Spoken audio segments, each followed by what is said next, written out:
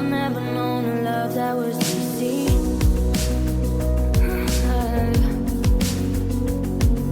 But all of the scars are lessons I'm learning. I wonder why they cut me so deeply. I wasted so much time, I was fading, but you let me be the one to save me. At every moment with you on repeat, in slow motion, trying to focus, watching the way the light bends for you, holding my breath and taking a step over the edge. I'm falling in with you in slow motion, yeah, in slow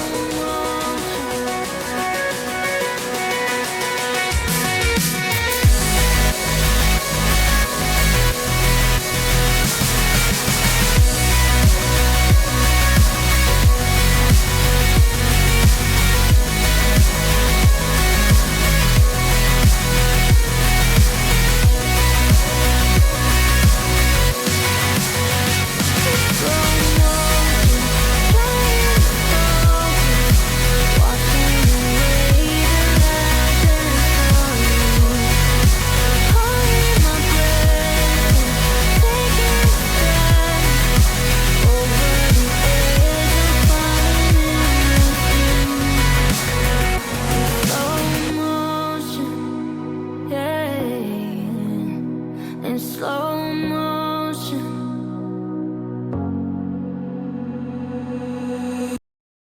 You say I make you nervous, a tragedy, I'm a beautiful disaster, a reckoning, you wonder how I got.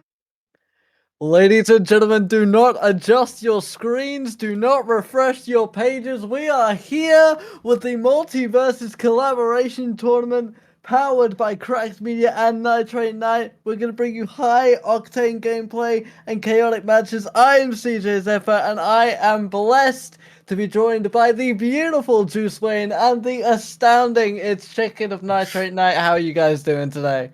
Good. So good, man. Really excited to see these matches come out today, man. Woo! It's been Yes, a sir. long time coming. It's been a long time coming. I'm super excited to see. We've got some massive names. We've got people from all over the world here to compete for us today. We're going to see some of our old favorites. We're going to see some new names from us that we haven't seen that have been performing over on Nitrate Night. Chicken, it's a pleasure to have you on the show. How are you Yes, doing, sir. sir? I'm doing good today, man. I'm excited to watch some games. You know what I'm saying? We got some big names. Some I'm scared for. Some I'm excited to see. You already know. 100% you're right. I mean, yeah, there's some people in here that still give me nightmares to this day. I have not recovered from the Stephen Fatal Four Way type that we had last week. The chaos that was the clones. But make sure, ladies and gentlemen, we are gonna have links going through the chats constantly throughout. Make sure you go and check out both sides. Nitrate Night and Crap Media will be covering different sides of the tournament, and then we'll be coming together towards the end to give you guys a beautiful spectacle for our grand finale. And we would love to remind you that there is a $200 prize pool up for grabs. So if you are ready to compete, make sure you are checking in. You have half an hour to get yourselves checked in and ready to go. And we're going to be trying to get things flowing, get things moving as quickly and as smoothly as possible. So, Chicken, tell us a bit about your end of things and how Nitrate has been for the last couple of weeks. We've been going good. We've been going strong. We have bi-weekly tournaments, a little smaller prize pools, but recently Anthos have been taking a lot of our tournaments. Actually, Brian shut them down last week. So I don't know. Anthos took two, Brian took one tournament. So it's gonna be interesting to see how those guys do this week. Or today, I mean. And yeah. Anthos is a name we've seen a lot. Yes. The Demon. cycles that he's able to pull off are absolutely insane. There's a reason Superman is now a villain in my eyes when it comes to this kind of thing, and it's Anthos. Juice, how have you been? I've been really good, man. I'm same as you, kind of still um shooken from the from the like the massive Steven Universe gameplay that we saw in the previous week. I also did notice that some of those same players are also in today's tournament. So seeing the likes of Moises going up against someone like Anthos, who's been running through even some of our attorneys, as well as Nitrate Knights, man, it's this is gonna be fun. This is Yeah. gonna be one hell of a day. There's a lot of names that haven't crossed paths yet. At least as far as we've seen. Obviously, there's a myriad of tournaments that go on all throughout the Yeah. week. But I'm stoked, dude. We've got some massive matches lined up for us. Things are gonna run a little differently here. So once we get to, I believe it's the top 8, we will be moving to our 5 match bouts that we normally have for the semis and the finals. We want to give these guys as much opportunity as we can to compete for that cash prize. So it really comes down to providing more matches, providing more content. Like we said, that high octane combat that we're gonna see throughout the night, giving you guys as much as we can. I'll be honest. I feel like Former is the one I'm going to be betting on here because they came out of the woodworks and they came out of absolutely nowhere and smoked our competition earlier in August.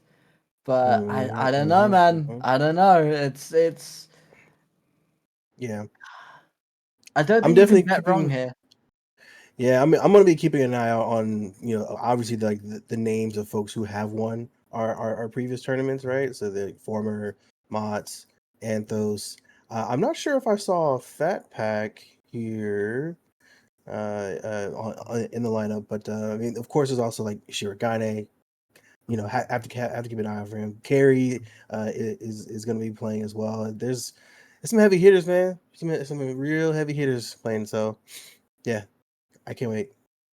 I One cannot hundred wait. percent, 100%, and I'm also curious to see the spread of different champions and heroes that we have coming in Yeah. because, Yeah. I feel like the meta has been kind of broken in these tournaments. I feel people have been divulging and diverting from what would typically be seen as the best ones heroes. I mean, we've seen Steven get into the grand final back to back almost, and we've seen constant performance that really well executed performance from Moises and Former, but also there are people like Mott's who had the Mott special as we've been calling it over here.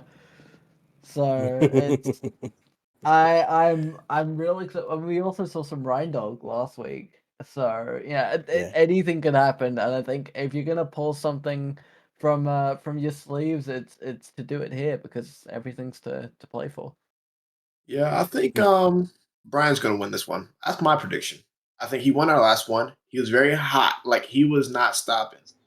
I call him on my side of things on Nitrate Night. He likes to three stock a lot. I call him three stock god. He had at least like 3 in one day in one of our tournaments on stream. So I don't even know how many he got off stream. I think he's gonna come in hot, like he know he does. He was in my chat talking about some. I'm not warmed up. I'm not warmed up, and then won the whole tournament. Beat Anthos, beat pretty much everybody. So I think Brian's gonna win this one. All right, all right. Ooh, that's interesting. That's tough. I mean, I feel like by default I have to just default to the Harley main Mott's himself. I actually did pretty proud note. I did manage to pull off the Mott special in ranked a few times this week, so I definitely had to like give myself a little, anytime I pulled that off. But I mean, it's I'm feeling like I'm going with like a Mott's or possibly a shocker from Misty because that like some of those plays, those bugs plays that Misty makes is things that I've never seen before. Those setups with the rockets and the safe is just it's out of this world. So could see some big brain plays coming from Misty, but of course gotta always default to the Harley mains, man. Well, and I know if Quang was here, Quang would be betting on Anthos as well. Unfortunately, he cannot be with us this week as it is his birthday weekend. we'd love to extend our gratitude and happy birthday wishes to you, Quang, out there. Hopefully, getting shit faced. Yeah, a man can Oh yeah. dream. Oh yeah. But No if question. there's one thing I know about these tournaments that both us and Nitrate run is that you can predict all you want, but at the end of the day, we could have someone, a first timer, a new face, absolutely come and sweep the True. entire thing. It's been seen before. So Yep. we will be keeping a very close eye on the bracket. There are a lot of matches, so we're not going to be able to show you every single one, and it's going to be a lot of work for us to keep on top of keeping you all updated throughout. But currently we have 34 people checked in. Don't forget, you need to check in. We've had people sign up for the tournament and then not check in before the tourney starts, so you've got 20 minutes. Make sure you get those signs, get them in, so we can have you participating. You have a chance to get the cash prize. But I'm looking at some of the names we got on here. Like we say, Shirogami, Gizmo is in, Lethal is in, Mohawk is a name we've seen before.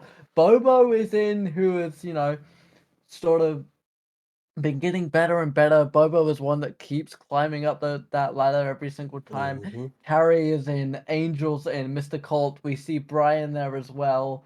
Jungle is making a return. Eris is back. That's another big name we got to keep an eye on. Eris is known for being dominant on these stages.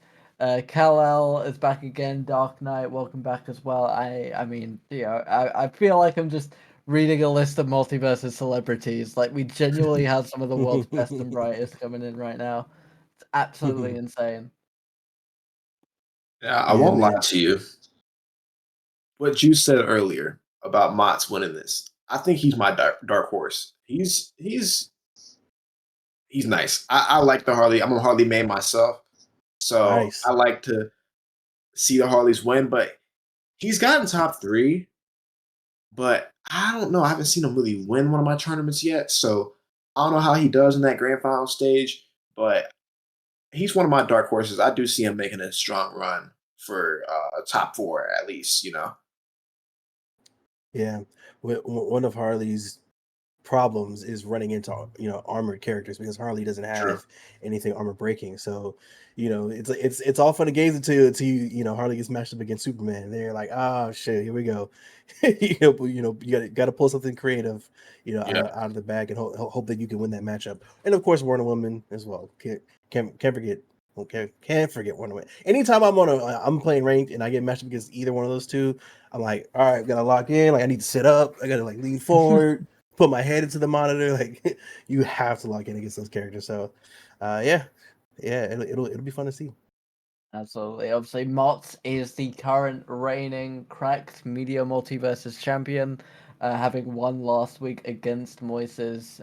So I mean, I think Martz is certainly in there, but like I said, I'm gonna be backing the Stevens here, Moises and Former. I think Yeah. that they've done really well. Quag went on record to say that he did not think a Steven would win a tournament, and twice now we have had a Steven in our grand final. One of those did come out the victor. Congratulations, Former, who was able to get a tally on that board. But I do genuinely think Anthos is for lack of a better term, he is the Undertaker of these tournaments. No matter what you do, he does not stay down. He just finds a way to climb back up and do the impossible. So I think if we can get a couple of people to get past Anthos or even avoid him entirely, that they may find themselves in the advantageous position. Obviously, everyone in here is a load of skill, and we're not gonna differentiate one from the other. But when you have names like this, you definitely got to think, people like Motts and Anthos and Brian, they got to have targets on their back, right? They've got to be the people to beat, and surely that puts pressure on them. Yeah. I think After it's watching, oh, sorry, I was gonna say I think it's funny that you said like basically, you get into the tournament and you're going, just don't mess me with Anthos. I can climb through the ladder, just don't mess me with Anthos. Don't mess me with Anthos. We're like, that's what you're hoping for. That's what you're praying for, man. That just shows how dangerous he is, man. I mean, we actually put a bounty on him in one of our previous tournaments. We were like, whoever can beat Anthos will win some extra money. Just like somebody dethrone this guy. Well, yeah, that's hilarious. He's insane. He is the only one, at least on Crap Media side of things, to win back-to-back tournaments. So he's got the accolade. He is the longest reigning that we have. I'm looking at some of these mains that we've seen. I'm seeing a lot of Iron Giants, and anyone who's been on our side of things knows I'm scared of an Iron Giant. I don't like how big those hitboxes are. I don't like that drop kick. I don't like that spinning car. That they have ruined my nights sometimes. It can happen. It definitely can. And you're a rain dog main too, so it's gonna make it even worse. Listen, listen. I like my fireballs. What can I say? I'm gonna throw some Dracarys out there. All right. Yeah, Fireball ain't doing jack shit to him, man. He's flying right through it. That's hilarious, man. And of course, whilst we're out here saying thanks, massive thank you to Justin, and Kat, our little production team that we've had, helping get all this set up, having everything look nice and fancy. Kat, the amazing graphical artist, and Justin, it's really the little bit of gum that kind of holds all this shit together. So, thank you so much to the both of you, you guys. Cracked would not go as smoothly as it has without you guys, and of course, Nitrate. You guys coming in and doing this collaboration with us is beautiful, and it's truly an honor to be here. Of course, man. I mean, after I saw one of y'all's tournaments, I was like, yeah, we got to do a collab. We can make something big happen, and which we are doing here. A big fat $200, actually the biggest prize pool of the tournament, any tournaments all week. Mhm. And yeah, it's gonna be fun. It's gonna be a good night tonight. I can't wait. I'm itching. I'm itching to get going. I want to see these matches, and this tournament's taking place at a regular time for me. I don't need to be up at 3 a.m. chugging energy drinks to stay awake. I'm full. All pistons are going right now. Man, I've got multiple liquids around me just to Yeah. keep myself going. Got water, got some coffee, got some special stuff. I'm making sure whatever it is that I need at that very moment, just swap. Get to it, man. I've got water, I've got soda, I've got chocolate ready to go. Yeah, I'm ready Chocolate. for it. Yeah. Listen, sometimes you need that little bit of extra sugar boost, And Yeah. I've got some nice McVitie's gold bars. So thank you, McVitie's. Not spawn, but maybe call me. Not sponsored, but maybe call me. That's how you do it. Shameless Listen, plug. I'm a businessman. What can I say? No, that is hilarious, man. I see. We got we don't have very much longer before these brackets get created. One of the things that annoys me about waiting for everything to start is that I'm so excited to see who's being placed where on the bracket that I'm like refreshing start GG every 30 seconds, realizing like it's not even finalized yet, but I want to see it right now. I just want to know who's playing who first. Who's going to be playing against who in the following rounds, man. This is always so exciting for me. I think in our last tournament we had a pretty slow start to everything. I don't know. It seemed like people were like zombies, is like waking up for the first time. At 7 p.m. Pacific, and then by the time we got through winners bracket, losers was already up to semifinals. We were like it just like it was like the tournament was on crack. Crackmedia.com. Like right after that. So it was it's weird. I mean, I don't know if we're gonna get the same result this week. It says that seems we got about 62 attendees, so we need to see how many of those people check in. Well, actually, it's like 35 of those people have checked in. So I don't know, man. I mean, I would love for the turn to move a little slower just so we can kind of hop into the losers bracket and see some more action, but we'll have to see. No, Yes, sir. absolutely. I think as well having those extra rounds in the final eight will sort of help stagger things a little bit and help us to get a little bit more coverage across the board. But I'm seeing some of the potential matchups that we're looking at right now, Yeah. and they look interesting. I mean, I'm seeing a couple names here. We've got some people ready, set, and already in massive matchups. Just they. What's the mindset right now? You got to get those last minute practices in. What's the last minute training technique you guys think these guys should be applying right now?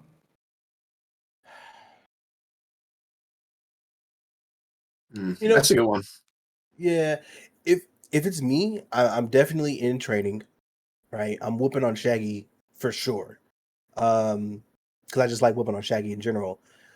But I'm more so gonna be focusing on my movement and placement as opposed to my combos. I think that like it's kind of like being a professional basketball player.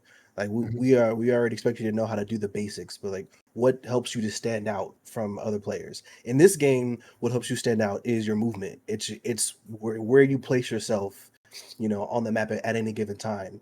That's part of the reason why Anthos is so dangerous. And I said this before, I'll say it again. He has the best spacing that I've seen of any player in this game so True. far. I mean, this True. guy knows he knows exactly where your attack's going to end, and he's going to be right there waiting for you Yep. every single Exactly. time, man. Exactly. So that's what I'll be working on. Is I want to figure out, I want to make sure that my movement is peak, because these guys are moving at the speed of light, when they're actually in game. So that's what I'm focusing on. Now, to add on to your Anthos point, I've been actually watching a lot of Anthos gameplay. I've been trying to break it down. How is he the best player in MultiVersus? And that is, he has two separate playstyles I've realized, that passive and that aggressive. And it's like night and day. But he's very, very good on both styles. But to answer your question, CJ, if I, as a past competitor in 2 games, I've played Fortnite competitively like everybody else has, and I've also played Brawlhalla competitively. Um, I think definitely I would probably working on make sure I'm like correcting those combos, those strings, everything. I'm making sure everything is up to point. So when I do get my player or my opponent in that first hit, I can follow up and I can follow up. I can follow up. I make sure everything's right. I'd also probably I don't know how MultiVersus works for this, but I know in Brawlhalla, if you want your opponent to dodge up in training, it'll do that, and you can make that a setting. So I'll work on certain dodge reads and make sure I get that worked on. Obviously, hop in a couple of ranked games before. Make sure your hands are warmed up. That's really what matters. Make sure your hands are warmed up. Make sure you're locked in, and ultimately, what differentiates you in the tournament is your mindset. I see a lot of players, they get like when they see Anthos in the bracket after they win their game, they play Anthos. They're like, I want to play Anthos. I want to play Anthos.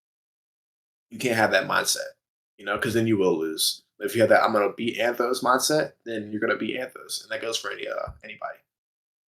Half of the game is the mental game. We've seen plenty of mind games. We had IC taking on Anthos, got the advantage, and started whittling down the clock, started putting pressure on that way.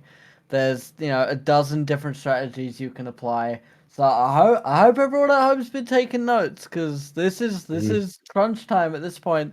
We have 5 minutes left until this all gets set underway. Bracket is still being made. This is your last opportunity, your very last opportunity to get yourself checked in, ready to go. Don't forget, we have $200 in our prize pool to be dished out to our top 3.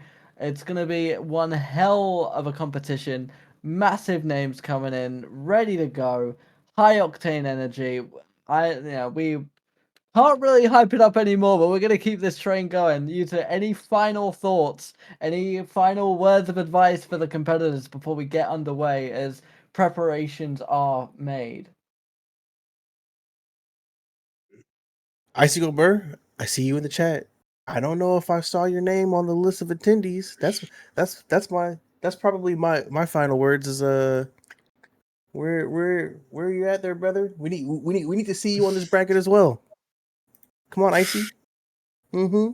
Yeah. Come on, register, brother. That's my final words. My final words would be have fun. Make sure you put your best foot forward and have a good tournament tonight. I'm super excited. All we can do is wish everybody good luck and play safe as well. Don't go pulling muscles. Don't go breaking your thumbs. It's just not worth it. The prize money isn't going to cover those medical bills. So I don't know what you want us to do on that one. But I mean, I've been excited for this all week. I've been on the edge of my seat all night, getting ready to go. I think, play for me. I think the biggest thing that we've seen is, when you're going up against those more threatening opponents, if you do start feeling yourself quaking, map pick can sometimes affect the way the game goes. We've seen people utilize the floating platforms on Trophy's Edge to secure those eliminations on opponents. We've seen that levels of heat and the damage doesn't necessarily matter. If you can execute your combinations well, if you can keep the pressure up, you can get someone out of 30, 40, 50. Speed may be the strategy you need to apply. It might be maneuverability, it might just be positioning, whatever it is. Find what works for you, reach into your little bag of tricks and pull out the stops that we haven't seen yet. If you've got any trump cards, if you've got any traps that you've laid, if you've got any last minute tactics that you think are risky, now is the time to pull it off, because now is when all is to play for. Ladies and gentlemen, as we get the bracket finalized, I'm super excited to announce that the MultiVersus collaboration tournament is gonna be underway. Once again, thank you to Crap Media and Nitrate Night for making this all possible, providing the assets, getting the teams together, making sure that the prize pool is set and ready to go, organizing the bracket. Thank you so much to Justin, the voice in my ear, making sure that I don't say the things that will get us taken off the air. Because, Jesus Christ, I'm just trying to ad-lib all of this as we go. Massive thanks to Kat as well. Quang, happy birthday. Take a shot for me. I hate you less today. That's my gift to you. I won't make fun of you. And Chicken, of course, thank you. Thank you for being here and helping us make all this possible. I hope your end of the bracket goes as excitingly as I'm sure ours will. And I look forward to reconvening with you and finding out what happened and getting all the highlights. All right. Well, we're going to be on our side of things, and we should be starting in about 5 minutes. So let's get ready. All right, let's do it. Get to it. You just know there is something in your eyes that brings me home. 'Cause when there's love, you don't let go. So as long as you're with me, you're not alone, you'll never be. I wanna tell you what I feel and really mean it. I wanna shout it from the rooftops to the sky. 'Cause if you ever need a friend, you know I'll be it. From tonight until we see the end of time, I'll cross my heart and hope to die with. Always and forever, I'll be by your side. When days are dark and stars don't remind me. Always and forever till the end of time.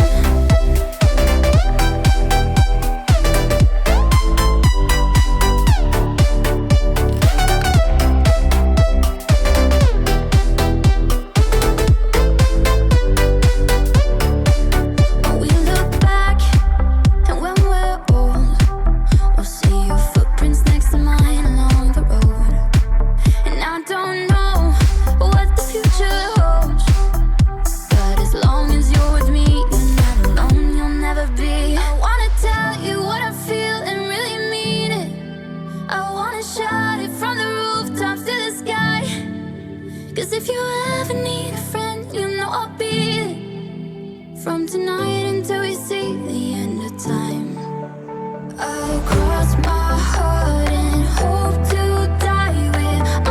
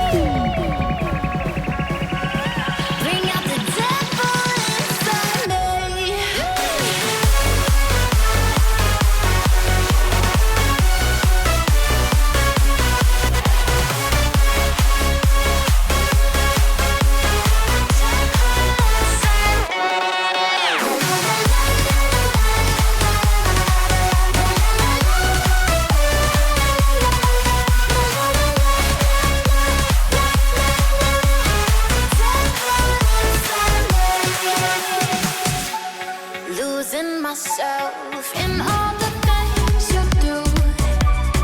Visions that we could rule the world, the valleys to the mountaintops. Oh, heaven or hell, it's all the same to you.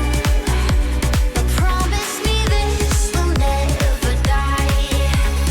Holding on for life, you got me losing all my innocence. With every look, my eyes so vacant. A holy ghost, oh baby, you bring out the devil inside me.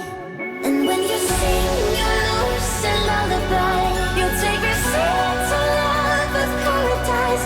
When you get close, oh baby, you bring out the devil inside me.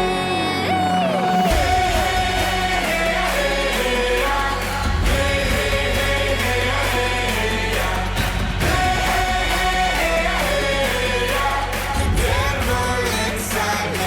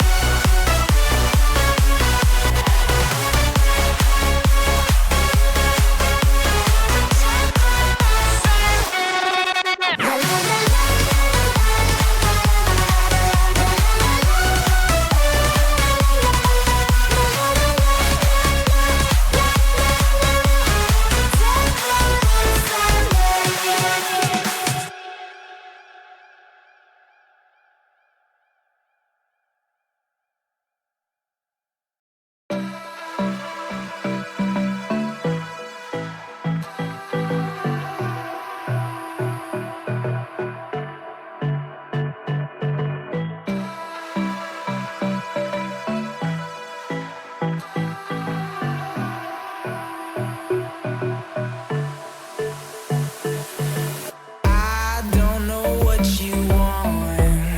Let's have a bit of fun till I downfall. My love, if you feel like I do right now, don't say you're on the run to the other side. My love.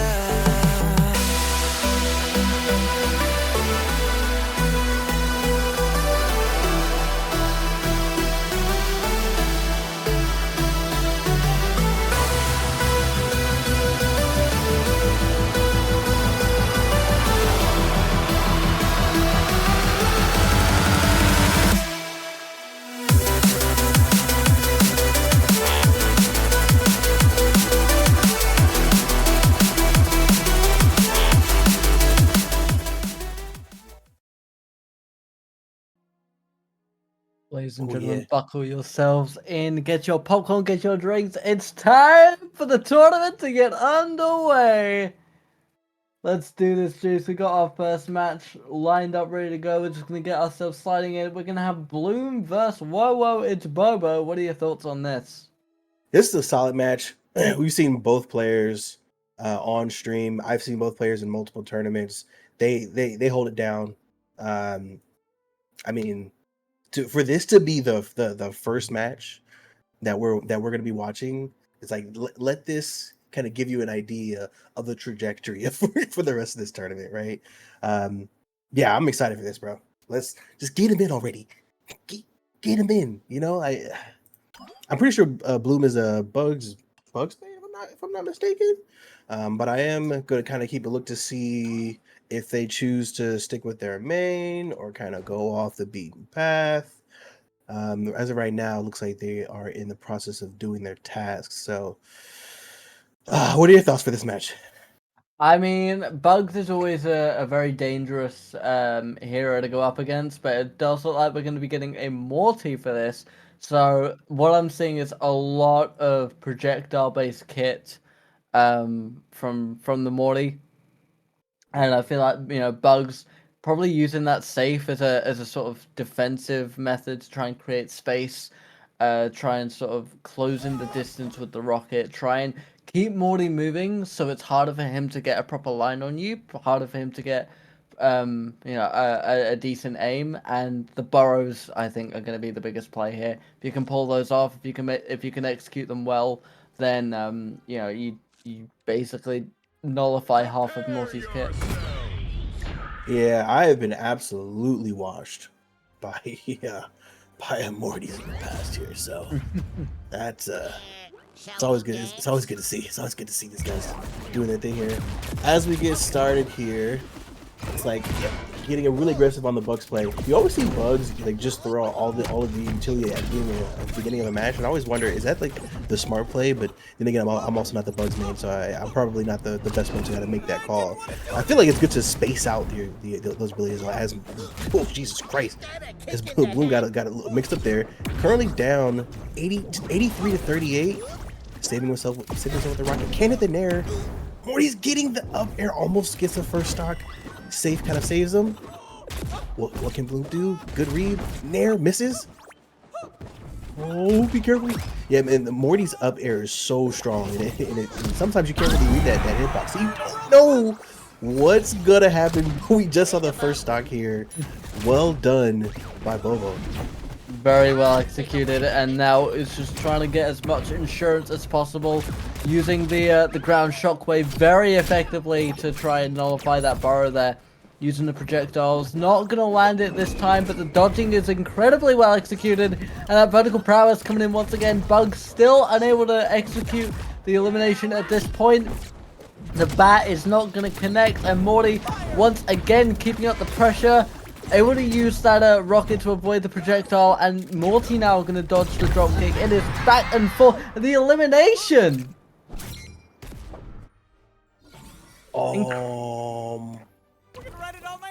That wasn't 3 stocks, however. That was fire. Bobo handled it masterfully. It's a warm-up. It's a warm-up.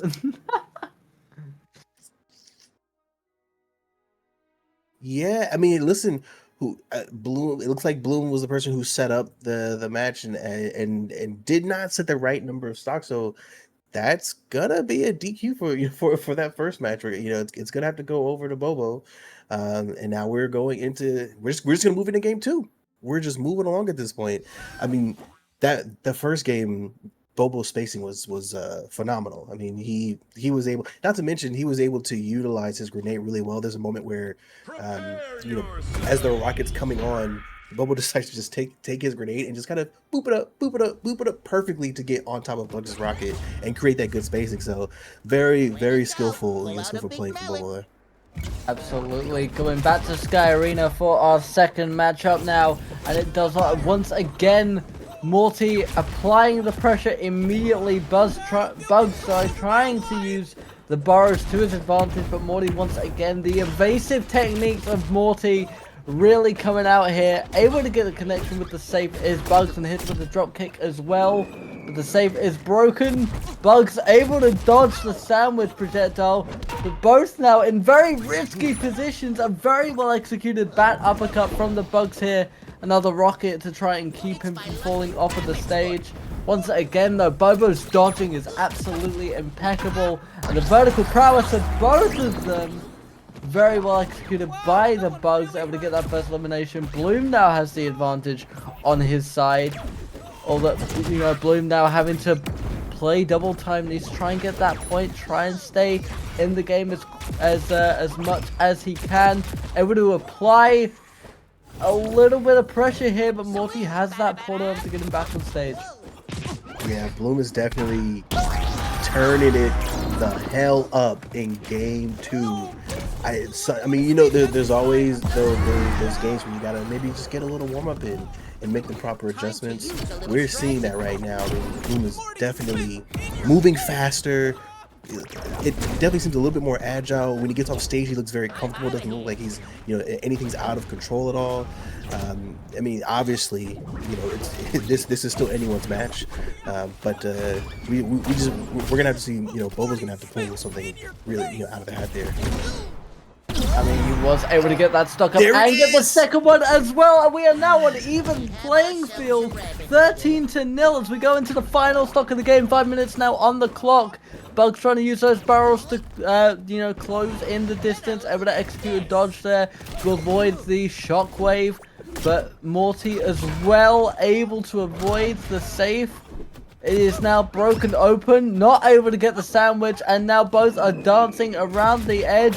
Morty trying to secure that edge guard, but not able to pull it off this time.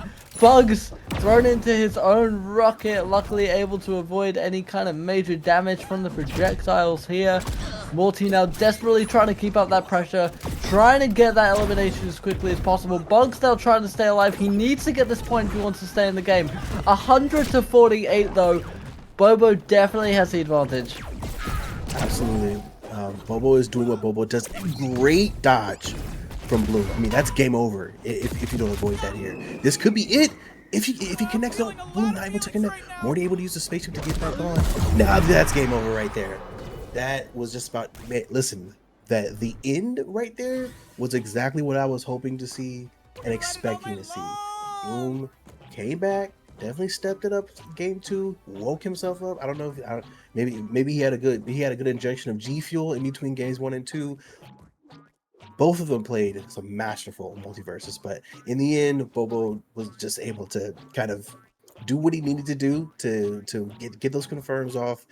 Great use of his grenade. I mean, I'm always nervous whenever I have to play against a Morty online, like a really good Morty online, because the Mortys who know how to use their side special and their grenades to to their advantage, man, like spacing is absolutely necessary, and Bobo did everything that he needs to do there.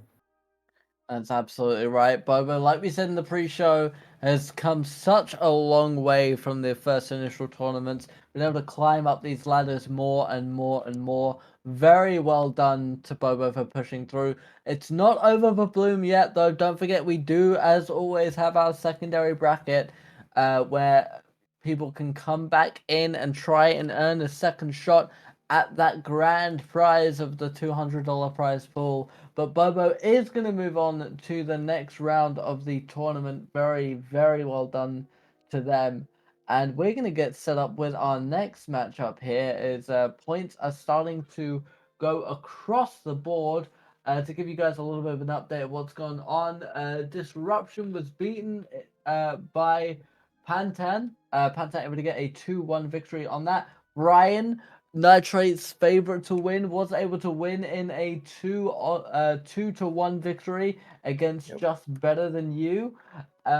Cooper was able to get a 2-0 victory against Guster, who is now going up against Girth, which is officially underway. You'll be able to catch that on Nitrate's side of things.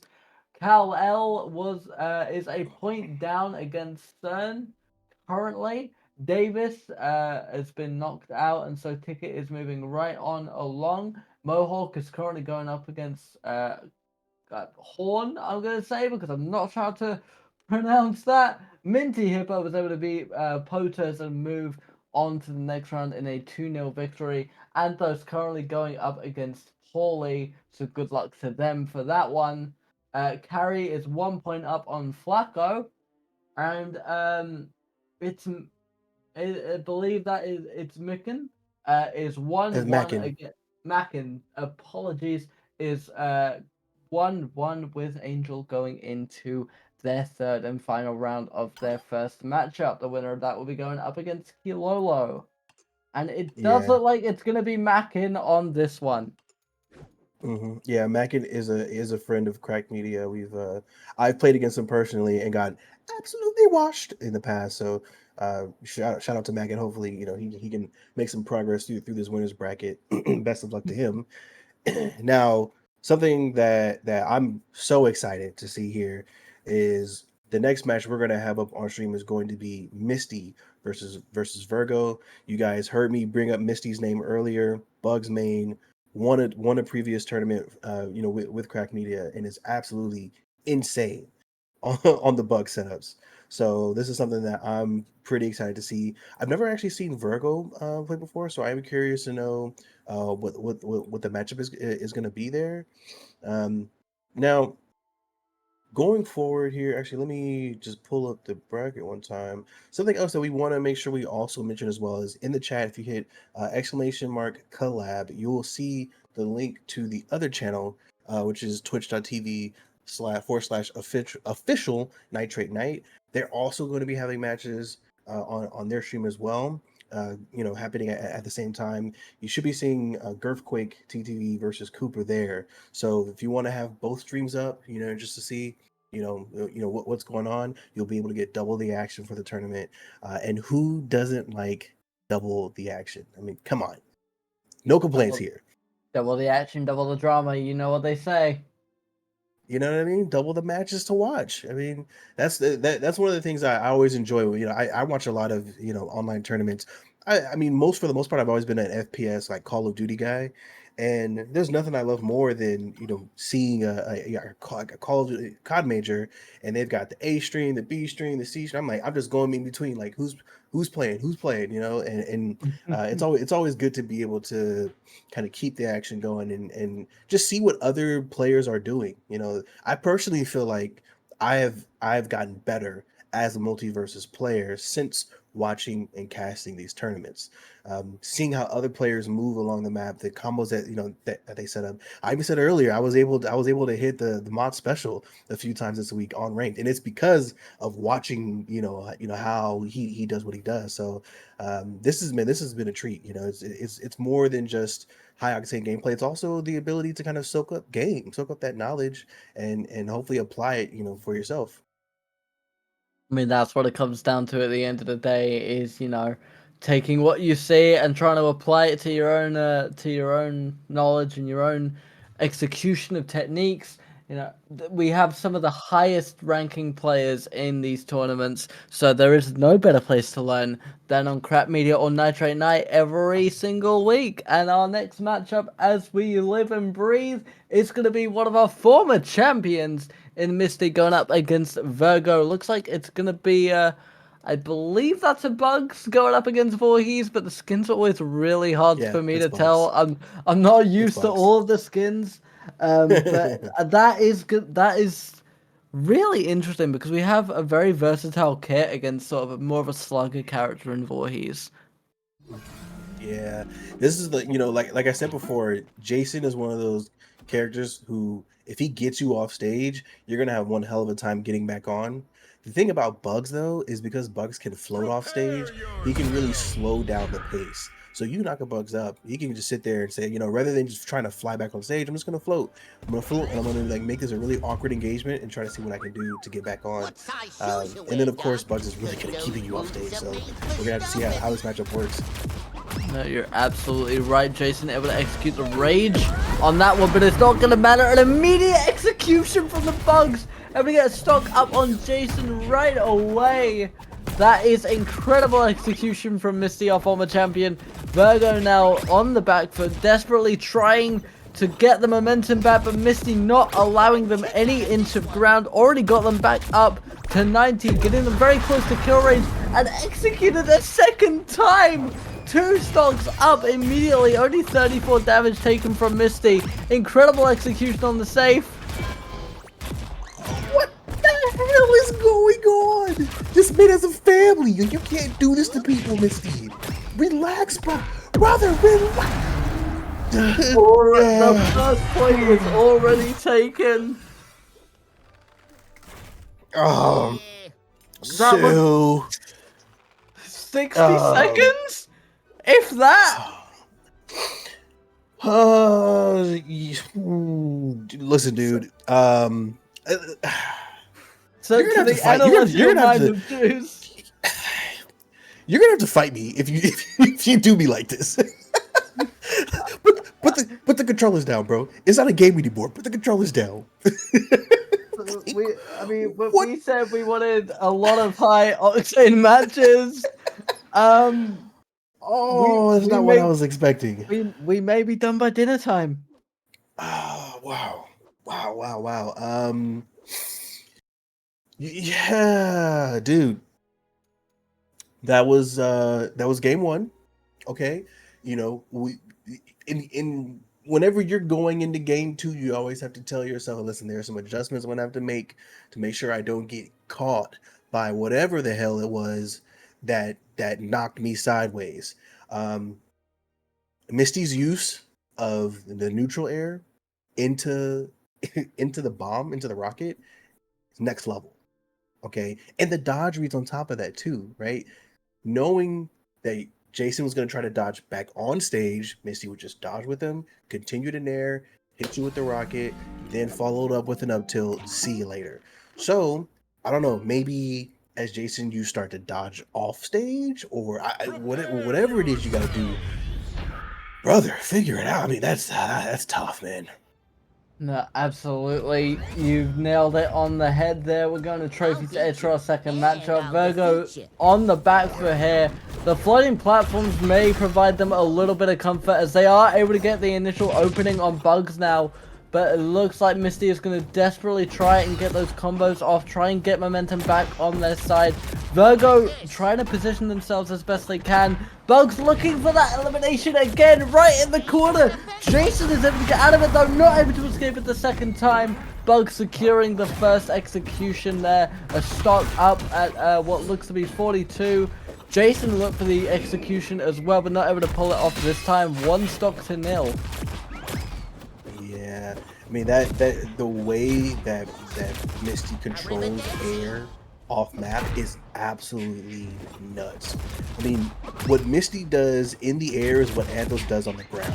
You know, like if you just keep, and gets the second stop, literally sent him across the map, never even touched the platform. Like this is a masterful work of Bugs Bunny in MultiVersus. I mean, I feel like because of how slow some of Jason's attacks are, you kind of have to find yourself pre-planning ahead of time. But Misty's getting in too fast, so you don't even have the chance to do so.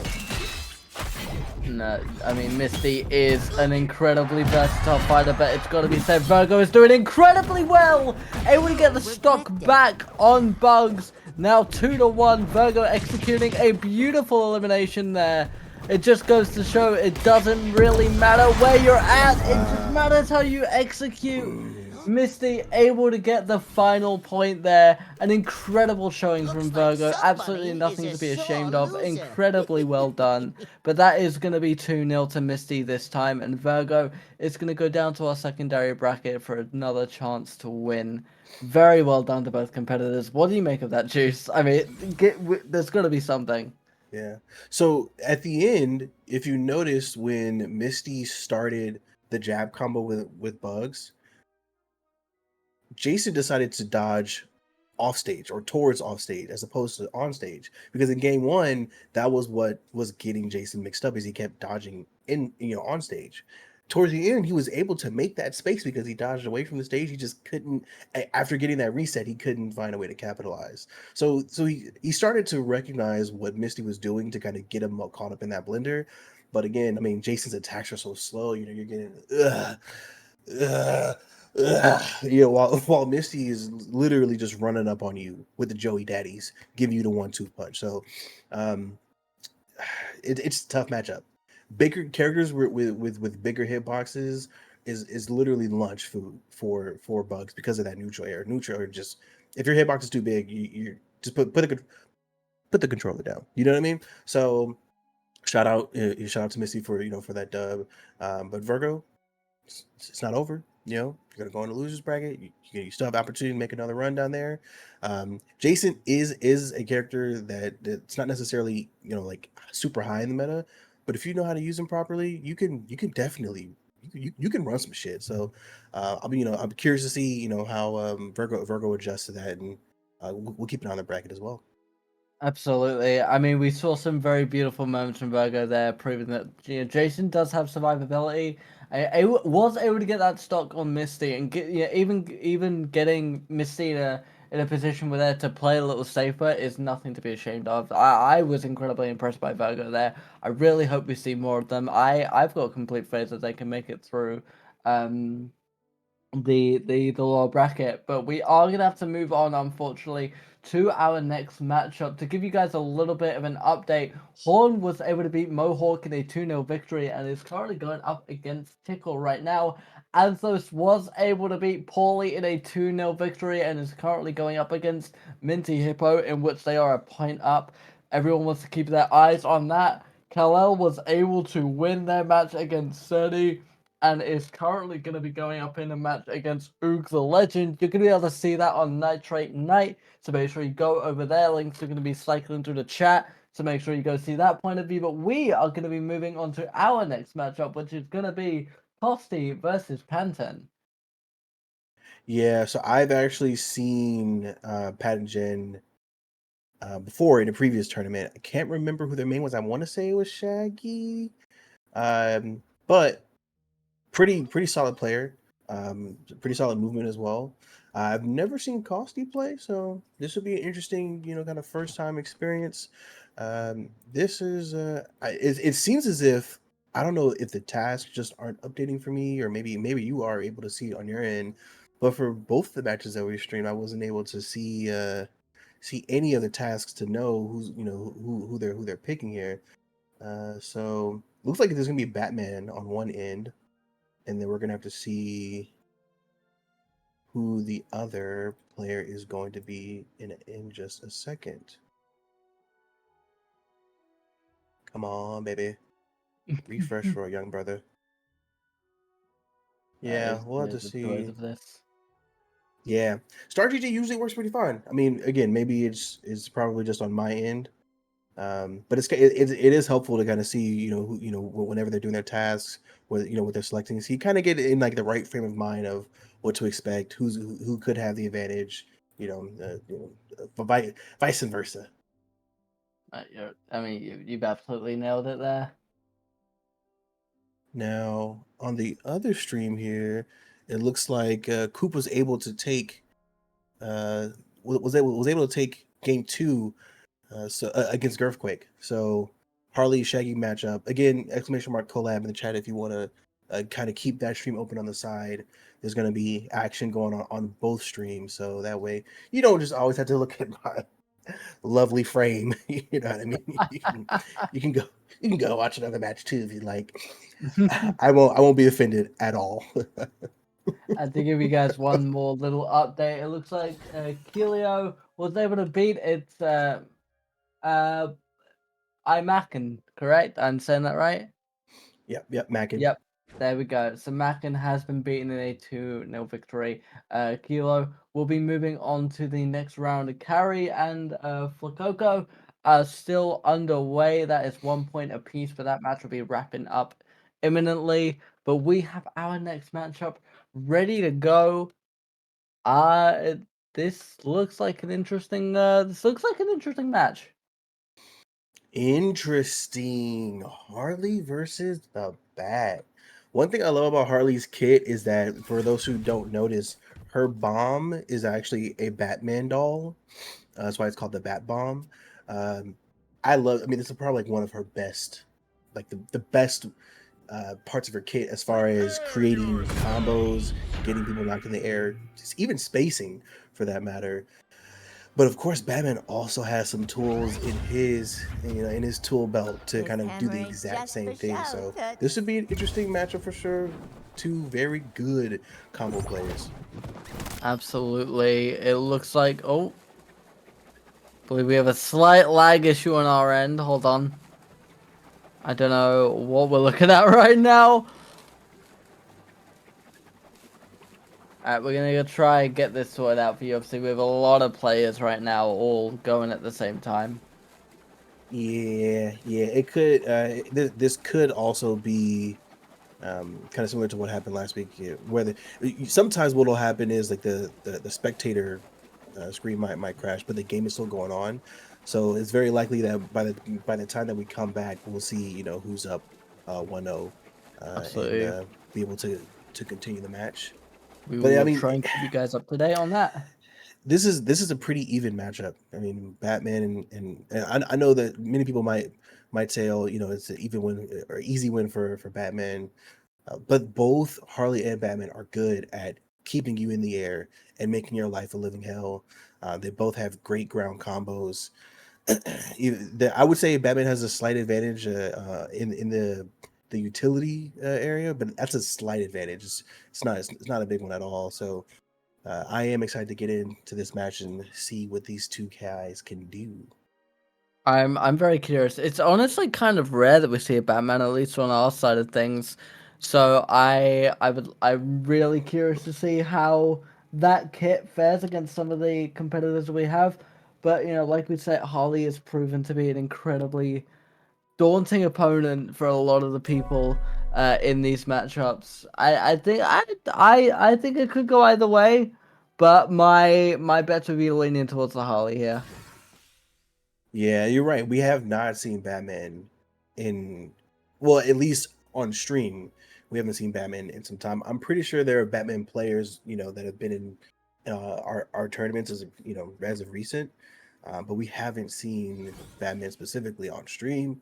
I initially thought that Batman was like S tier as far as like one on one is concerned, but it hasn't turned out that way, at least according to like the rank leaderboards.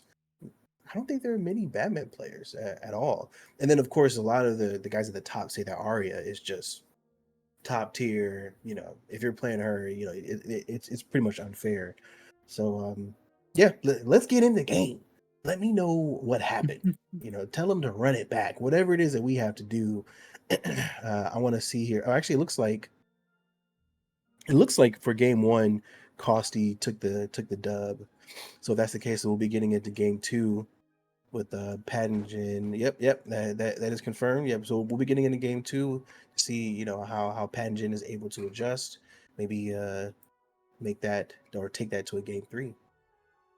I hope so. I mean, I love it when we get to that third matchup. Seeing the adrenaline in both opponents, seeing them pull out every trick they have. But we might see another dominating victory. We've seen a lot of them recently. We've seen a lot of them throughout this tournament. I personally think that a third round would be more entertaining. But what do I know? I'm not a professional by any means. I'm just a guy who likes to watch incredible matches. Yeah, I love to see these matches. I mean, especially if there's a Harley, in the match, because as a Harley man, I could probably take some things away, learn a couple lessons. So, show me what you got, guys. I mean, we're not here to watch paint and dry. We're here to watch people throw some hands, get crazy with it. So, let's go ahead and get this started. Game two, Pat and Jen versus Costy. On a scale Alright, of and 1 we to are going to 10, be going I back am to freaking Sky pumped Arena for this. for this one. And it looks like we're going to have the same issue. Oh Oh, we're no, not allowed to see it. We're not allowed to see no. Batman and Harley. I do apologize to everyone on our end, but this is a perfect opportunity to go over to Nitrate and see their side of things.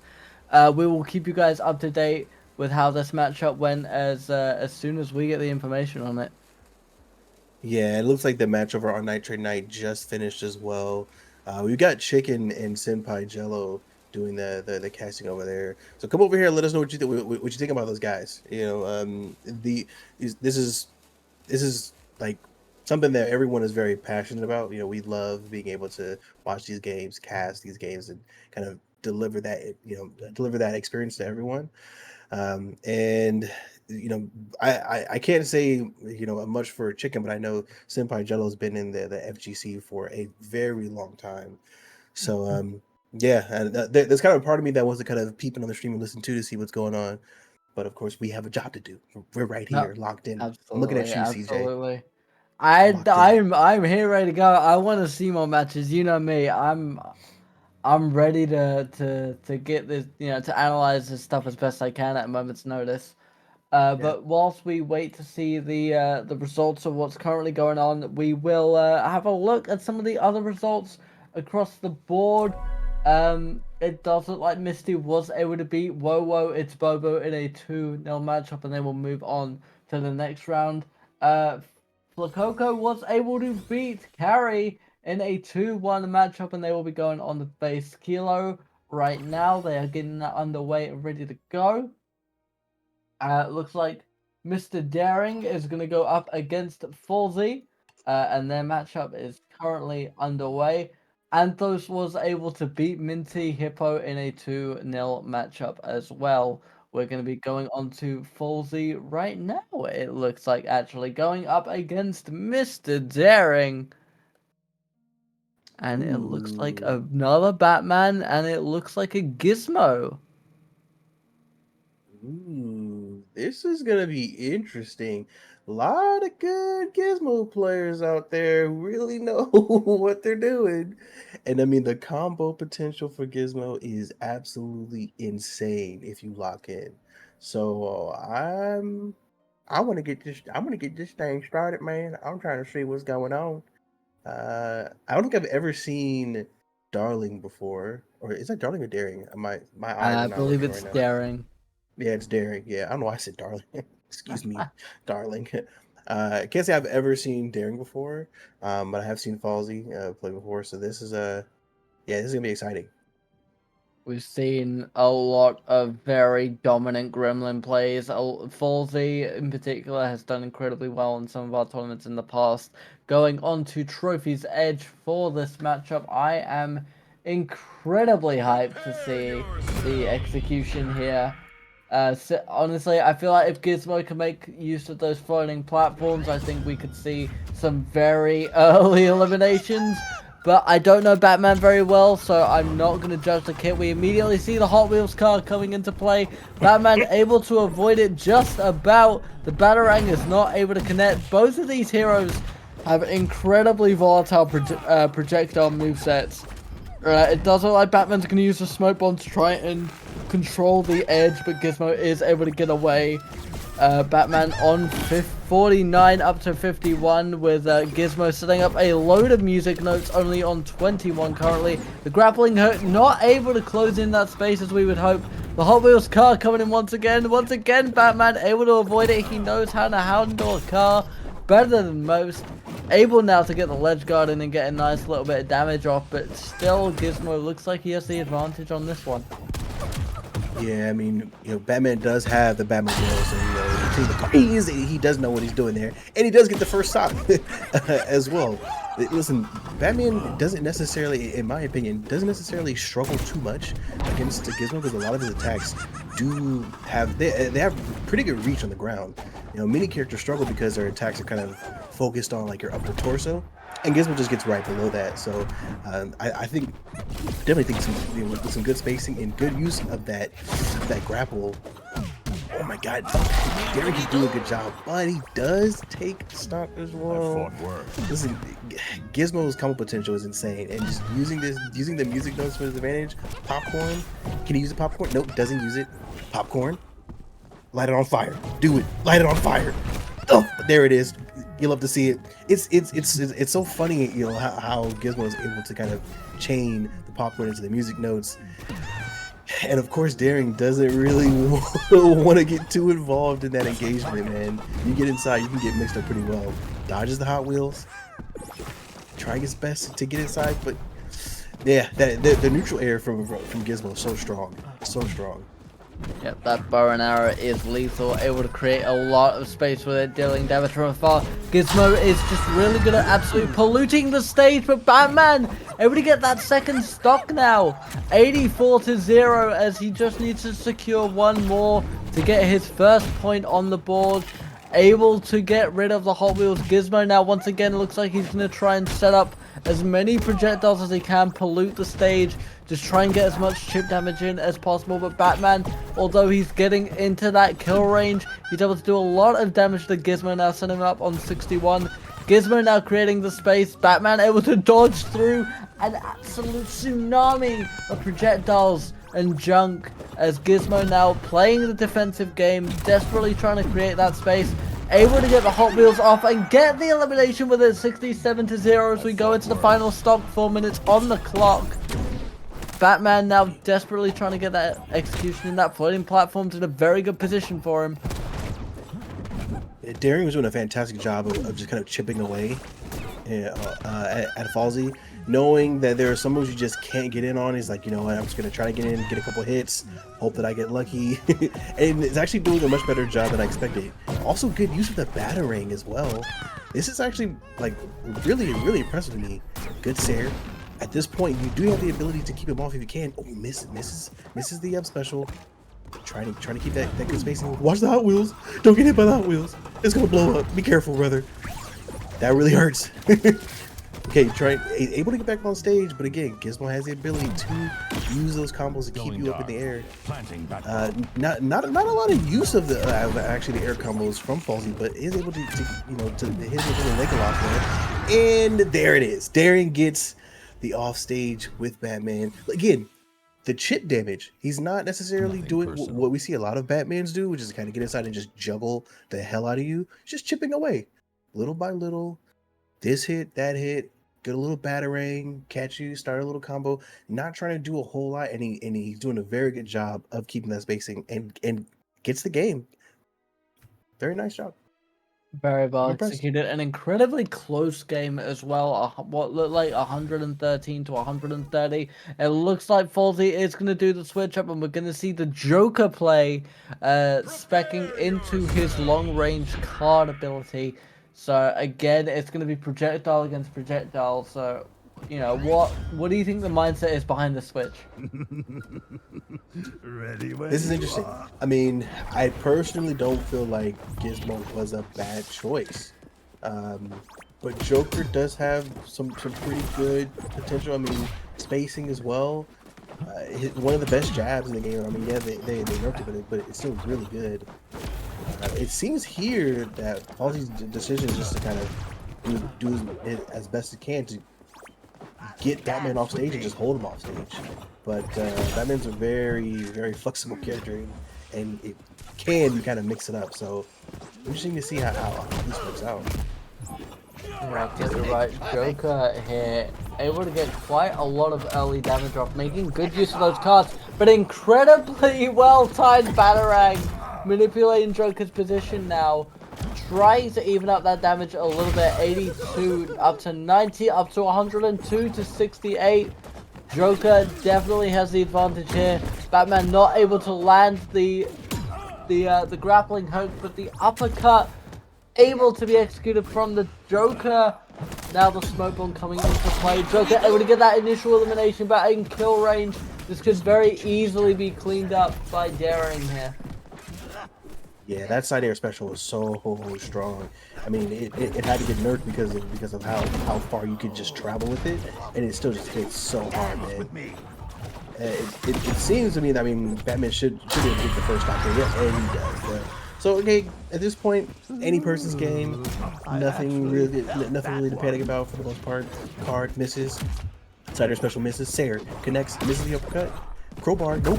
We'll see you later. That Joker card is so strong, and you never really see it coming. But that's something that can confirm. So you gotta be careful.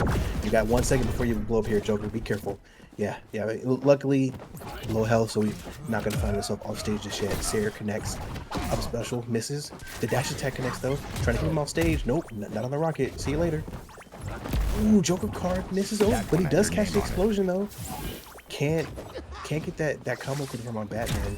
You know, anytime you get hit by the Batarang, you can usually expect to get mixed up. But in this case, Batman is able to use that little sticky bat boy to get the second stock. So we're trying to keep him off stage. If you can do it, this will even up the game pretty well. Doing a pretty good job so far. Daring looks like he's trying to play defensively here. Able to get back on stage, get on center. Joker now playing around with those cards. I mean, the Batarang controls the edge a little bit, but I mean, like you said, specking into those cards make him incredibly volatile. Batman could be going out at any moment. Just able to hold on here. Joker able to secure the elimination. 19-0. This has been an incredibly even matchup so far. It's any man's game at this point. And I'm loving it. I mean, seeing what I'm seeing now, the Joker switch up wasn't a bad idea. Again, Gizmo, when he played Gizmo, he still was close as well. But it seemed like the game was much more about patience. And this time around, we're seeing more aggression. from Falsey. So maybe this is the answer. I guess we'll find out in just a second. Gets caught by another bad ball. Be careful. You're at 70 now, so that's gonna start to hurt a little bit more. Missing the battering. Trying to get him with the down special. Down special did come up. Yes, this catches the dare. Oh my gosh, and Derry gets game 2. GG, brother. Is over. That was really good. That was actually really good on both sides. I think that Falsey did great playing more aggressive. The first game was more so about patience and just chip damage. Second game was about combos mix up, edge guarding. Anytime that Falsey got Daring in the air, he did a really good job of just kind of keeping him up there. But unfortunately, once he got caught off stage, man, Falsey just he couldn't get back. He couldn't get back there. An incredible execution there from Daring. Very well done, getting incredibly nice sweep. But of course, Falsey will be moving down to a low bracket and has an opportunity to come back at any point. Speaking of the lower bracket, has seen a lot of updates in the last few minutes. To give you guys a bit of an update of what's going on there, Macken is currently setting up in their match against Cloud. Shirogane was able to get a 2-0 victory up against Nananon, who will now be going up against Lethal, a point up there. Bloom is a point up on Virgo currently. Thanos was able to move all the way up to the 3rd round of the lower bracket and is going up against Minty Hippo as we speak. Just Better is going up against Cooper. Mott's is going up against Daniel. It's very odd to see Mott's down here so early on, but there we are. And Mohawk is going up against Falsey right now, and Angel is going up against Paulie Bear. Angel is 1 point up. Listen, Oog the Legend and Brian Yee are getting ready to battle on the Nitrate Night stream. Like I said before, exclamation mark collab. Get both streams up. That fight is going to be insane. Oog was the person who managed to move Mott's into the lower bracket. So just think about that for a second. That game is about to be nuts, and it's Shaggy versus Agent Smith. It looks like. And speaking of, we have Shaggy going up against Superman. This is Anthos for those keen-eyed viewers. This is the legend from the Crap Media tournament, a very dominating figure, already using that chilling breath to try and control the Shaggy's movement as best he can. Shaggy is able to break out of it though. Very, very well executed, incredibly versatile kit being used to the utmost ability here. Horn able to get a point up against Anthos already. Charged up, able to hit the super kick. It is very rare that we see Anthos on the back foot this early into the game, and it looks like he's going to try and make the most of it. Yeah, I mean, you're right. It is something that we're not used to seeing at this point, but here's the thing. When Anthos gets you off stage, something like that right there can happen. If he gets you off stage, it's gonna be really tough to get back on because you're gonna catch ice breath. You're gonna catch that combo. You know, like the whole mix up into the down tilt. It's really hard. You know, I mean, again, this is what we're seeing right now. The Joey Daddies. It's happening. Misses the dodge read, but is still able to get another connection. Catches him off stage. More ice breath. Shaggy trying to get back on, but nope. Catching more combos here. This is where you're gonna see him either attack down or no, it goes for the armored attack instead. Can't really, there's a whole lot of whiffing going on, but Shaggy is able to kind of follow up. Another uppercut, and that should be the stock. Wow. An incredible dodge there from Shaggy. Was able to secure him the extra point. Obviously, he is very much in kill range here. Anthos could get the point back at any time, and we've seen Anthos kill at incredibly low percents at any point. This could be swung into Anthos' favor, but right now, Horn is able to get an incredible lead. Anthos now looks like he's going for that ledge guard, able to push and get the elimination. 55-0 as we go into the final stock. 4 minutes 35 on the clock. And now here we see that aggressive play from Anthos. The switch up that Chicken was talking about earlier on already got Shaggy up to 85. whilst he sits on 58. Shaggy whiffs his blow, able to get Anthos to set up Shaggy in full 100%, but Anthos secures the final stock, secures the first point, and is able to get one up on Hot. That is just what you expect to see from Anthos. Absolutely out of nowhere, sweeping the match. Incredibly executed. Yeah, it seems like one of those moments where Anthos just wasn't aware of how talented Han was, and had to kind of wake himself up. Like, all right, this guy's much better than I anticipated. Han's movement, his placement was really good as well. Found really good opportunities to kind of get a good combo in, and kind of keep everything mixed up. The only times in the past that we've seen Anthos actually take losses were two Shaggy players, right? You know, so I don't know if maybe this is something to say about a weakness for Superman, but yeah, this is indeed a fantastic matchup. Absolutely, and the second match, of course, going all the way to Trophy's Edge. Both of these players playing a little defensively on the open, but now looks like Anthos is going to try and secure that ledge guard. The floating platform is going to be a very good out, but he's able to pull him back in, controlling the matchup. Shaggy desperately trying to get control of the edge, but Anthos securing his territory effectively and vindictively, trying to get that chilled breath off, but it looks like Shaggy isn't going to allow it. His vertical movement able to get him over that defensive board that Superman's able to provide. Shaggy's executed dodges are going to keep him in the game at this point, 92 to 107. Shaggy and Superman both in kill range. Anthos just able to stay on screen at this point. Looks like he's going to go for the uppercut, and he does get the elimination, but he is incredibly close to being killed off himself. Yeah, I mean, the spacing from both of these guys is absolutely phenomenal. I mean, the actual tides can turn at any moment here. And again, if you get caught off stage by Anthos, he's going to use those dodge reads. He's going to use the dodge attack tech to get inside and attack you faster than you anticipate. But he does get knocked out. A nice little uppercut from Han. At this point, the game's, I mean, it's not exactly 100% even, you know, 7 to 52, but with Shaggy, you can mix up some combos to get you right back in the game pretty quick here. So just got to be careful. And as of right now, he's catching a Joey Daddies. He's getting mixed up. That's not a stock. I'm assuming that's going to be off stage, but not again. Oh, never mind. Okay, I spoke too soon, so I'll just go ahead and shut up at this point. But it is 2-1. Anthos does have the lead. Let's see if Han is able to utilize the neutral. One of the things that you could do against a Superman to kind of interrupt his combos, especially when he starts flying at you to grab you with his bare hands. No means no, and you know, as Shaggy, you can use that neutral air to definitely tell him what that means. Again, neutral air, uppercut. Can he juggle him? Can't catch it. Misses the dodge read. Can he? Nope. You don't want to get mixed up in this moment. Not when you're that high.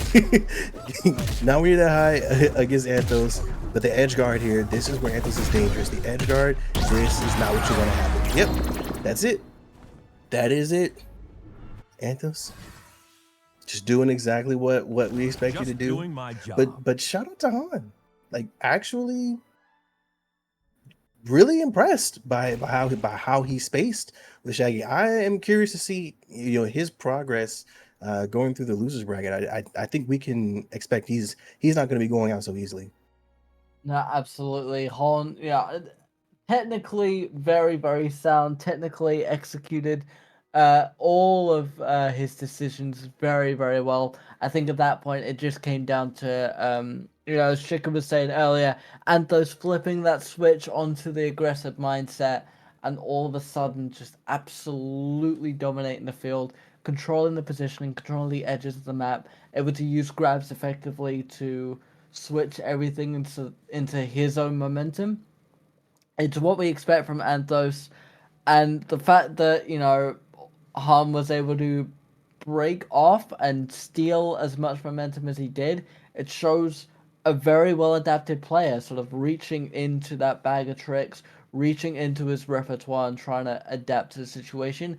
Anthos came on top this time, but all is still to play for. Yeah, no, indeed. I mean, like I said before, if there is one character that gives Anthos a difficult time, it is Shaggy. Really good use of Shaggy's neutral air can interrupt many of his combos, even his armored attacks, because you're getting so many hits in a short period of time. So I mean, at any point here in this tournament, and actually now thinking about it, on the bracket, Anthos is going to be going up against the winner of Ooh the Legend and Brian Yee. Brian Yee is a Shaggy main and is currently 1-1. So if Brian Yee manages to take this and move on to face Anthos, Anthos is going to be facing someone else who he has faced before, and again, as a Shaggy main, can present a bit of a challenge. I think the other thing as well, I believe Brian was Nitrate's favorite to win this one, so we Uh-huh. could be seeing favorite go up against favorite very very early on. I'll be very interested to see, how this can influence the rest of the tournament, because this could very well paint a picture for what we're gonna see for the rest of the night. Yeah, indeed, and uh, that is a good point. I did forget about that. Bryony is that person. I gotta look to see. Look, okay, so it looks like Misty is actually up 1-0 on Flacco. So kind of the dark horse that Chicken mentioned, and also someone who I kind of keep an eye on as well. They're going to be going up. Well, whoever wins that match between Misty and Flacco is going to be going up against Costi, as Costi obviously took that 2-0 against Daring. This is gonna get really interesting. I mean, to see something like Misty versus Anthos, like really good Bugs versus a really good Superman, both two characters who really know their character and know how to space their character out really well. I think something like that would be really cool to see. Um, and then also moving into the losers bracket here, it looks like uh, what we got. Shirogane was able to take Tickletoe down. He's going to be going up against Minty Hippo. You're actually going to see that on the Nitrate Night channel as well. So keep your eyes there. Who took that match here with Brian Yee versus Ooh the Legend? Who was able to get game 3? Looks like Brian Yee took it. Okay, so again, we're going to see another Shaggy player going up against Anthos coming up here pretty soon. And This has everything in it to potentially be match the night. I think we're oh yeah. looking at one of from the two different promotions, like basically looking at sort of the two biggest Goliaths in MultiVersus right now. So I mean, the fact that we're getting this in semifinals and not finals is incredibly exciting. And we are gonna be moving on to our best of 5 rules now, I believe. And earlier I said, after that first game we watched, that you just expect the trajectory to kind of increase as time goes on. And every match that we watch going forward is going to be insane, like the match that we're about to watch right now. Brian Yee versus Anthos. Literally cannot call this. I can't say, oh, well, this person has an advantage because both of these players are absolute animals. So just buckle up and get ready for some intense MultiVersus action. Absolutely. I mean, looking at this perk spread, they've both gone for these sort of standard perks that you would expect, and those ever so slightly sort of specking into his heat vision with a little bit of extra heat damage there. But other than that, it's a very standard spread. This is going to completely come down to skill and execution.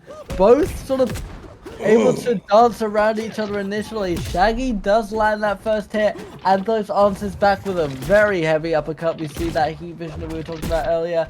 It looks like Shaggy trying to get a little bit of aerial control here, trying to get a little bit of pressure up on Anthos, but he is able to secure that edge, the position where he is most dominant and most dangerous, as we've seen in the past.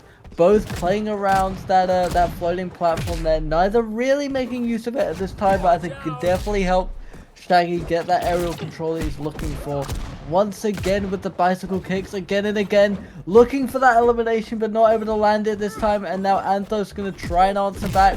Dodges being executed left and right. Anthos now incredibly low on stamina, able to avoid it there. Gets another very good grab. Shaggy at kill range now. Anthos very close to it themselves. Shaggy playing around that edge, using the supercharge to try and stay on the borders, but Anthos does get that initial execution. 1 point up to Anthos. Yeah, that was a really, really good first stock. You know, both players came in doing exactly what we expected. You know, Briny is gonna do exactly what he can, and Briny used the Nair a lot to interrupt Anthos in that first stock. So it's exactly what I'm expecting.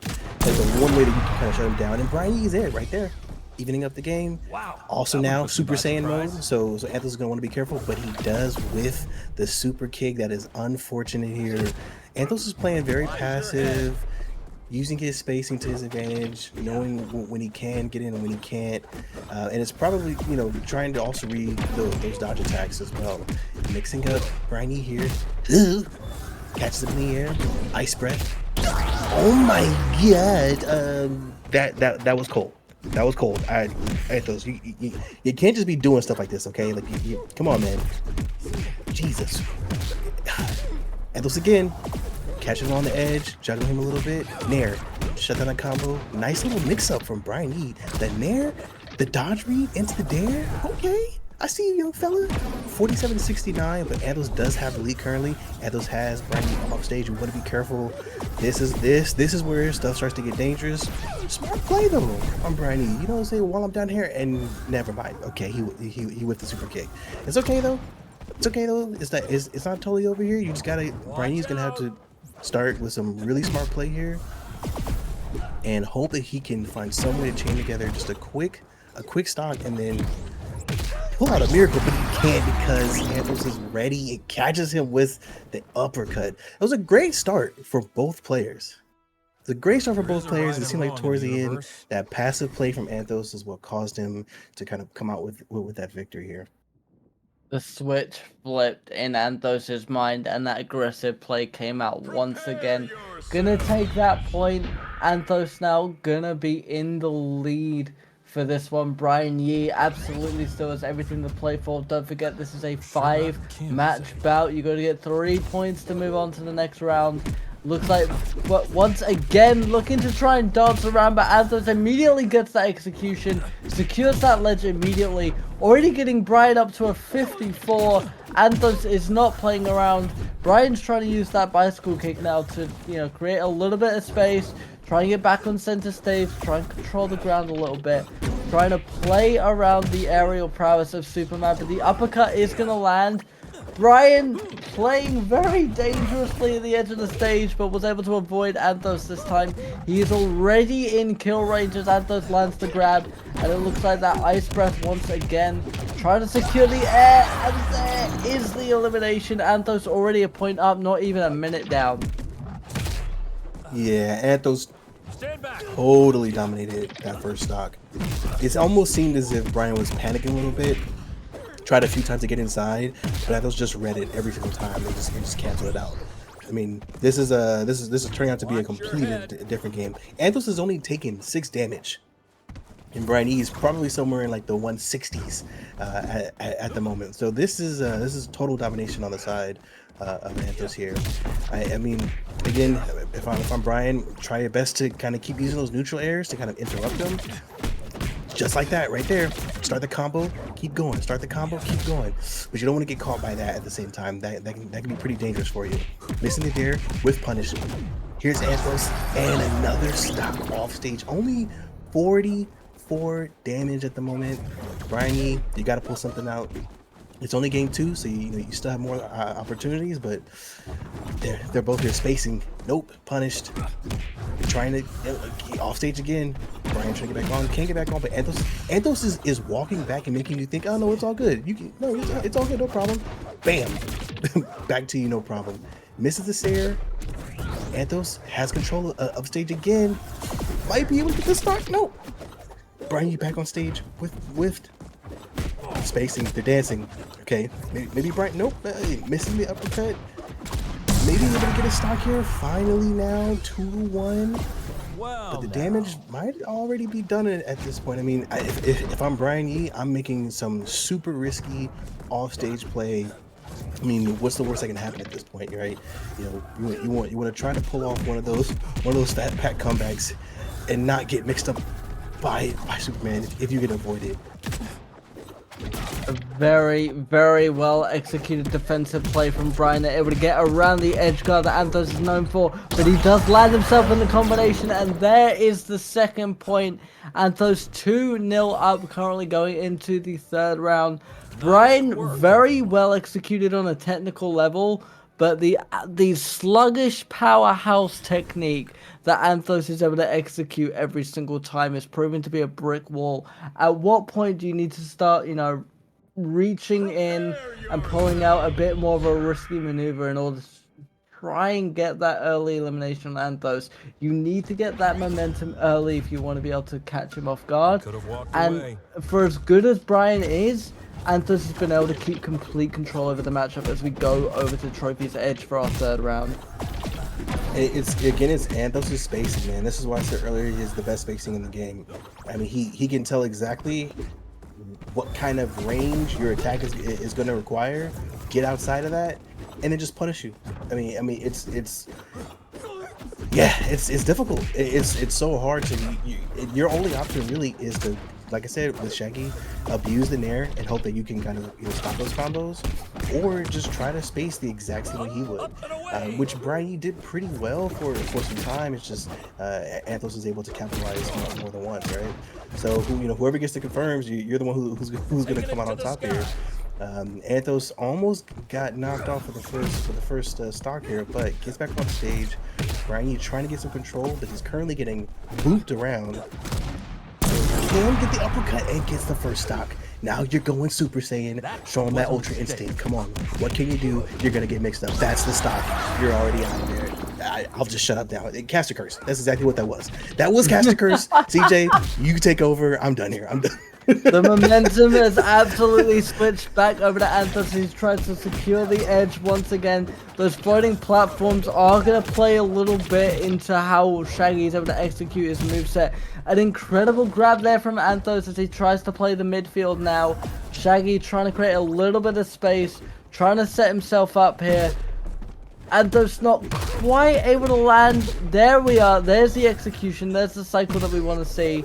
Shaggy trying to sort of play this little hit and run tactic. A very good adaptation on his part. Able to get the second elimination. The momentum once again has switched onto Shaggy's side here. 78 damage to 0. Anthos have to trying to get as much insurance as he can. Trying to even up this playing field a little bit. Able to secure the edge once again, which brings Shaggy deep into kill range, gets the jab, and now it's even 2-0 going in. 4 minutes 45 on the clock. All right, let me just say this. In games 2 and games 3, one thing Brian did not do well that he did in the first game is utilize his Super Saiyan mode. He was able to chain together some great combos in game 1 with that uppercut, and it seems like now when he goes rage mode, he kind of just like whiffs the kick or just kind of use it preemptively. I'd like to see him hold on to it and just kind of keep Anthos nervous. Like at any time, if I get it confirmed and I'm in rage mode, I'm gonna hit right on you, and it's gonna suck. But he keeps losing it, and now like Anthos can just continue to kind of play normally. Sometimes these games, you're playing mind games. It's not just about it's about kind of trying to psych out your opponent. So. I mean, as of right now, it seems as if Brian could get a couple confirms and win the game, but he's at 100. So if Anthos gets him off stage right at any moment, all he needs is one jab confirm, and this game's over. And you just got to be careful though, because yeah, I mean, both guys are basically just dancing with each other at the moment. Right? It's like whoever gets the first confirm right there is gonna get the match, and yeah. Congratulations to Anthos. One more for you did it. Again, I think that if Briny is able to utilize rage mode just a little bit more and catch him with a couple of those, then this this could be a totally different matchup. Yeah, it's a tough matchup, man. It's a tough game to win, but both players, man, just phenomenal at this game. So Brian E going down into the losers bracket, we know we're going to see him again. So it's just a matter of time at this point. I think at that point, Brian had to play very, very defensively there and was able to switch up on that very, very well. Ultimately, though, you can be as defensive as you want, but Anthos is going to keep chipping and chipping away. The use of the super kick, I think, was a bit of a mobility utility for Brian at that point. Maybe if he was able to use it a little more aggressively, be looking at a different outcome. But ultimately, Anthos was able to get the 3-0 sweep, and that is as far as that story is going to go for the moment. It does look like we're going to be seeing Misty going up against the Batman once again.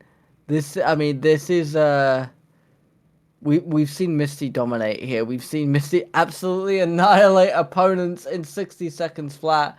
What does Bats need to do here to adapt to that kit? Pray. No, I'm kidding. Listen, Bats has the ability to mix you up into combos and string things together as well. So it's not necessarily the game over automatically. I'm trying to think. I don't think Bats has any way to easily delete safe and or the rocket, so it might be more of a Misty using those abilities to kind of create space. But we already know what we're going to see here. It's going to be a really good use of that Nair, getting inside and just combo confirming. So starting off here though, really good movement by Misty to start against the first stock already. I mean, listen, there's no use of game planning. We already know what the outcome could be here. Great dodge read, but not able to get the jab. Kosty's trying to use the up airs to kind of keep open, to keep Misty out. I see you, Bats. Listen, Bats is pretty dangerous in the air, kind of like Bugs and Harley. So if you get above Bats, it could be a problem. Good dodge reads from Misty though, using the Nair greatly to his advantage. You want to be careful of the shockwave though. I mean, it's probably smart at this point that Kosty just kind of hang out in the smoke and just wait out the abilities. Misty again trying to connect something, using the dodge reads to continue the Nair is nuts. It's absolutely insane. An incredibly fast-paced match so far. Misty reading every single thing that Batman's trying to execute. Kosty trying desperately to create a little bit of pressure here, but an incredibly tight rocket is going to be enough to secure that elimination. First point is going to go to Misty. That was an incredible use of the rocket there. I don't think there was anything you could have done to predict or avoid that. That's incredibly high-level play. Dude, like, what the hell? I mean, I wish you could see my face right now. Like, I'm over here thinking to myself, like, okay, Batman can do something here. It's not necessarily out of the question. But the way that Misty is dodge reading with the Nair, like, just not letting you breathe, brother. Oh, you thought you had a chance? Psych. Like, this is masterful right here. Like, this is just a masterpiece. I mean, come on. Absolutely. As we go to the second matchup now on Trophy's Edge. Bugs again, that deadly rocket being used. Batman able to avoid it this time. Bugs though able to set up some very good burrows across the map. Able to dodge that grappling hook. Batman now making the most out of the momentum though. Able to get a good amount of damage out. Evening it up and getting a little bit of momentum onto their side. Trying to keep Bugs off of the stage. Not allowing it to reset. Landing the Batarang. Timer going off. Bugs at 114. Batman at 42. It does look like the momentum is switched onto Kosty now. Able to avoid the safe here. Oh, Kosty was mixing for a second. I was okay. I was doing a little this face over here for a second. I saw what Kosty was doing. But it looks like he is able to they're kind of resetting at this point. And of course, Misty wants to use that burrow to his advantage, but Causey's not going for it. Able to dodge the jabs. Well done. But Misty is able to catch him with that nair and the dare off the map. We'll see you later, brother. This is a good, okay. Hey, keep this up, young fellas. I like this. I like what's going on right here. Bugs versus Batman. This is a solid match. There's no way, Misty. You better stop playing. You better stop playing. You cannot do the Dark Knight like that. Okay, there's a lot of young kids out there who really love Batman. Just like show some respect. Okay, please. Batman able to use the sandwich to try and get a little bit of damage in, but Misty once again securing an incredible elimination there. Momentum swinging back onto their side with just over 5 minutes left. The Rocket once again dealing a lot of damage. Batman trying to use the grapple hook to create some pressure, but not able to execute it this time. This is so good. I'm loving the way these guys are playing each other right now, man. Just air combo after air combo. And Causey's not even threatened. Causey's like, no, I'm chasing you. I'm coming for you. Going off the map. No. The bat. Oh no, the bat bomb knocks him off. That is not what you want to happen, but it's okay. You know, it's 2-2. Misty does have a little bit of a lead here, so it's not necessarily out of the question here. Misses the jab, about to get mixed up by Batman, but no, dodges. Oh, can't confirm with the bat because of the bat bomb. Another nair, side air. They're fighting off stage. Batman. Oh no, but Misty's not playing. These are just going in at this point. Secure the elimination. Batman able to survive it though. Batman is able to stay alive. Incredible fantastic. But Misty finally able to secure the elimination. Incredibly well done there. But that is going to be a second point to Misty as we go to our third round. Brother, I'm shaking right now. Like this is insane. But when these two were just like off stage, just using all their resources possible, I'm like, wait, please. I mean, this is exactly what I was hoping for in this matchup. I mean, it's absolutely nuts. Shout out to both players here. Misty is still up 2-0 at the moment and going to try to continue to make that a 3-0. The use of the burrow and the safe. Can't hit Batman. Batman, battering. Moving in. Can't confirm with the bat bomb. It's okay though. Catching a combo, and that's the first stock from Misty. Was it like 37%? It wasn't even that high to start with, brother. Like, again, there are little kids out here who like Batman, and like their dreams are being torn apart. You just can't do this. Batman now trying to survive on the edge of the map, able to stay up a little bit, but Misty's going for another very early elimination. 30 seconds into this matchup. Batman able to execute an incredible grappling hook to create pressure and avoid the rocket as well. Lands the Batarang, and the cycle in the air is going to be enough to get Misty into kill range here. Batman dodging into the combo from Bugs, however, and there is the elimination. But you've got to wonder, at 63 damage, Misty has already secured a lot of insurance as they set up the burrows here.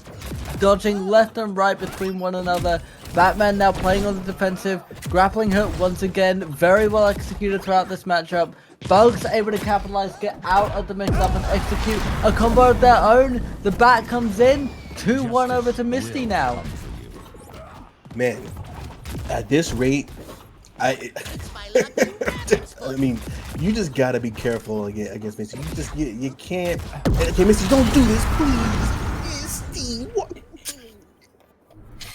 And that is all she wrote. Oh.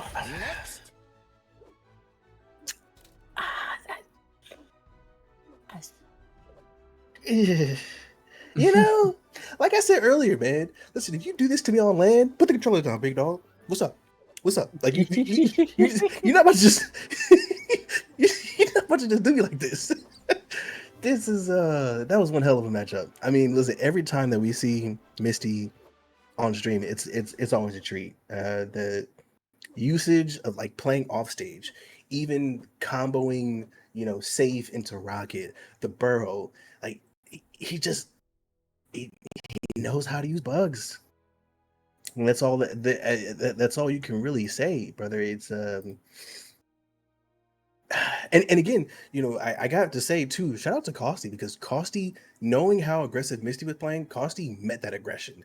Anytime that he got Misty off stage, Bugs is really good at just kind of like staying off stage and just kind of trolling you, just kind of wasting time and making you play a little patient, or just kind of freezing you out. And Costi didn't care. He's like, no, I'll come to you, big dog. It's no big deal. So I love the fact that he wanted to match that aggression. It's just in the end, Misty just had the ability to kind of weave, gotcha, and get those confirmed. So that was a great match, great matchup. Our semifinal now are complete, and we're going to see our winners final. Let me just really quick: Anthos versus Misty. It is that with the performance we've seen there, I don't think you can call this. I mean, we've seen both of these competitors completely dominate their sides of the bracket. Anthos, an incredibly aggressive, incredibly heavy brick wall of a Superman, but Misty has just shown that they have the ability to create this insane amount of pressure, get behind the defenses. Genuinely, I think that Misty's playstyle may be a perfect counter to Anthos. Yeah. However, Anthos' adaptability, Anthos' ability to switch up his playstyle, go from defensive to offensive, literally like a switch, and being able to use the long range of the heat vision and the ice breath. Where I think Anthos is going to be more dominant here is if they can secure the edge of the map, not allow for Misty to get up, not allow for Misty to set up the burrows, setting up the safe, using that bat. That is where I think we're going to see the momentum of the match switch incredibly quickly. Now, something that's really interesting to call out here is Anthos is not going Superman. Oh, I was hoping to see the Superman matchup, but this is actually not a bad choice from Anthos. We've seen Anthos play Wonder Woman in the past. Wonder Woman has armor. Bugs doesn't have any armor breaking abilities. So when you think about it, this is a really smart play on the side of Anthos. Even if as Misty, I can't think of the name of the ability, but your ability where your dash attacks break armor, Bugs has one of the worst dash attacks in the game. So that's not even going to be a factor here. Let's get this started. At this moment right now, let's see, Misty is starting to kind of chain together those neutral areas as we're used to seeing. Armor coming out from Anthos to kind of say, nope, screw that combo. I'm in here, big dog. Kind of using the spacing as we expect Anthos to do, knowing better than to get caught out by the neutral air, breaks the pie, dodges the combo, but still getting mixed up off stage. Misty doing what Misty does, keeping you off stage, catches the dare, nair. Dodge read misses, both with, but it's okay. It's okay. We're still in this, it says Anthos. Wants to try to interrupt that safe, but can't. Smart spacing on the side of Anthos, knowing it's okay to go off stage and just kind of wait out the utility. Good spacing again, moving whiff, Sair, nair. Ooh, to the up air, and that's the first stop. The first stop. Incredible use of the bat there from Misty. Anthos now on the back foot, but also allowed to get that reset, allowed to secure center stage. Now trying to get a little bit of edge control, but Bugs was able to create that pressure, forcing Anthos to back away now.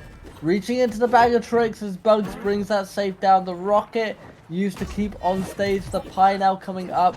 Looks like Misty went for an early execution there. Anthos not able to get a landing on the lasso. Bugs able to get incredible elimination. Anthos taken out at 34. That is not something you see, and now Anthos answering back with elimination of their own, with Misty now sitting an entire stock up, and there is the switch. There's the flick. The aggressive ability of Anthos coming in absolutely out of nowhere now, creating insane amount of pressure.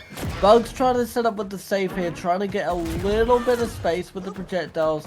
Not really going to execute much on this one. The save does come in and get a little bit of a landing. but Anthos continuing to put on that pressure, continuing to close that space, setting up with the armor now, trying to control that edge. Bugs able to get a little bit of a reset and control center stage once again. This could be the end as they set up for the elimination. Misses the drop kick, and now once again it's Anthos in center stage as Bugs goes for the elimination and gets it. Listen, I don't know if you guys paid attention to what just happened there, but when Misty got Anthos back on stage, I don't know if this is intentional, but Anthos stood right where that rocket came right back down. So even when Anthos was getting started to actually like start a new combo, it got interrupted. And then Misty said, "Oh, word, hold my beer." Nair off stage. Like, I mean, dude, stop it. This is what we saw when Misty won a tournament a few weeks back. Just the setups using utility is absolutely insane, man. And some of these things, I don't think they're intentional. If they are intentional, then you're like way different. You know, like your IQ is insane. But it's just really good setups by Bugs, man. If you know how to use that utility, you're going to come out on top just about every time here. Now, getting into game 2, good use of the Sair. As Wonder Woman, you want to make sure that you abuse that Sair as often as you possibly can, as one of the best ways to confirm kills in the game. Anthos, both players are kind of just whiffing, get an idea of you know, both players' movement. Looks like a little burnout there from Anthos. Bug should take some advantage of this if he can. Nair into the bomb and almost the early off stage, but can't quite confirm it. Wonder Woman's a little bit heavier than someone like Morty, because that would have been one stock right there to Misty off rip. Very good use of the floating platforms to try and re-secure themselves, get that reset that they need. The armor's not really going to get much value, but the burrows have been set up. Looks like Anthos is trying to secure that edge once again. Tries to go for the elimination, but Bugs' evasiveness and very well executed dodge is going to keep Misty alive on this occasion. And now it is Misty looking for that elimination. An incredible use of the safe setup from the floating platform and able to get that first point. Anthos now a stock down, gets the reset. Bugs now at 63, trying to secure as much insurance as they can before Anthos tries to get that stop back on them and evens up the matchup. Very good use of the shield now, once again sitting up on that ledge. The armor is set up, we're going to see a lot more value from that now. It looks like Anthos is going to go for the killing blow. Not quite able to get use of it, but using that floating platform, create a little bit of spacing. The safe is going to make incredible contact. Misty could be looking for a second elimination right here at 116. Anthos only at 47, but Anthos is able to secure it. 1 point apiece, 47-0. So, something to note is Misty was smart to say, I'm not just going to let you... Number one, Wonder Woman can't chase him off stage to try to confirm anything. But Wonder Woman can get knocked out off stage, though, if you're not careful. So, that as of this moment, it's currently 2-1. But Misty doing a great job of just saying, all right, you knocked me off stage. Well, Wonder Woman is not very good at chasing off stage, so I'm just going to float here and just waste time, try to play patient, reset, and get back in this match. I mean, Misty's doing a pretty solid job here. At the same time, Anthos is not out of this. We know we've seen Anthos go crazy in these matchups. So we'll have to see how he adjusts at this moment. But as of right now, he's catching some bats. The armor use was fantastic. Can't hit the Sair though. Gets caught by the bomb again, like in game 1. You gotta be careful. You're gonna hear that bomb coming back down. You're gonna hear the sound cue, unless you got Spotify blasting in the background. So hopefully you hear the sound cue, in those cases. Bugs on the side, catches the up air. Off stage at this point. Let's see. Anthos gets aggressive. Anthos does miss the dare. Catches the second dare though. Now we're talking, it's 2-2. Anthos in a bit of a disadvantage though. Almost got knocked out by the bomb again. The same way as in game 1. Caught out by the same tactic. Another victory in. It happens twice, brother. Oh. I mean, what do you... yeah, and at this point, it looks like Anthos said, "Screw it, I'm going to Joker." I mean, at this point, CJ, do you feel like you would have wanted to see some Superman gameplay? Do you think At this point? I'm not sure why Anthos doesn't go for it. I mean, it could be a question of, logistically or according to statistics that these heroes are better against bugs. I don't know enough about the current meta to be able to say that. But I feel like at this point, if you're in this kind of position, you go less for what the statistics say and for what you can execute. What we know you can execute with Superman, I don't know why we're not seeing it. That's a fair point. I mean, listen, Anthos is no joke on Joker. No pun intended. He definitely knows how to play a good Joker and hit some fantastic combos. So it's anything can happen here. It's just we've seen him at his best when he's spacing and confirming on Superman. So we're just just kind of curious to see how that could turn out. As of right now, though, pretty even setup at the moment. Misty trying to edge guard, but whiffing, hitting the nair, dodge read, nair, jab, misses, jab, up tilt, nair.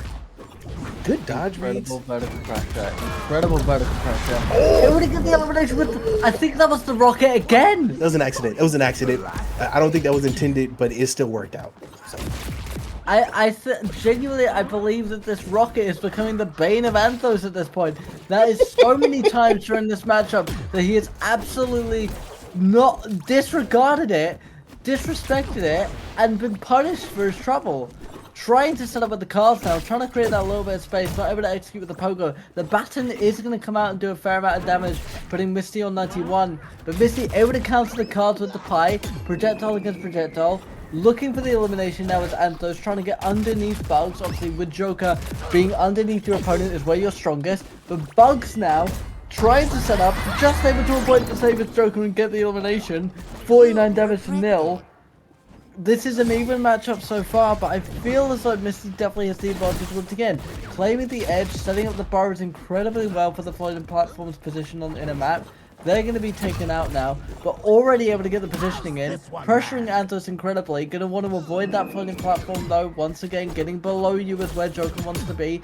The card comes back when the ricochet gets a little bit of damage in.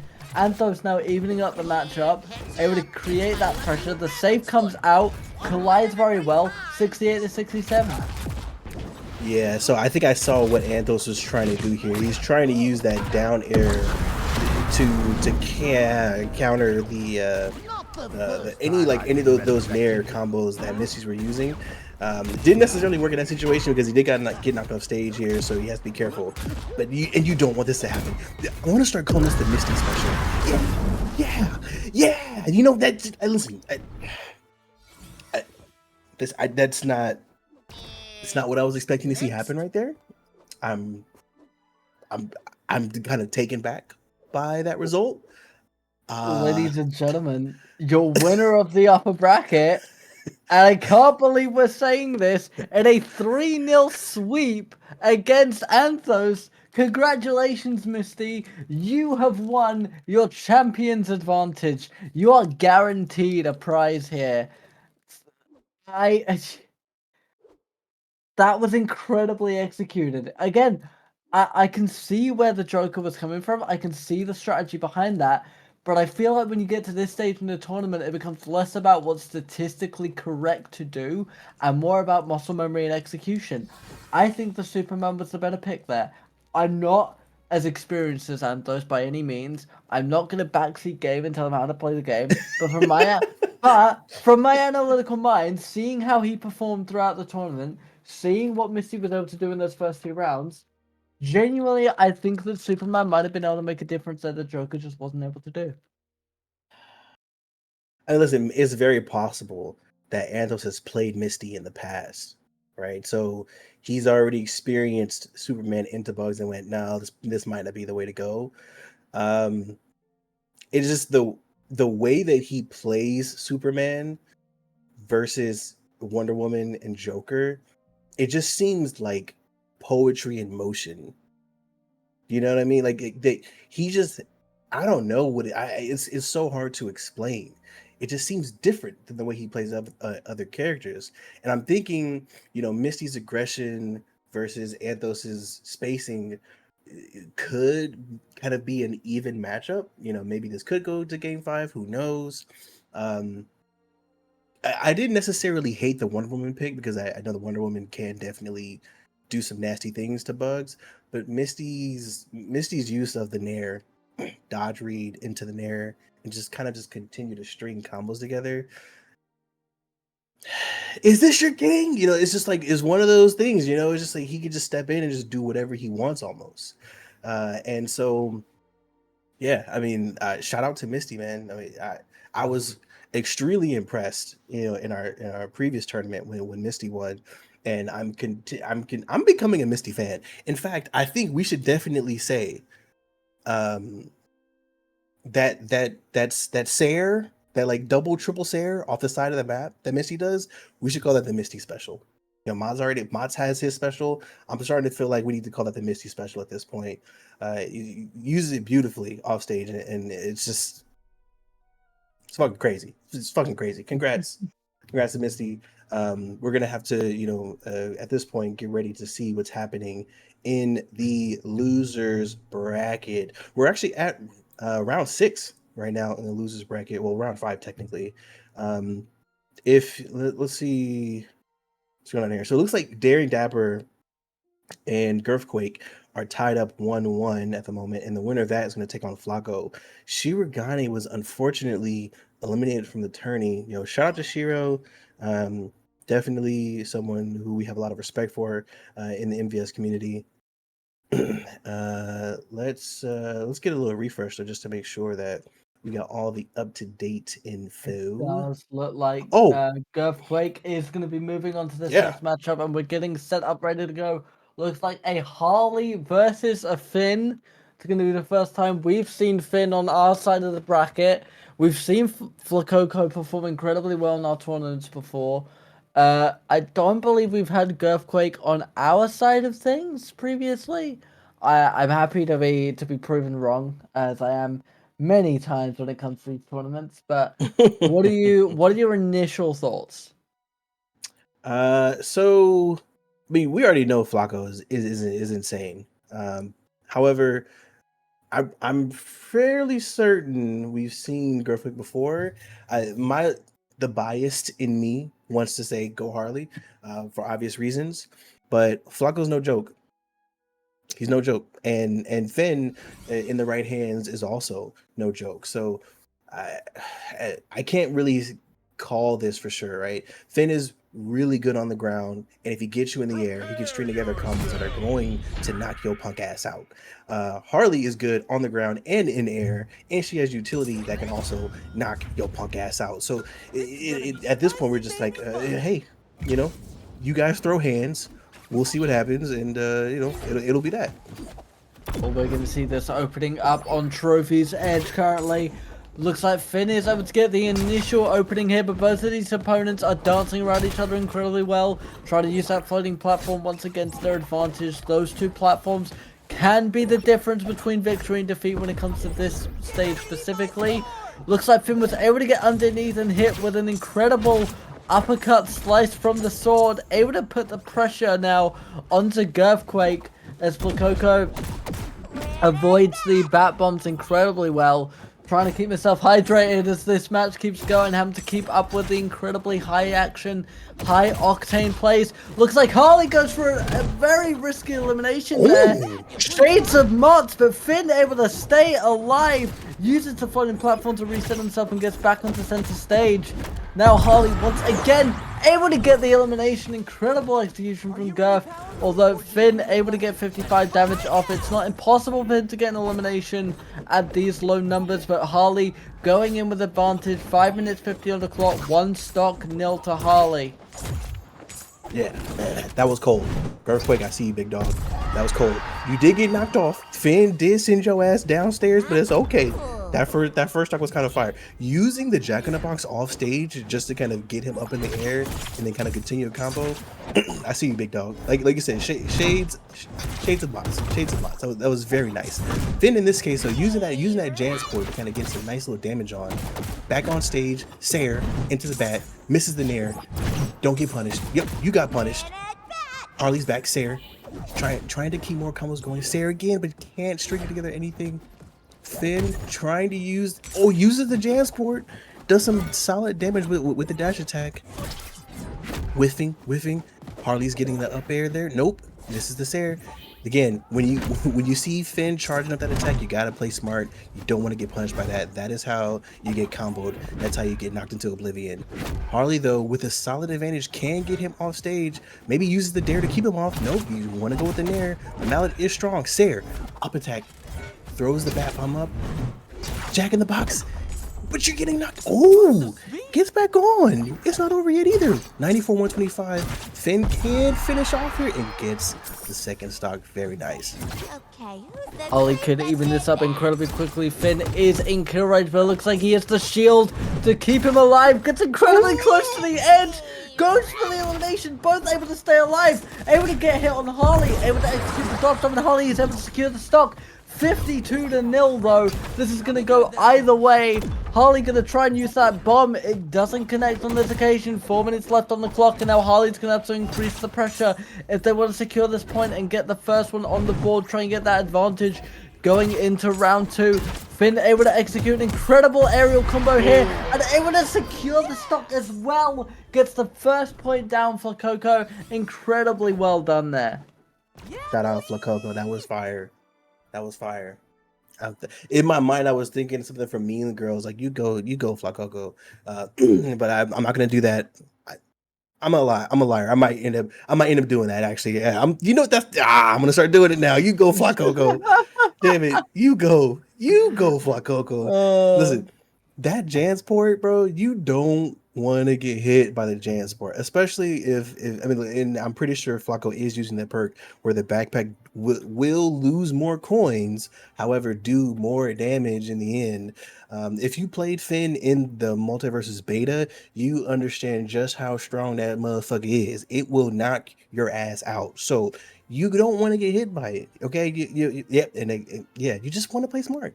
Now the use of the confetti perk, I think is cool. I personally think that Harley is better, being able to aim your dare, only because you can take off angles with the dare, especially if you're trying to edge guard someone. You don't have to be directly above them. You can be kind of on stage and aiming at an angle. I've seen it work so many times, but it seems that a lot of high rank. Okay, we're already starting with the stock. We better not. Like, let me cast, bro. Like, damn, you just started these games off crazy. Finn going for the incredible early elimination there. The survival ability of Harley on full display, reaching in and having to fight with everything in the tank. Try to keep that pressure up, trying to even up the damage here. 72 up to 86 to 46 right now. But both executing dodge after dodge, the versatility of these two competitors, the full prowess there. Finn once again going for the elimination, but Harley just able to stay alive, connects with the bat bomb, is going to detonate this time, but she misses the execution ability, and now Finn trying to push momentum back onto his side, able to get the elimination. 95 damage though. Harley could very easily even this up, but this is going to be 1 point for Coco here. Yeah, Lee. Okay, even it out. I like to see this. I was just about to say you go for Coco, but I'm not gonna do it just yet. Okay, game's even here. Anyone's match at this point. We gotta see how Finn continues to use that ground game to string some combos together. Not able to get it off of that up tilt. Hits the Jack in the box. Harley's trying to string together some combos. The dodge attacks. The dodge attacks have been working really well, on the side of Quick. I'm really impressed. In fact, I'm taking notes. I need to start doing that my damn self. Using the Sarah here, getting him off stage, Jack in the box to try to edge guard. Can't really do it though. It's already got used, unfortunately, because you hit the balloons. Avoid hitting that. Almost get knocked off stage, but avoids it. The Jansport does hurt. I told you, Jansport hurts. Sarah whiffs. Up air again. Oh my god, Harley almost counters the combo, getting knocked up here, misses the Jansport though. Bat bomb. Finn is able to run through those light projectiles, so you gotta find ways, more creative ways to hit him with the bat bomb, or you're gonna get knocked off by the Jansport. Collects all the coins, so you still got bread. If you want to buy some armor, buy some speed, which he bought armor, he bought the armor bubble. Smart play. From Flacco. This is we know that Flacco is a top player, and you're seeing it on display right now. And now Harley trying to get control over the edge, able to even up with the stock 18-0 now as we go into the final set of this particular matchup. 4 minutes 20 on the clock. Very nice. We love to see it. Harley opening up with an incredible amount of damage. Looks like we could be going for a risky elimination. Both of these players want to even this up and end it as quickly as possible, but they are able to secure it. Finn gets that second point. Very well done there. We just crushed it, homie. That's what I want to see. I mean, like, this is this back and forth style of I got the advantage, you have the advantage, I have the advantage. It's when it comes down to the final hit and you're sitting there like, you're not actually in the car, but for some reason you're leaning left and right as everything's happening. This is what I want. You know what I'm saying? This is what I want to see. Yes, it is 2-0 in favor of Flacco, but mistake it not. Girthquake ain't no pushover. Girthquake is doing what he can to get some advantage, to get some damage in. It's just Flacco at the end of the day is getting the confirms, is finishing off. This is... How are you feeling right now, CJ? I mean, I don't really know what I expected because obviously, Girth is someone we haven't seen a lot of. Flacco, we know is an incredibly versatile player. These matches have been incredibly close as we open up the third round now on Trophy's Edge. It's absolutely not out of the cards for Girth to win this back.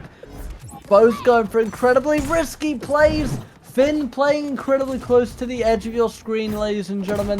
42-22. Harley able to execute a very nice combo there.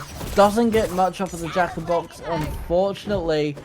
Trying to get underneath and execute with this bat. It doesn't like they're trying to go for a juggle elimination. Not going to execute it this time. But Finn now trying to play catch up. Harley still able to keep momentum, but Finn's defensive demeanor is able to keep him alive just about on this one. Floating platforms positioning each other very well to get those upward attacks. Try and get vertical elimination as quickly as possible. Finn able to collect a lot of coins there, but he does go into kill range, as does Harley here. Girth able to secure the initial elimination. Finn very much trying to even this up, which they do. Going into the second stop, 5 minutes 50 on the clock, 0-0. A very nice place to be. Yeah, fantastic use of the Jack-in-the-Box on Harley, but Finn is able to get back and even things out. 0-75 at the moment, though. Girthquake is definitely making some earthquakes right now, so we have to see. There's a little bit of whip in there, but okay, all right. Good use of the bat bomb. I mean, that's one thing I have to say. In previous matches, Flacco was able to destroy the bat bomb pretty well, but right now, Girthquake's making pretty good use of it though. 103-45. You got him off stage. You got Flacco off stage. Can you make anything happen? No, you can't because you're getting mixed up, brother. Oh, okay, but you make it back. Okay, shout out to you for making it back. Flacco still getting use of the backpack, the Jansport. Can he get the confirmed? Nope. That's great use of the Nair from Harley. And another use of the Nair, and that's another stock. You just don't want to get hit by Harley's Nair. You don't. Okay. 2-2. 2-2 at this point. Any men's game, listen, if Flacco gets the stock, then that series over. But if Girthquake gets it, then we're going on to game 4. We'll have to see what happens. It does look like Flacco's trying to get this very quick elimination. Goes for vintage Flacco. Able to get that horizontal elimination. Very well done. A 3-0 sweep for Flacco is going to see them through to the next round. That is the high level play you expect from these kinds of competitors. An absolutely incredible sweep. Girth did very well there. It looked like they were able to switch momentum onto their side, but at the end of the day, when Flacco wants to, like a lot of competitors in this tournament, they are able to flick that switch, and immediately it comes down to muscle memory and using everything you have in the tank to push through and get those very quick eliminations at the 40-50 range, as able to secure the final point, able to play it risky. We had like 4.5 minutes left on the clock, and it didn't matter. Damn. I'm over here like, oh man, this is gonna be an interesting stock here. You know, this is gonna be pretty back and forth. This is gonna be pretty back and oh, okay.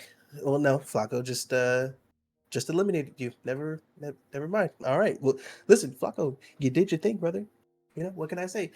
Girthquake though, listen, for games 1 and 2, held it down. All right, it was by no means did it feel one sided. It's just at the end of the day, Flacco did what he needed to confirm and win the game. Right, he clutched up when he had to. So yeah, I mean, at this point, Flacco's going to be going on to play Brian Yee, who we all know, very good Shaggy main. This is I know they say you say in the WWF world, at least they used to say this is gonna be a slobber knocker. Okay, I think we can expect that to happen. Absolutely. It's definitely gonna be a slugger of a match.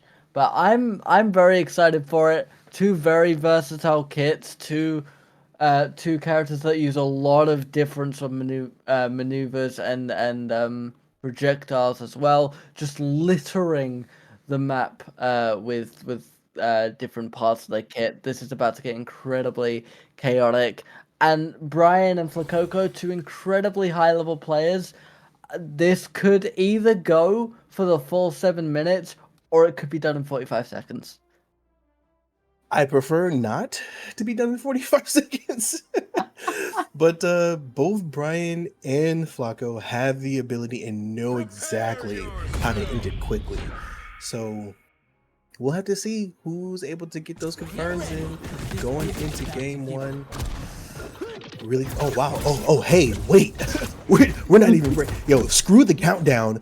We just want to get started right now, as they both say here. Missing some dares here. Brian passes the Sarah and gets Flacco off stage.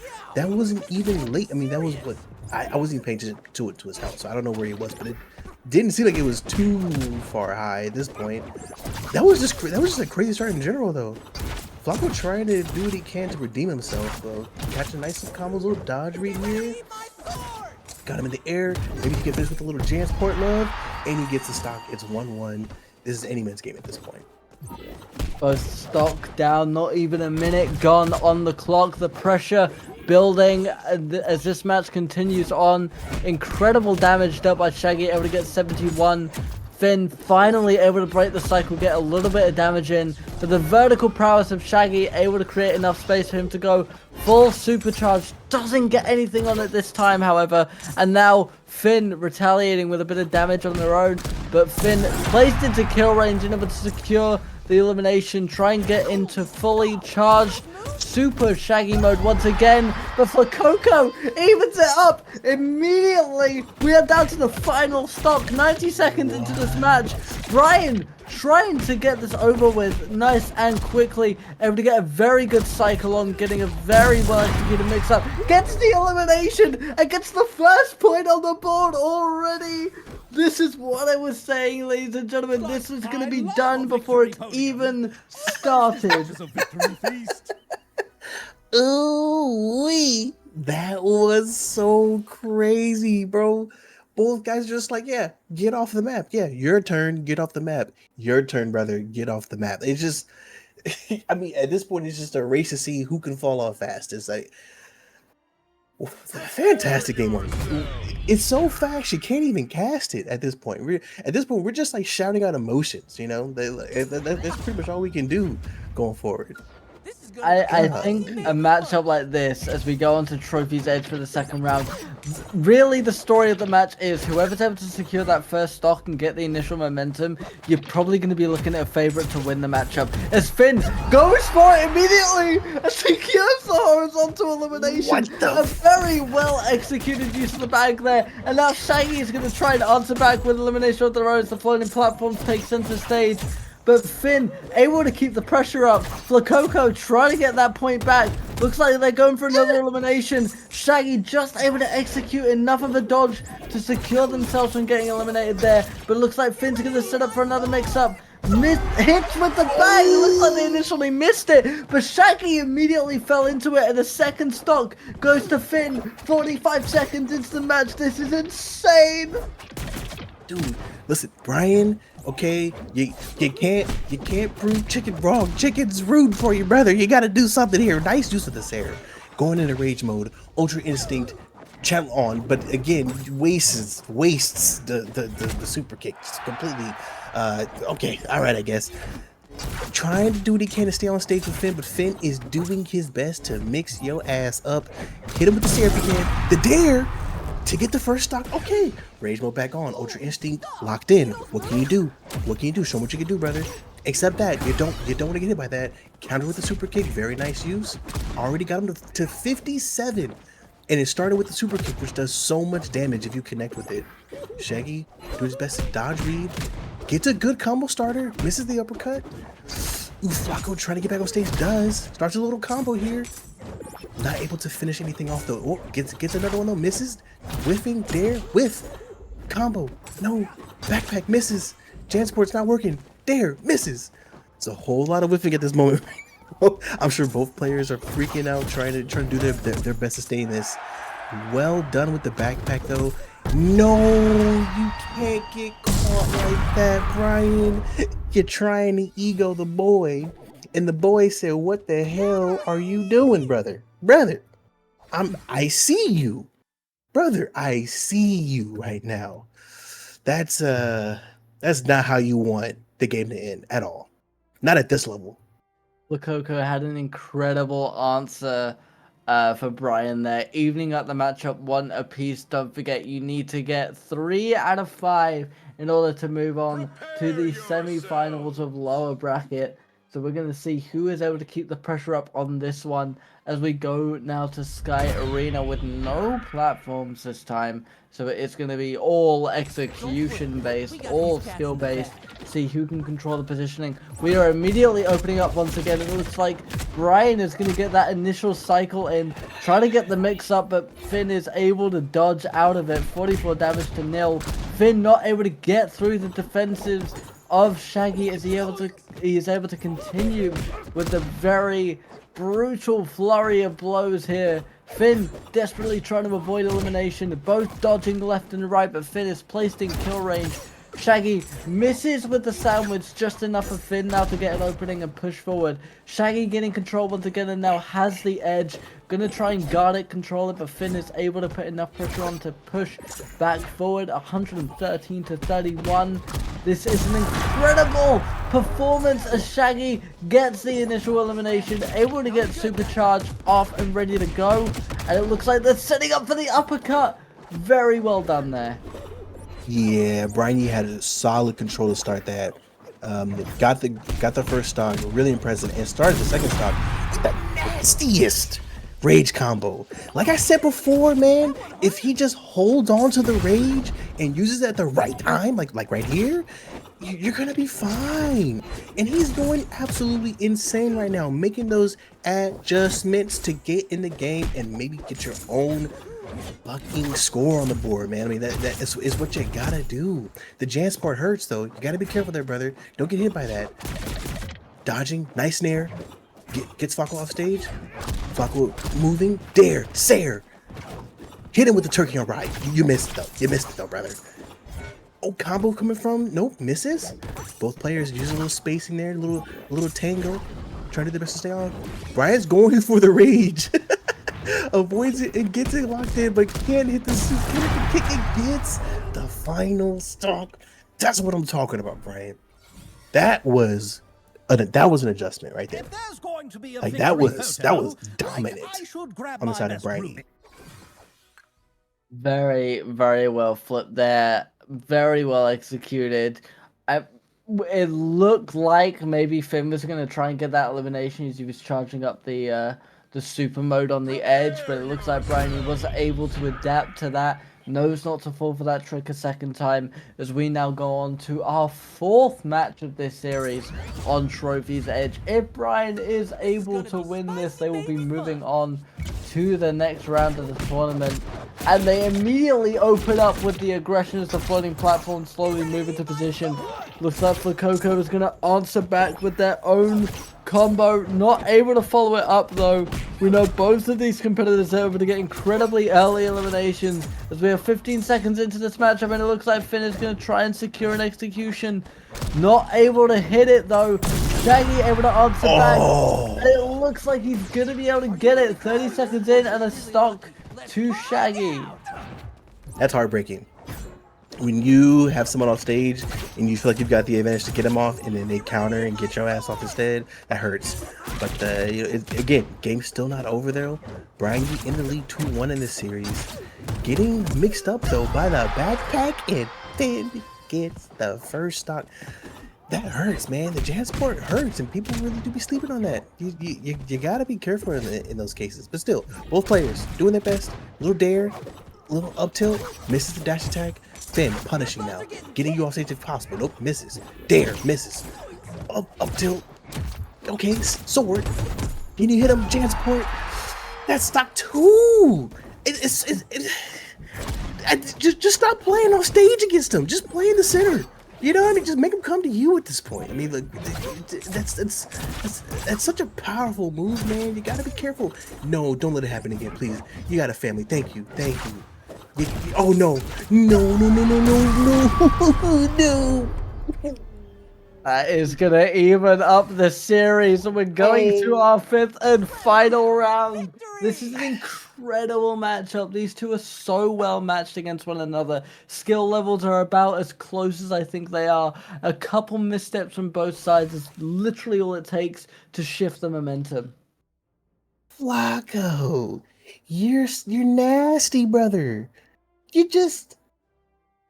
That's just rude, man. I mean, oh, bro. You see, this is how people get into their villain arc. You know, getting done like this, the MultiVersus. This is how people get put into the villain arc, bro. I'm gonna turn to Doflamingo if you're just mixing me up like this off stage. Anyways, game 5, tied up 2-2. Flacco, Brian Yee, Shaggy, Ming, and Finn. Started off pretty solid though. Both players evened up for the most part. Finn getting some combos, trying to finish off stage early, but can't do it. Brian Yee missing the nair, dare, misses again, double whiff. Nice little combo though, but can't finish it. You just don't be on edge here. Just move center. See, just move to the center, bro. You're on edge. Okay. Well, listen. Move on here. Take a breath. Take a breath, Juice. Take a breath. I'm panicking, brother. I'm panicking. We can tell as this matchup continues on Sky Arena, live in front of everybody here. Shaggy now trying to get the momentum back on his side, 97-22, trying to even up the stocks here as he gets Finn about as close as you can be to kill range, but Finn has the answer for it, creating incredible pressure, getting the space back, trying to make sure that Shaggy isn't able to get the elimination, gets the second stock, takes a major advantage here. Any insurance Shaggy had is now officially out of it. Shaggy needs to pull everything out of the hat. He is able to get the elimination. Charges up the super mode, but he is still a stock down at 90 seconds into this matchup. And it looks like they're going for it. There it is. For Coco. Pulls it out of the bag, and he moves on to the semi-finals. Do I get like a trophy or something? That was over so fast. Flacco, stop. Just stop, Flacco.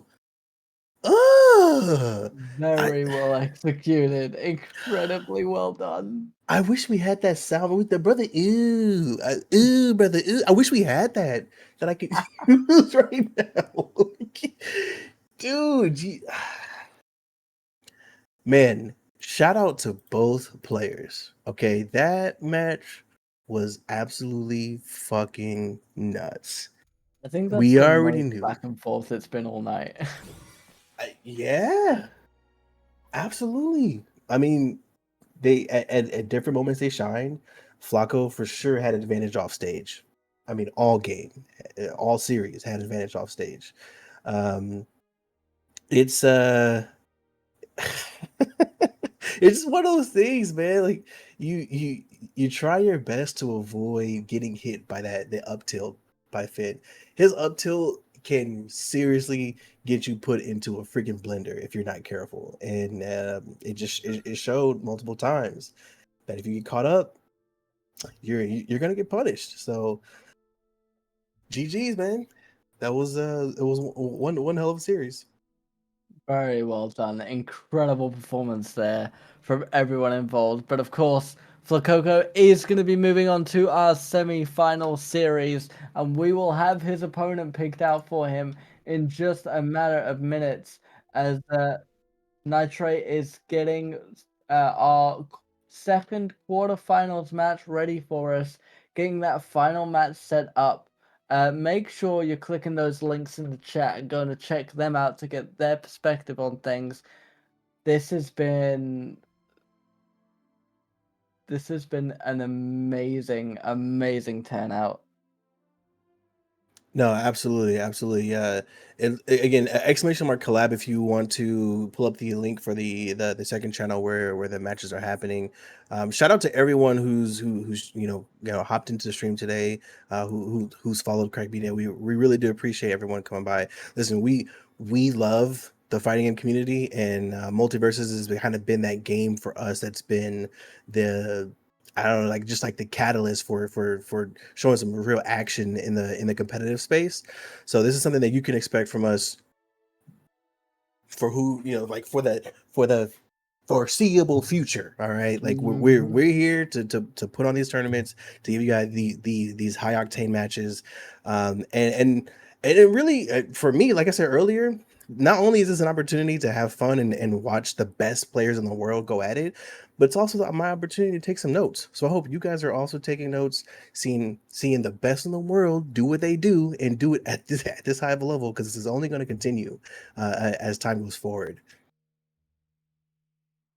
Absolutely. This has been honestly some of the best multiverses I've ever seen. People are playing the best multiverses of their entire life. When I said earlier that we have some of the best around the world, I was not being hyperbolic in any way. Genuinely, we have some world-renowned performers right here on Crap Media, and I am honored to be in the presence of such gods. Yeah, no, seriously, man. And as of right now on the second channel, Nitrate Night, we're seeing Shaggy versus Agent Smith, Oog the Legend versus Han. As of right now, Han has the advantage. He's up 2-1 against Oog, but Oog is a solid Agent Smith player. We've seen him in previous tournaments. He did his thing. So I mean, it looks like it's actually tied up 2-2 at the moment.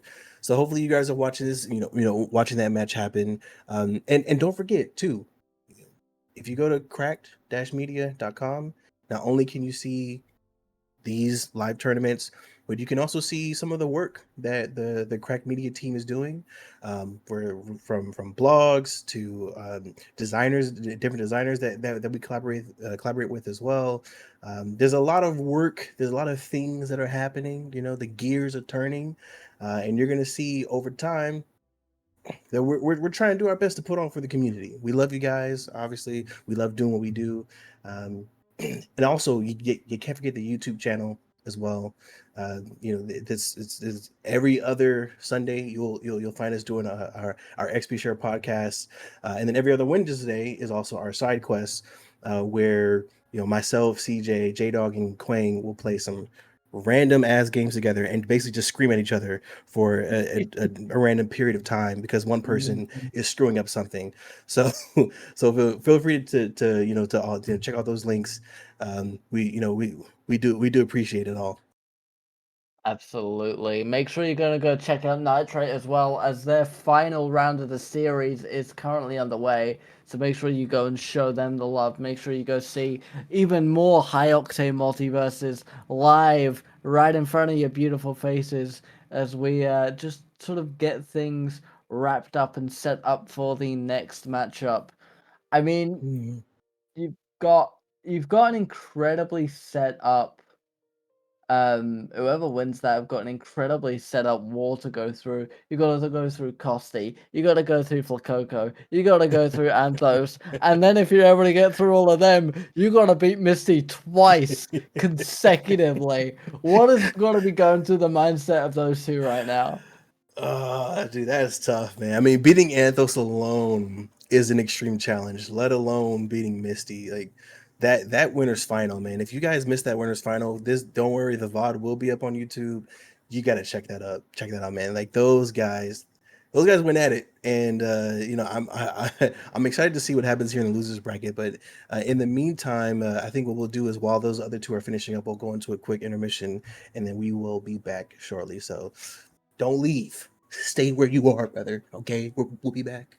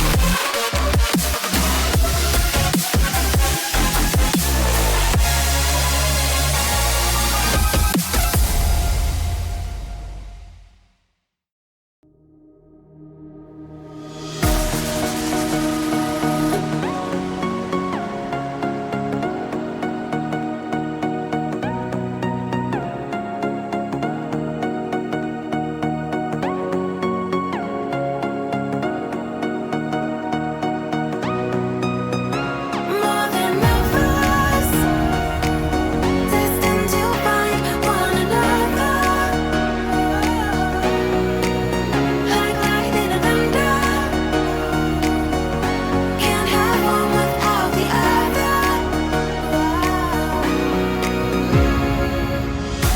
It was raining in the stars. We can't be torn apart. We are linked together, forging fire forever. We are linked together.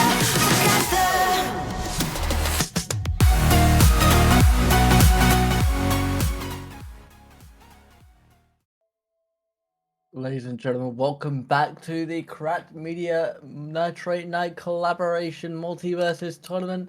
we are about to go into our final sets of matches as all of the competitors have been selected. We are going to be going with Kosti and Oog the Legend in our last quarterfinals match of the lower bracket. Thank you very much to Nitrate Night for hosting the second half of the bracket, showing all those incredible matches. We love you very, very dearly. We will be hearing from Chicken very, very soon. But first, we're going to get these last couple of matches underway.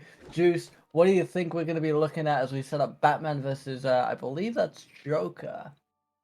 That is Agent Smith, which kind of does look like. Only reason why I know it's Agent Smith is because of that damn pistol. That's the only reason why I'm even aware of that. But what we can expect here is, I mean, on the side of Agent Smith, you're going to want to play more of a game of patience and setups, because Agent Smith doesn't necessarily have the same combo potential that Batman would. I kind of see Agent Smith the same way that I would Black Adam, where it's about, all right, play smart, play slow, kind of bait them into their own mistakes. But you never know. I mean, we've seen Oog the Legend play absolutely aggressive against people and destroy. So yeah, it's kind of up in the air. But yeah, on the side of Costi, it's Batman. Like, Batman's utility is fantastic, and if you need to close space, you can do so. With his grapple. So this is this will be fun. This will definitely be a pretty solid matchup. I can't really say who's gonna have the advantage here. I mean, like I said, passive play into aggressive. If you know how to play passively well, then you're gonna be fine. But yeah, this is just gonna be a good solid match to watch, in my opinion. No, absolutely. I mean, all of the competitors from this point on, we're looking at our top 5 now. Every single one of them have been absolutely violent and lethal in every single match. Obviously, I haven't seen a lot of Agent Smith. I don't think I know his kit at all. I think this is my second match ever, like, just in MultiVersus in general, having witnessed an Agent Smith. So I don't really think I have a stake in this race, because I don't know what really to bet on. But I think that Oog has been absolutely dominating on this half of the tournament, and we know that Kosti is an incredible performer. So I think this could, I mean, like all of them, it could go either way. We're seeing a very standard perk spread from the look of it. Going into Styrene up for our first one. Don't forget, ladies and gentlemen, this is a best of 5 bout. So let's see who's able to get that opening. I think getting a strong opening here is going to be incredibly important. Yeah, I mean, Oog Legend ran through one of our tournaments a couple weeks ago, and it really impressed a lot of people. I think he had a match against Jungle that for you and I was just like so close. We were literally just on the edge of our seats, trying to kind of keep composed here. As of right now, though, an incredible opening there as Batman's able to get the first stock. It does look like Agent Smith is going to try and even up a little bit, but Batman is able to secure himself onto the stage once again. Able to break the edge guard, get the Batarang to connect. It is going to explode once again. Batman on 90, Agent Smith on 24, trying to use a clone of his own, it looks like. Very good use of the pistol, able to secure the elimination. Batman again getting 24 damage on the insurance, but already evening up is Agent Smith. This is an incredible opening so far. Yeah, that was a much faster start than I was expecting. But nonetheless, we know Kosti definitely is really good at playing aggressive. It's what he's done in previous matches. So here we go, more of it again. Almost able to using the Batarang to finish the combo. That was kind of fire, actually. The bat bomb is gonna go off in a second here, but he dodges out of it. It looks like Kosti's trying to finish off, but he can't get it countered here. Nice jab. Agent Smith jab is so strong, you do not want to sleep on this. Agent Smith's jab is so strong, you do not want to sleep on this, brother. Nice dodge, getting away. from the grapple, misses the batarang. But watch it, it's looping. It's looping. You're gonna go up. You're gonna go out of here. We'll see you later. 2-2 even matchup. Any mismatch at this game. Best of luck to both players here. Starting off with Batman getting a good combo. Sayer up special. Ooh, trying to get back on stage. Back on stage now. Down special, but he gets hit by the batarang. Doesn't matter though. He's still comboing. Still mixing it up here. Nice start. Costy playing aggressive here. Maybe you can follow up with the combo, but you missed there. Caught the uppercut. Watch that fist. It hurts. Agent Smith fist hurts. Ask Neo. Just ask him. Nice combo from trying to connect with the Sayer. Misses. Sayer back. Sayer again. What? Oh, he misses again. Trying to catch with the uppercut here. Just able to stay alive. The versatility of Agent Smith performing incredibly well here on Skyreader. Able to get a very good pistol shot, both within kill range. The next blow could do it. Batman gets an uppercut, but not able to follow through. But the batarang hits him at the edge of the stage, and able to get the elimination. Costy gets the first point going into the round 2 with advantage. Incredibly well executed there, but that could have gone either way as we go to Trophy's Edge for the second round. That was nice. That was nice. The batarang. The batarang at the end, that was nice. You see my face right now. That was nice, man. I really like that. Listen, hey, this is the one thing about Costy that I appreciate, man. He doesn't care who he's playing against. He's playing aggressive because that's kind of it's kind of how you need to play Batman. You need to just get in there and just not let people breathe. So, shout out to both players there. Absolutely, as we open up for the second round here. Agent Smith able to get a nice little bit of damage off to open it up, but Batman trying to even it up now. A very good use of the smoke bomb to try and throw a little bit of doubt into Agent Smith's maneuverability. The floating platform's now taking central position. Agent Smith able to secure the ledge here, but Batman able to break out of it very well. The speed and versatility of Batman's kit is very good for maneuvering around the stage, breaking something like a very solid edge guard. Now following it up and getting Agent Smith into kill range. The uppercut not quite able to follow it through. The shoulder barge able to get a nice little bit of damage on, but Agent Smith creating that space with his clone. Batman once again going for the double uppercut execution, but not able to pull it off once again. Agent Smith going for an aerial juggle of his own and gets a nice little bit of damage off. And now Batman able to secure the first stock of this matchup. Yeah, no, that was a very solid matchup there, man. Both players really going at it tough here. Batman doing his best though to kind of get him back and even it out to that 88 if he can, with a solid advantage, mind you. Bomb going off. Looks like he's still able to get a Sayer off though. Maybe he can get him out here, but misses the down there. About to get dared off. Be careful, brother. You're at 92 already. Can he finish off Sayer? All right, there we go. There's a confirm. Now, at this point, you're not necessarily out of this, but you're gonna have to give us some top tier Agent Smith gameplay to kind of recover and get back in this game. But Batman is so good at getting you above and just keeping you off the stage. I mean, if you want to have clean shoes, play against Batman because once you're off the stage, you're not touching it. That's just how it is, brother. And the bomb to finish him off, and he does it, bro. What? Oh, incredible plays from Costy, and we would love to welcome back. It's Chicken from Nitrate Night. How is your night been, good man? Oh my gosh, it's been exciting. The losers bracket is crazy. That's all I gotta say. Losers bracket is crazy. Like, I mean, stacked all around. Absolutely. And what do you make of this match so far? I just joined in. Haven't been watching too much, but it's interesting seeing Batman. I don't see much Batman. But yeah. Costly. He's crazy. I mean, he's pretty much handling Oog. And Oog has been doing really good in losers. I've been keeping up with him. Yeah. Yeah, man. Listen, the aggression from Costy, I think, is what is rewarding him the most here. He's just not afraid to get in your face and do what he has to do. But he does catch that side special there. So I mean, listen, side special from Agent Smith is one thing you want to look out for. That attack hits very hard, brother. If you're not paying attention. But nonetheless, Costy getting a nice little combo off, misses the clone. Also able to cancel the side special, but it's getting mixed up at the moment. Uppercut, double uppercut. Sayer misses with Batarang hits him.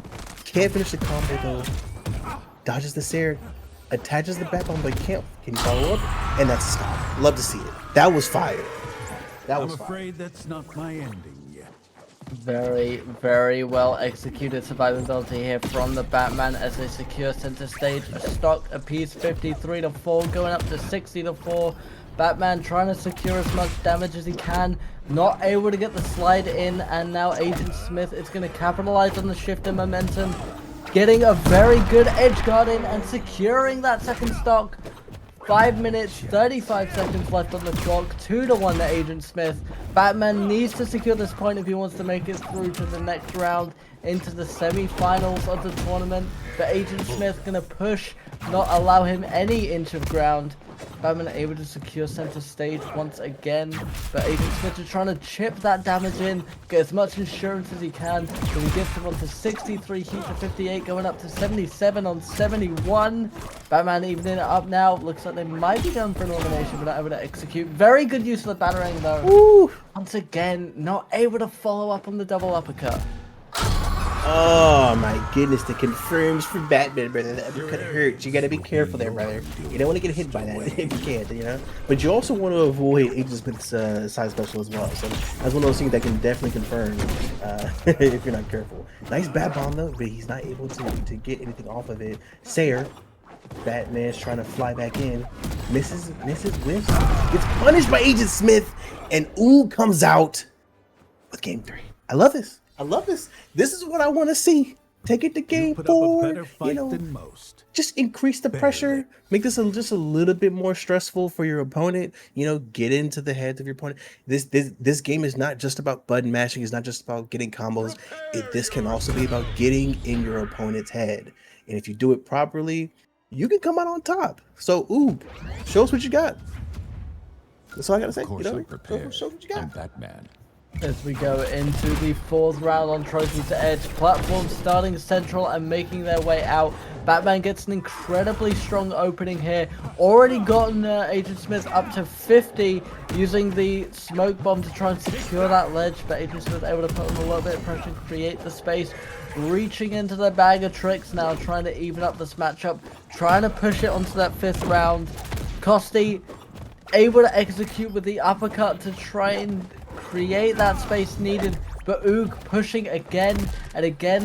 The constant application of pressure, the constant cycling of the juggles going vertical. Batman able to break out of it, however, answering with juggle after juggle. Agent Smith able to claim the first stock. 45 seconds in, momentum definitely on Oog's side going into this 4th matchup. Yeah, Oog was able to use that dodge land to create some space and start that combo, which is what got him the stock in the first place. So that was fantastic. Fantastic skill on the side of Oog here.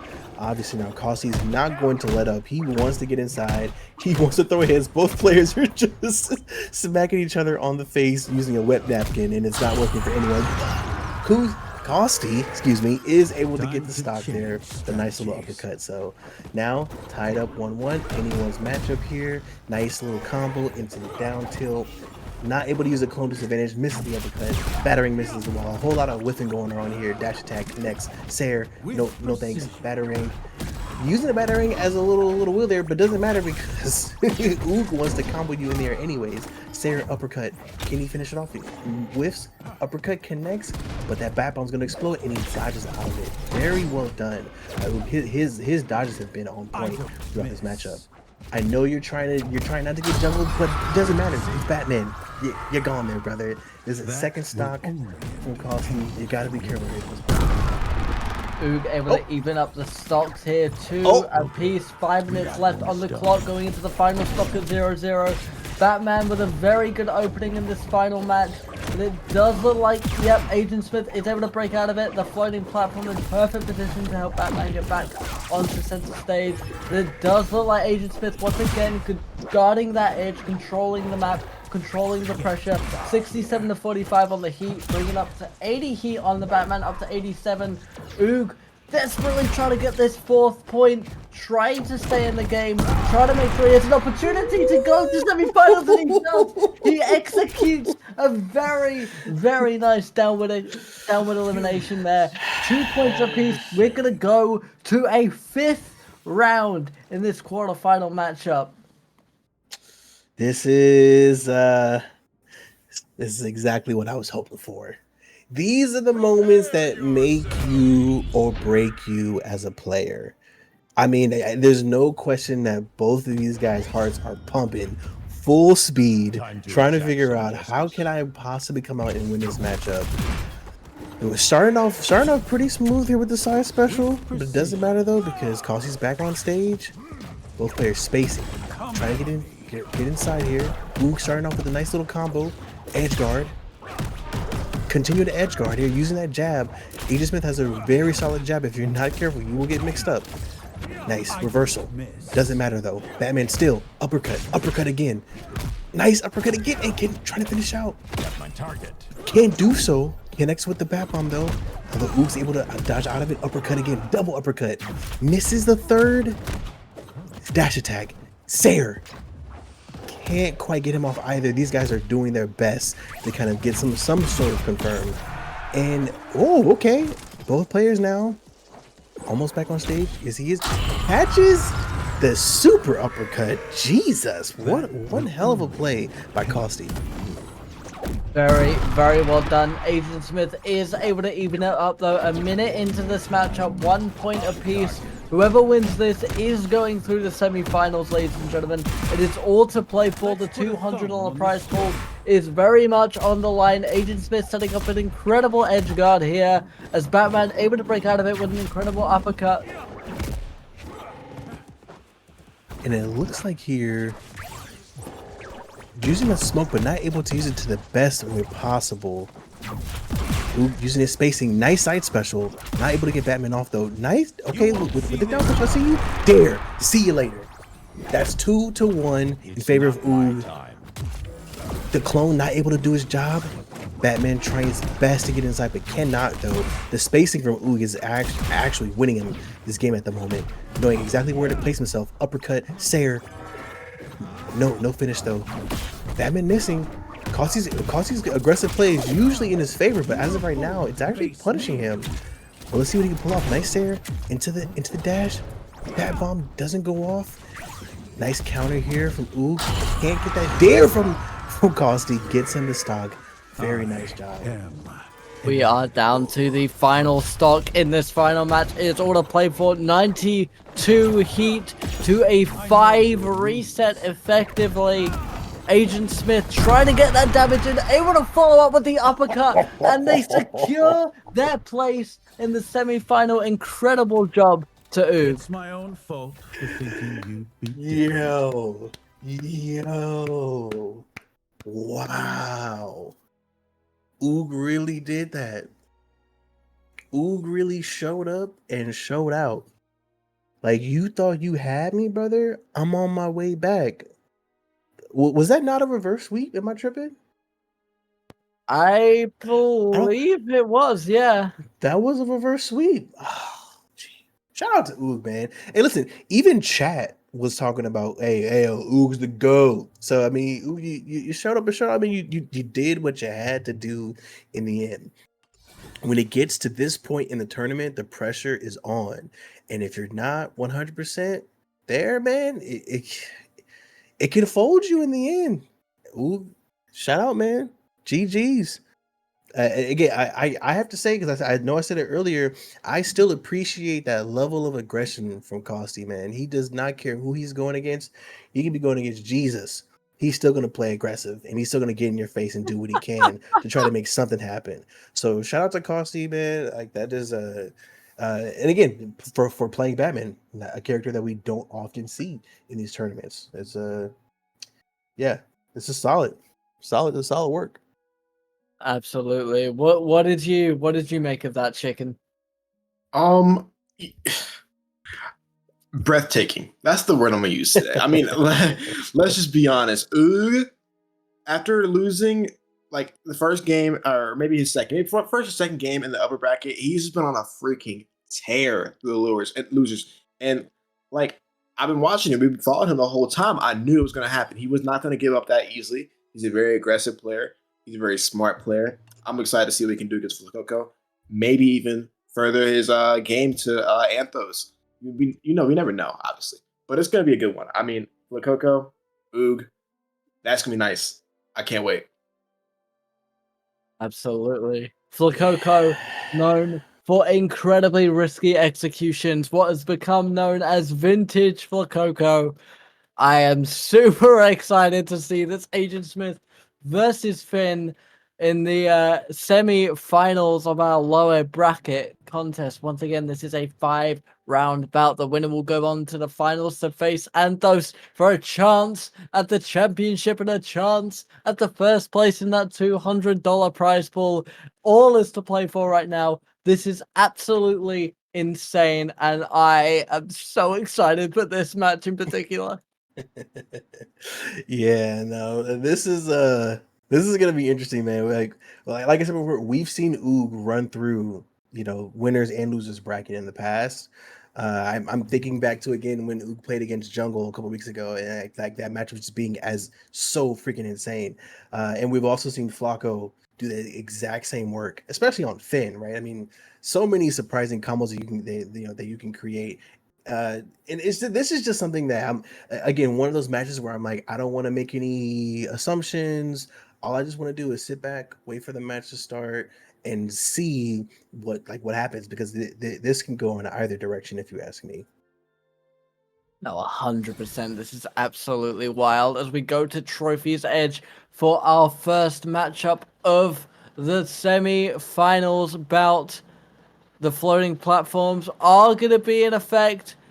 We're looking at a relatively normal standard perk spread for Smith. It looks like, yeah, Flakoko is going to be going for that bag perk once again. It has been a lethal combination so far.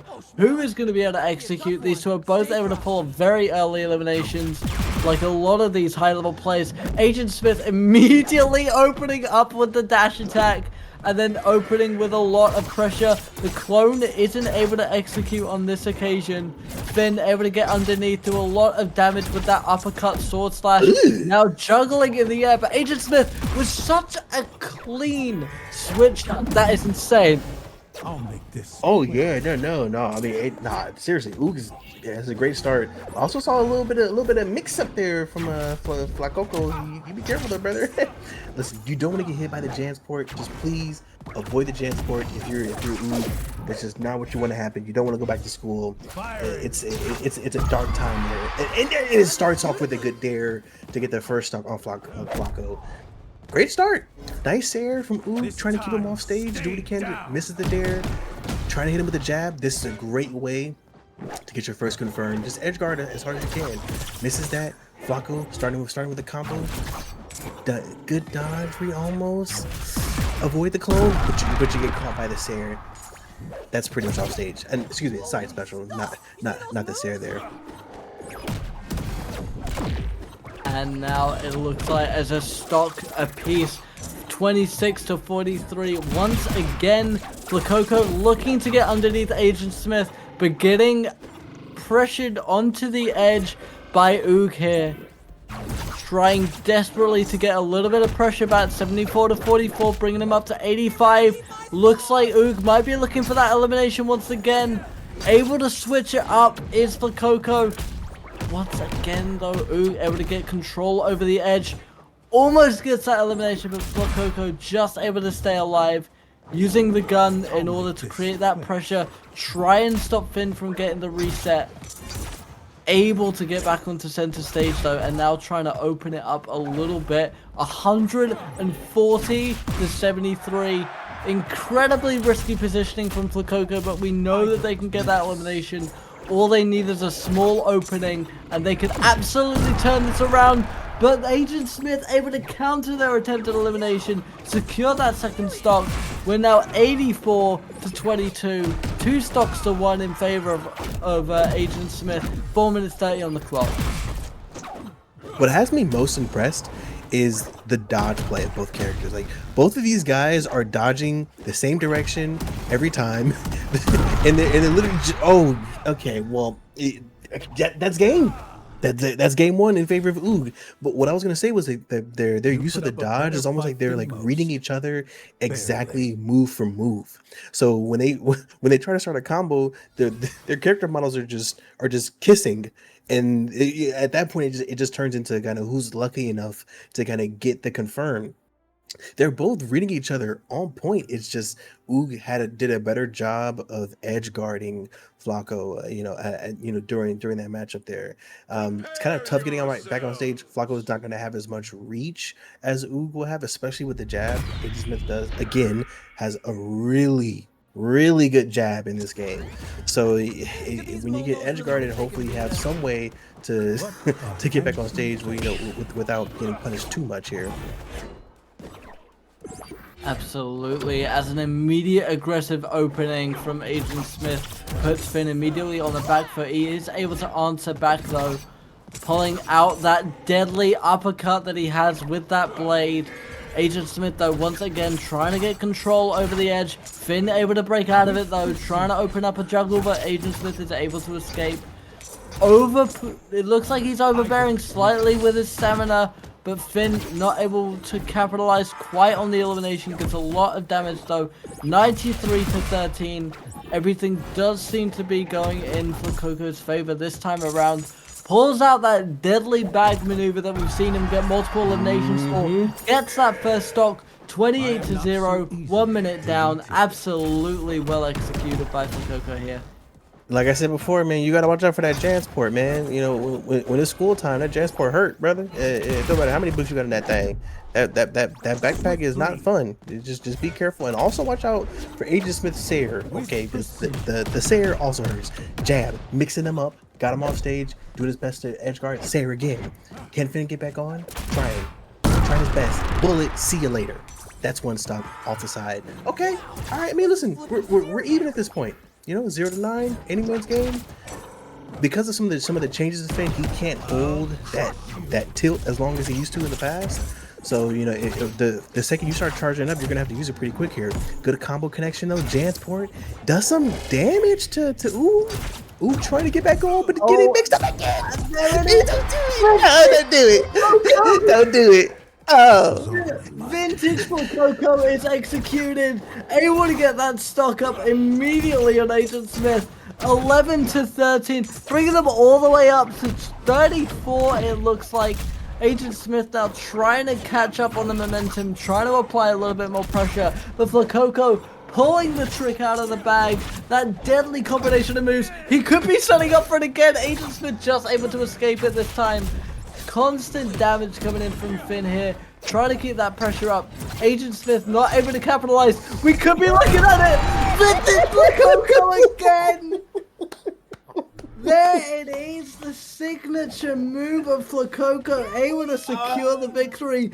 Back-to-back eliminations as we go to our third round. What a piece going back to Trophy's Edge. What a shift of momentum that is. The tables have turned. This could go either way at this point. That was incredible. Oh my goodness, brother. Yo, that was nuts. We saw vintage Flacco just now. You go, Flacco. One for you, Flacco. You go. This is creating my dream match of Flacco versus Mots. That's what I think we have to see. Yeah, man. At this point, I think we're gonna have like a Crack Media watch party of Mean Girls just to kind of like celebrate this moment. Anyways, though, going into Game 3, both players tied up 1-1 here. Flacco trying to get some connection, but cannot. Getting hit by the gun. That gunplay, uppercut into the grab, clone, miss. Nope, never mind. I lied. Uppercut, first stock, going to Oog. This is wild right here. Now, at this point, it's not over. Flacco still has a chance to do some sort of wild play, typical Finn combos. Charging up the tilt, but misses. Little space in here, dancing left to right. Side special misses. Both players are just missing everything. There we go. Oh, but you can't follow that up there, Oog. Nice air combo from Flacco, trying to finish him off early if he can. Listen, the sooner you can get that stock, the better, and the better for you because it puts you in a position to still win this game. But still missing here. Dare into Sayer. Another Sayer here. Jab combo. Starting the edge guard here. What can he do? Nice gunplay. Clone misses. Keeping Flacco off stage, getting a little bit of chip damage here and there. Both players tied up. Uppercut misses. Uppercut connects though. Second uppercut. Sayer. No, not quite, brother. You're gonna have to keep working for this. And another from Flacco trying to get him off though. Dodges, gets out of the clone. Nice backpack play though. Maybe you can get the first stock, but no. Does it, and Sayers for the counter. Ook up 2-0 on the stocks. This is insane. It looks like Flacco was setting up for elimination there, but he just was able to dodge out of it incredibly well. He's setting up for it. An incredible attack, able to even up a little bit, get a stop back. 2-1 in favor of Ook, but absolutely Flacco is not out of it yet. Trying to get as much damage in as possible. We know that he can execute this quickly. If he could just keep momentum enough to get that second stock, it could absolutely be anyone's game. He just wants to try and mitigate as much damage as he can, play defensive, hit and run, which is absolutely possible. But Agent Smith desperately trying to get that momentum back. 47-34. And Agent Smith once again gets control over that ledge. Not where you want to be at this stage in the game. Trying to secure that second point. Trying to get their place in the finals. Agent Smith going for the elimination, but finished just able to stay alive on this one. The pistol comes out, able to get a very nice shot. Goes for the vertical elimination, but he flops it, and Finn is able to get it. Theoretically, this is possible for Flacco to steal. 118-0 is going to be an uphill battle, but it is not impossible. He goes in. We could be seeing it. Vintage Flacco doesn't get executed this time. Agent Smith trying to pressure the ledge, gets the uppercut, and gets that point. Ook able to get the second point. This is 2-1 now going into round 4. It's my own fault. Yeah, I'm sure Ook did what he did in that previous start because he knew he had the advantage. Hey, look, Finn's already over 100. I can take a risk here. Hopefully I get him. If I don't, I still have a great lead ahead. It's all good. We can still come out in the final stock. And that's exactly what he did. So totally not mad at that. You know, that's probably something that I'm sure every other player would have done. But now we're moving in to game 4. Ook up 2-1. Seeing as it started off, he tried to use the clone, didn't work out the way he wanted to. Catching a couple of these Joey daddies from Finn, might get. Yo, stop it! Come on, dude. Okay, all right. Immediate momentum shift in favor of Flacco. He favors the Sky Arena. He favors the open battlefield. Agent Smith desperately trying now to get a little bit of damage in and trying to even himself. But Flacco coming back in with the hit and run tactics, keeping the pressure on strike after strike, up and down, keeping the versatility alive. Agent Smith now on the back foot. It looks like the clone once again not able to be executed. Able to get a little bit of damage off to Finn here, somewhat even. 46-88, but with a stock in Flacco's favor, this could go either way. Gets Agent Smith in a terrible position for Vintage Flacco again. 2-0 up. Strategies. Jeez, we're about to have the Flacco special in a second, man. I mean, Jesus. No, you better not. Stop it, Flacco. Ooh, the nice counter from Ook to get him off stage. I see you, Poppy. Do what you gotta do, man. The edge guard coming from Ook, trying to keep him off stage if you can. Make his life uncomfortable as you can, and you can win the game. Jab, mix him up. Is he gonna follow? Sayer, mix him up. Pistol, doing what he has to do. Talking to the jazz port for a second, bro. Doesn't matter though. We're back to the jab again. Oh my God. This matchup right here is so insane. Nice uppercut. Double uppercut from Ook. Controlled the stage the whole time. Didn't let Flacco breathe. That's what you gotta do if you want to be able to win, I suppose. The pressure is mounting in the arena. Everything is to play for right now. The tension could be cut with a knife as Flakoko goes into the air, trying to follow up as best he can. The clone isn't really going to connect here, but it's just a distraction as Agent Smith tries to get that opening. Finn, able to play defensive, able to set him up, going for vintage Flakoko, able to pull it off, and it's still anyone's game. 2 apiece going into round 5 of the semi-finals. We are pushing the most amount of content we can out of this matchup. I was right to be excited for this. This could genuinely be I think this is the match of the night for me as we go to Trophy's Edge for the 5th round of the semi-finals. The winner of this match needs to go through Anthos and Misty, and here they are putting on banger after banger. Incredible performance here. There is no way to predict how this 5th round is gonna go.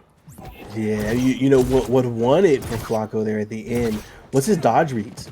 I mean, he was dodge reading Oog so well in that last stop and got the spacing that he needed to continue to kind of connect those combos. So big shout out for, you know, tying it up, pinning us back into 2-2. You better stop playing, Flacco. Don't you do that so early.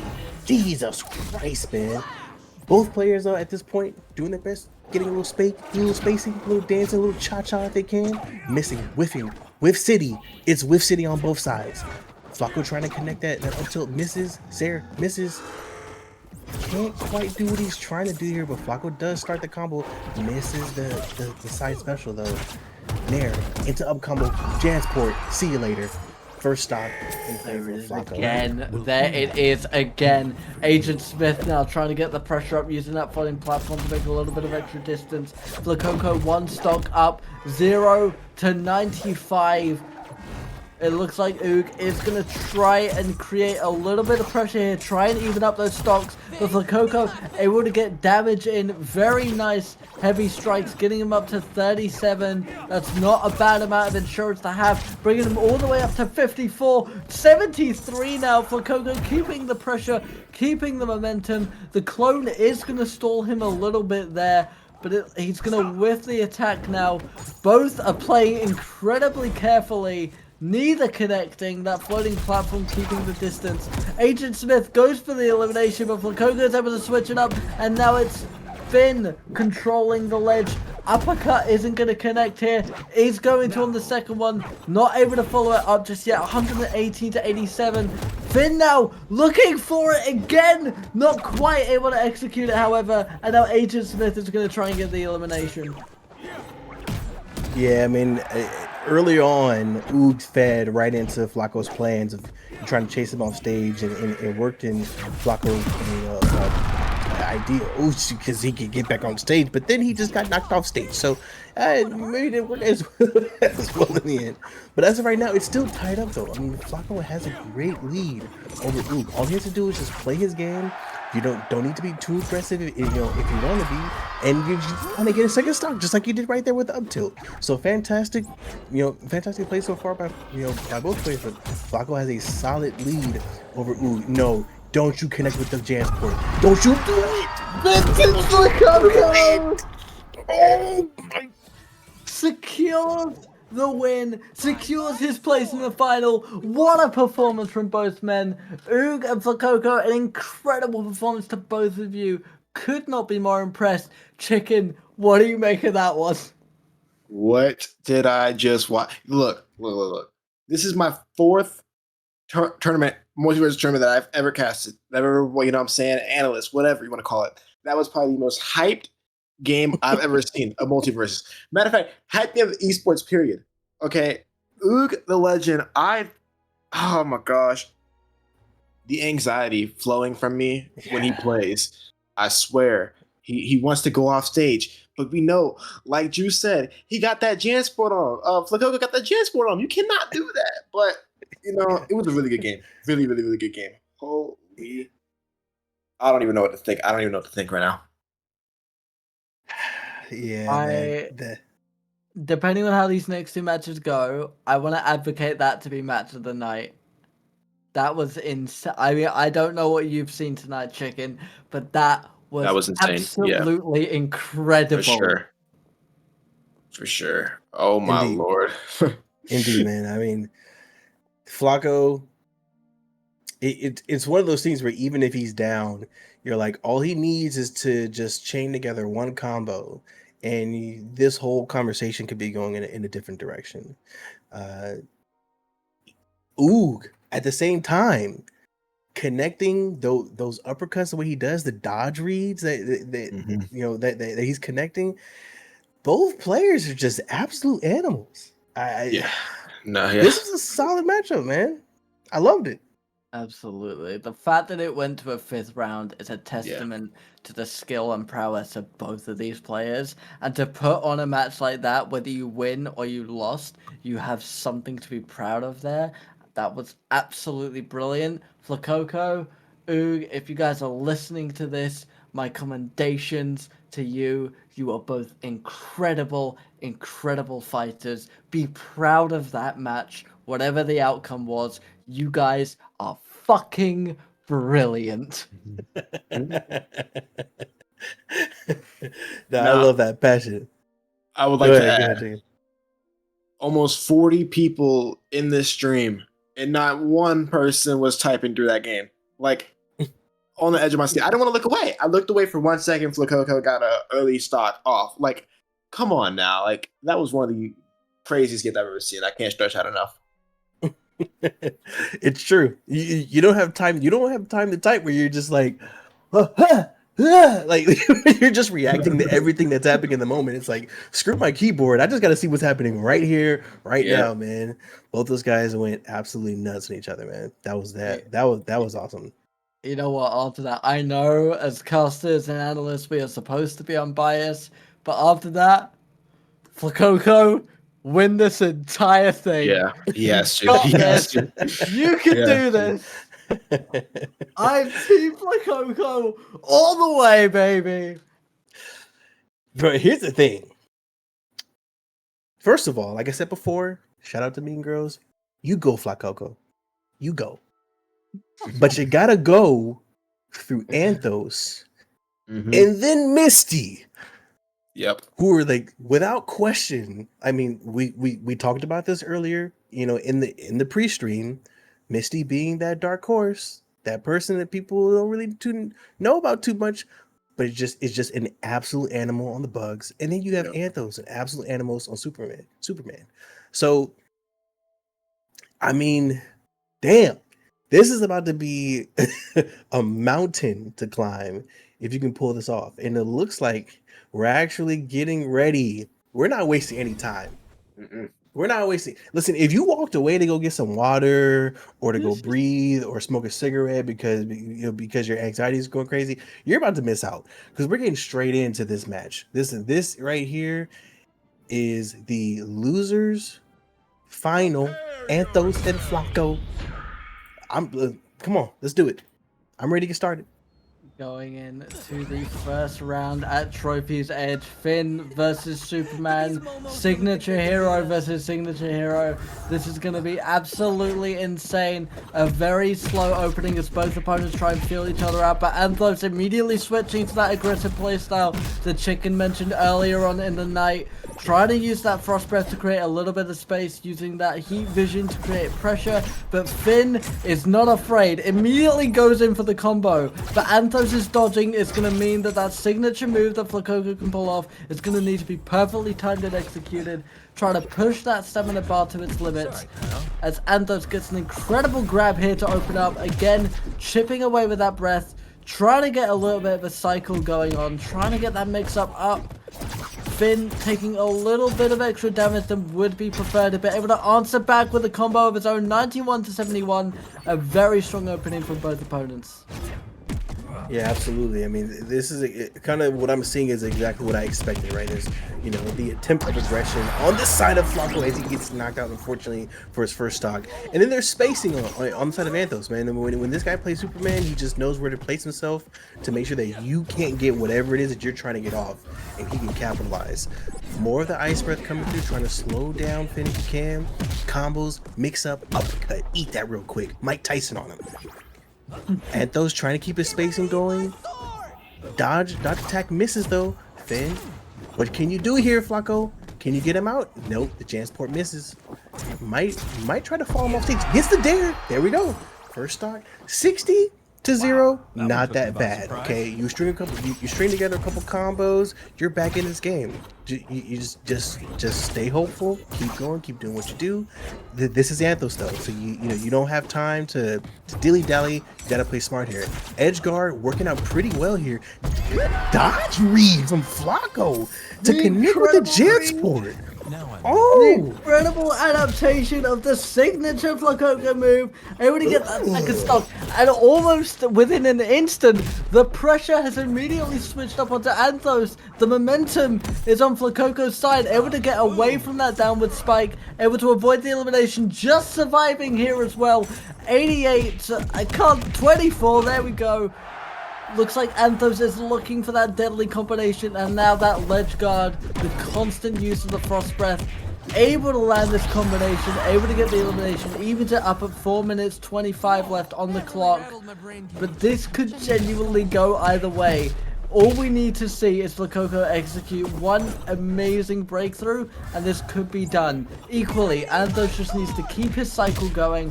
Here it comes. Here comes the mix-up combo. Not quite enough for the elimination, but already getting Flacco up to 68 to 28, up to 30 for the Superman.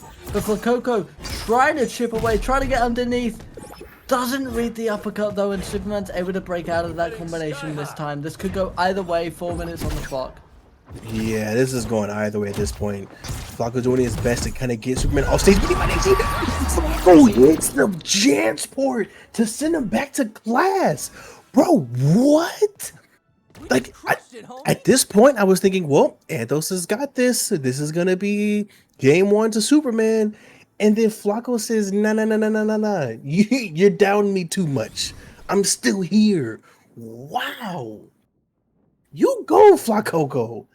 I didn't. I genuinely did not see that happening. I genuinely thought, okay, game one, Anthos, we'll move on. Flacco will make his adjustments and do what he has to do. At this point, now, Anthos has to make the adjustments. Now, as Superman, you have to figure out, what am I going to do here? In my opinion, I think Anthos needs to do his best to not try to fight off stage. I've seen him too many times stand on the edge and just punish players for not being able to get back on stage properly. So if you get off stage, do your best to get back on and just continue to control off stage. As of right now, we're in game 2. Anthos starting with a nice little juggle, hitting him with the Joey Daddies, but gets countered. Now he's catching some hands by Flacco here. Off stage, trying to get back on if he can, but getting caught by the up tilt. Combo, Jansport, but not high enough to actually leave the stage here. Anthos is back on now, touching platform. A little bit of spacing from both players. Flacco starts, gets him off stage, trying to finish the combo, and what the hell was that, Flacco? Stop it, brother. Anthos may have finally found his kryptonite, able to even up the stocks here, but Flacco putting on an incredible display of technique as he goes in for another combination. Could be looking for vintage Flacco, isn't able to pull it off this time, but keeps the combo going for an extended time, able to get incredible amounts of damage, keeping the pressure on Anthos, whose dodges are incredibly well timed and executed. Goes for the downward spike and does secure the elimination, able to immediately get momentum back on his side. Flacco trying to even it up there, but the grab is going to break up the momentum. 2-1 here. Looks like 80-11, bringing it up to 85, sorry. Oh my goodness, man. Both players just pulling out all the stops to do everything they can to get your ass off of this stage and secure some sort of out. Flacco, he definitely playing into Superman much better than I expected it to happen. But at the same time, Anthos still has the lead. He is in the lead and can win this. As of right now, got you off stage. You could go bye-bye. Finn isn't necessarily the heaviest character, so this could work against his favor. But he's back on stage now, trying to return the favor here. He's trying to land a dare off stage, but no, he's going for the Sarah and manages to pull it off. So now 2-2, but the lead is heavily in favor of Anthos. All Anthos needs is just to get Flacco off stage one time. Nice little jab confirm. This could be it right here, and it is. So that's exactly what I was expecting at least. And now we're talking about a series here. We're talking about a series tied up 1-1. This is okay. This has been what I was looking forward to. Okay, the spacing by Anthos is something that I always speak to as being masterful. However, Flacco did a pretty good job of still using Finn's ground tilts to kind of chase him down and still get him confirmed. So I think that's why we're seeing this good back and forth from both players. It is the pressure of Anthos versus the technicality of Flacco. Very well positioned from Anthos there to get the initial opening, getting a very nice grab in. But Flacco looking to even this up as quickly as he can. Once again, the dodging execution of Anthos is nigh on uncomparable. Able to get a very good cycle in here. 44-9. Anthos definitely has the initial pressure. Those floating platforms could come into effect though. We've seen Flacco make use of them in the past. We've seen Anthos make use of them in the past. This could genuinely go either way as Flacco's able to even up the damage, goes for the elimination, and is able to pull it off an incredibly early lead. I won't let that happen again.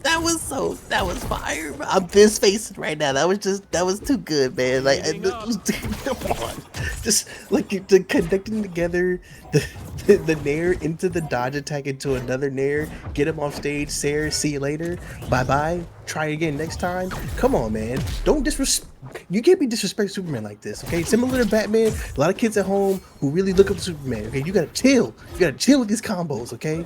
Jesus Christ, and Flacco still continuing to do what he can, gets him off stage again, but misses. Great dodge by Anthos, trying to do a little his best job to edge guard if he can, using that cold breath. That mug is cold. You don't want to get frozen by it. Nice little whiff there by Flacco, misses the laser. Again, trying the laser, again, not able to connect. Both players respecting each other's space here, but Flacco is showing a little bit more aggression, and that could be working in his favor. Nope, now we're going to be edge guarding. Now we got Anthos on the side doing what he does best. What you don't want to do is have Anthos catch you on the side with another jab to get another confirmed kill. So let's see how Flacco's able to get back on stage so quickly. That's something that most players can't do, and this is why Flacco is exactly where he is right now, but it fortunately still gets caught with the combo off stage. Now 0-86. Flacco's still having a solid lead against Anthos. If he can get one good confirm, he might be able to get him off stage here. Catches him with the up tilt, misses the Jansport. School's not in a session at the moment, but he catches with the neutral air. Nice Sarah back on stage. Anthos trying to guard. Nice parry into the dare and the Jansport. God damn it, I love this shit, man. This is so good. Incredible reading from Flacco here. Trying to keep the pressure on Anthos as best he can as he gets a stock up. 4 minutes, 15 seconds left on the clock. We could be looking at it, and we do! Vintage Flacco closes out this matchup. Flacco gets the second point on the board.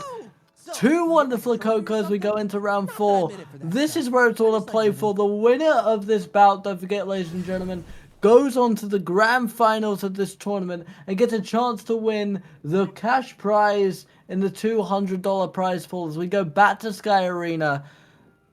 It's very rare where you see Anthos on the back foot of a tournament like this, but absolutely Flacco has been executing his technicality incredibly well, combination after combination, positioning perfectly, able to eventually get those reads on Anthos' dodges, which are, again, nigh on perfect. This is an incredibly even matchup. I don't think it's quite as good as the match from before, but I think that's also personal bias talking. Like I saw in the chat there, nah, the combo was nasty. Just what it comes down to. And again here in game 4, it looks like Flacco was up 2-1 on Anthos. Getting into this match here, we didn't waste any time. Screw the timer. Who needs the timer? All we need to do is just hit go. And Anthos right now is on go mode, trying his best to connect to the combo, but it gets countered, getting kicked off stage, but manages to DI out of it. It was very smart play by Anthos. Now edge guard, using the ice breath, freeze him up if you can, make it cold. About to be winter pretty soon. It doesn't matter though. Flacco's back. Flacco's done a great job of getting back on stage, and I think this is what is been helping Flacco to stay in this series. Most players that go against Anthos cannot get back on stage, and Flacco's done it masterfully with the jab Coco once again. I've got a better idea Jesus, take it over. I'm done. I'm done. All right, Flacoco now a stock up a minute into the matchup, 65 to a 0 reset. Anthos trying to get control of the center stage right now. Flacoco spacing himself incredibly well, able to avoid the grab, avoid the initial opening and the spike, the heat vision. Anthos now trying desperately to get a little bit of momentum, but Flacoco able to position himself incredibly well, timing him against Anthos is dodging and combos, positioning perfectly, getting control over the edge, not allowing Anthos to get any momentum. We could be looking at it once again. Vintage Flacoco. Anthos is able to stay alive. Flacoco's not able to execute it. Anthos has adapted amazingly. That is the versatility of Anthos as he's able to get the stock. As we get close to 5 minutes on the clock, 1 point apiece, 73 to a reset, and now Anthos flicks that switch in his mind, immediately going for the aggressive plays, immediately trying to keep the momentum, keep the pressure, going for an elimination, it looks like, getting control over the edge, but once again Flacoco able to use his versatility to get back into center stage. Goes for it once again, a very nice amount of damage. Looks like Anthos might be trying to set up for a downward spike here, setting up on the edge, trying to use that frost breath. Flacoco able to tank it to get through, secure center stage once again, gets Anthos into kill range, and now Anthos desperately trying to get control over the edges of the stage where he's at his strongest, 109 to 91. This could go either way, a stock a piece at this point, 4 minutes 30 on the clock.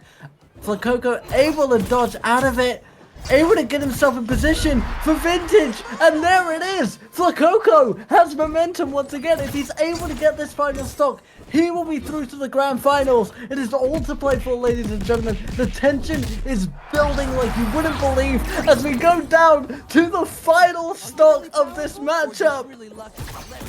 Yo, this has been nuts. This has been absolutely nuts. I wish there were a way to like take my webcam and just kind of like superimpose it so you get to see my reactions as everything happens. This has been absolutely insane. Both players going back and forth, not giving each other any chance to feel comfortable at all. Anthos is edge guarding typical, like the way that we expect him to do so.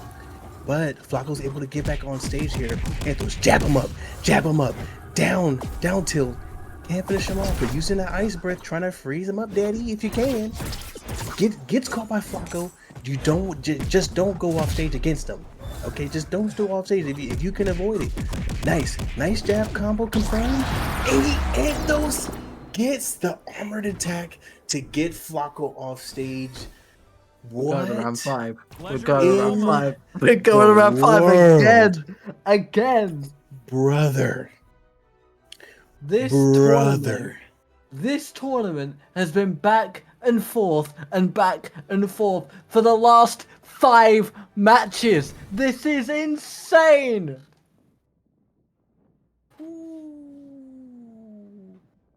Hey, man. What I'm saying right now, listen, we got 49 people in the chat, almost 50 people in the chat. I know you guys are going crazy right now. Anytime I watch matches like this, I start thinking to myself, oh, is this player top tier? I hop online and try to pick him up, try to start learning combos, trying to see what the other player's doing. This right here has got me wanting to launch up MultiVersus right now. CJ, 1v1 me, bro. 1v1 me, bro. No, because I know how that ends. What's up? I know how that ends. Oh, okay. And that ends with me dead. IRL, for real. I was expecting that to turn to something toxic, but it's okay though. We're gonna keep going here. We got game 5, Anthos versus Flacoco, and as of right now, Anthos has a fantastic lead, using his spacing so well. The ice breath, the combos, the Joey daddies right in the face of Flacco. 110 to 9. Anthos should be able to get some sort of confirm here pretty soon. Dodge attack into the jab combo, and that is one stock for Anthos. Shout out to you, brother. Whoa, can't really Very, very well executed. The momentum has immediately shifted onto Anthos' side. Obviously, throughout this series, it's undoubtedly so that Flakoko has an advantage on Trophy's Edge. But is he going to be able to execute it? Is he going to be able to use those floating platforms to his advantage? Anthos, once again, showing that incredible dodging ability. The versatility in the execution of that, his reaction times are unparalleled. Flakoko trying to keep that pressure in the air, but only able to get a couple of hits in. We're looking at 45, going up to 51 to 17. A stock in Anthos' favor. 5 minutes, 30 seconds on the clock. Anthos now trying to get that cycle in, trying to get that aerial juggle, but Anthos not able to follow it up. The dodging now from Flakoko, taking a note out of his book, trying to keep that pressure up a little bit more. Anthos knows what's at stake. He's keeping the pressure on. The aggression is there, but Flakoko is able to execute it. He evens up the stocks. 688 to a flat 0 reset. This could still go either way. These two are incredibly evenly matched. The skill ceiling is beyond anything I've seen before. Nah, honestly, this is insane. No, you better not do it, Flacco. You better not do it. Oh my god. Anthos could have countered him, but didn't do it. Still gets the stop using the jab combo. Listen, Superman's Joey Daddies are not to be, like underestimated or slept on. Them boys hurt. So off stage is gonna be a problem. Anthos doing his best. Dodge attack misses, trying to edge guard but can't. Flacco coming back with a nice little combo. Backpack, hit him with the Jansport. Can't follow up with the side special. Off stage now. Trying not to get turned into some frozen turkey if you can. Nice jab combo though from Anthos, doing what he can. Anthos again using the spacing and the dodge attacks to get inside and get some sort of effort working here. As of right now, 70 to 86. Anthos has a solid lead. Flacco's gonna have to pull something out of his in order to get back into this game.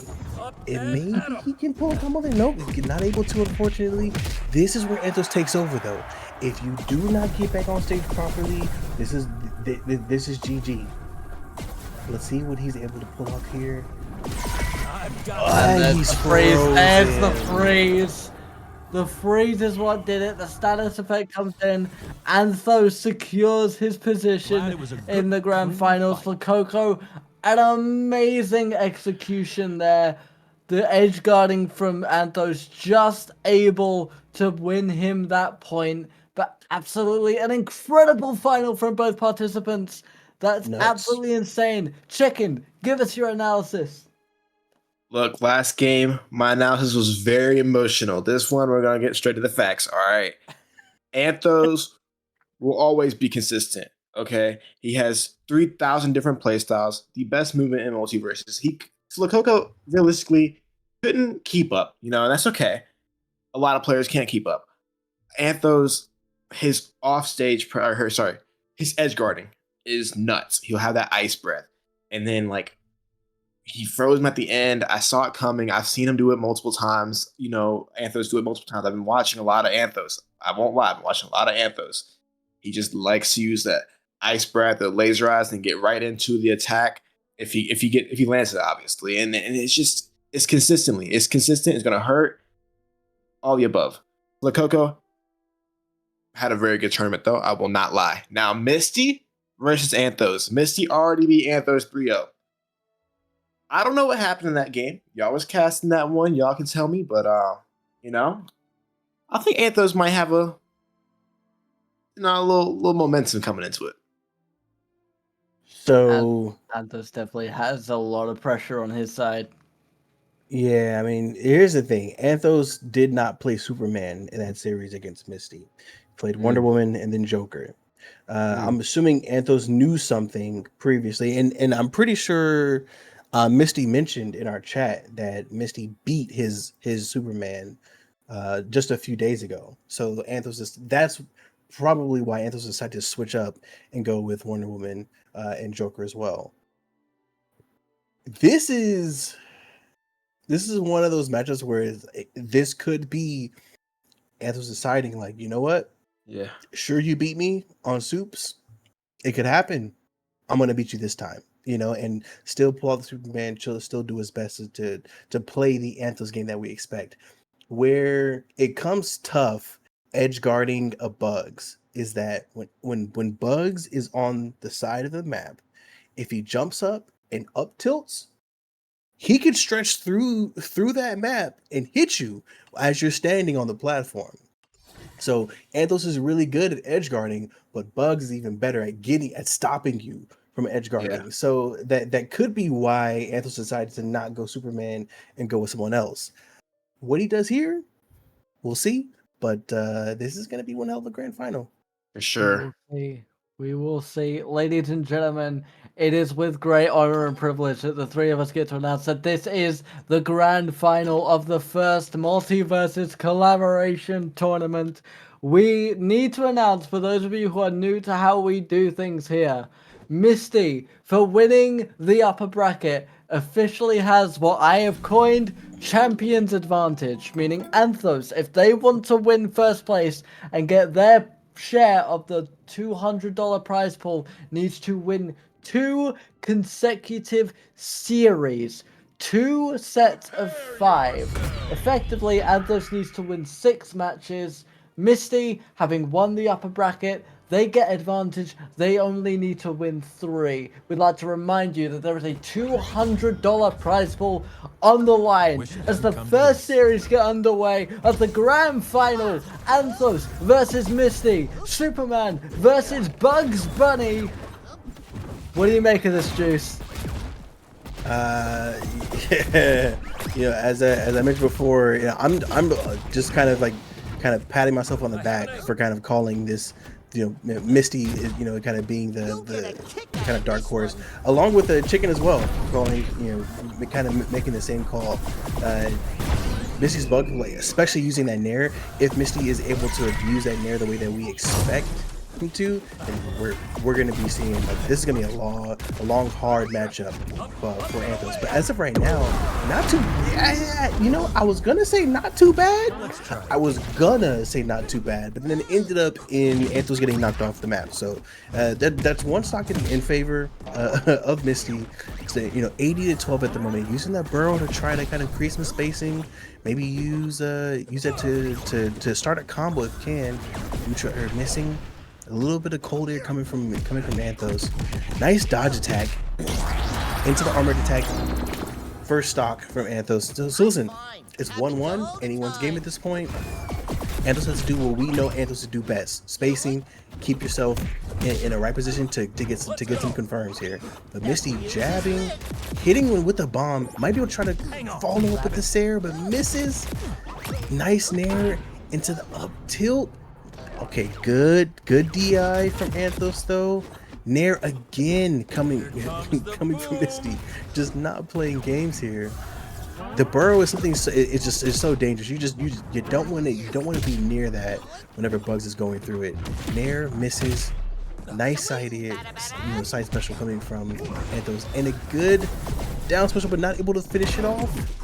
Good dodge attack in. This should be a dare to confirm, but nope, not able to confirm quite yet. And we're just gonna see these guys just continue to kind of go at each other, and maybe that's still not confirmed. This is I think everything that I'm expecting to happen is just kind of like both players are just kind of perfectly. But Anthos is able to get the second stock off stage, so now we're looking at 2-1, Anthos in the lead. Anthos has an incredible amount of momentum going into this.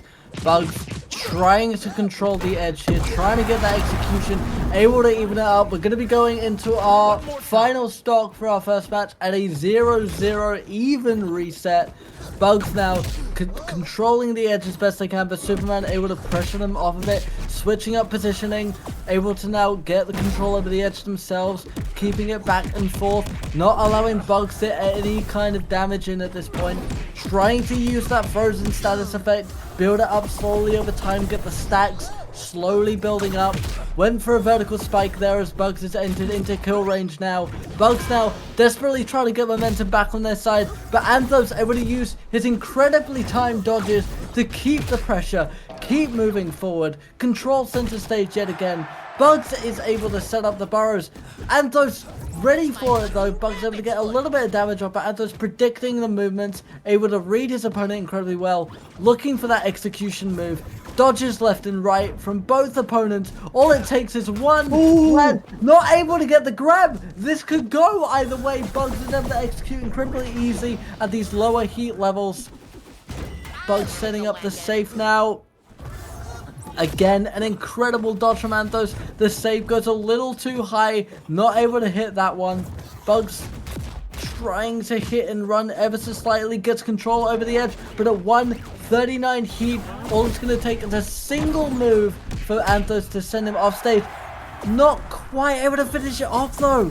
Too far along the edge of the stage. 154. This could be it right here. And he is able to execute it. An incredible combination there. The first point goes to Anthos. There is a superhero. Hey, big claps from over here.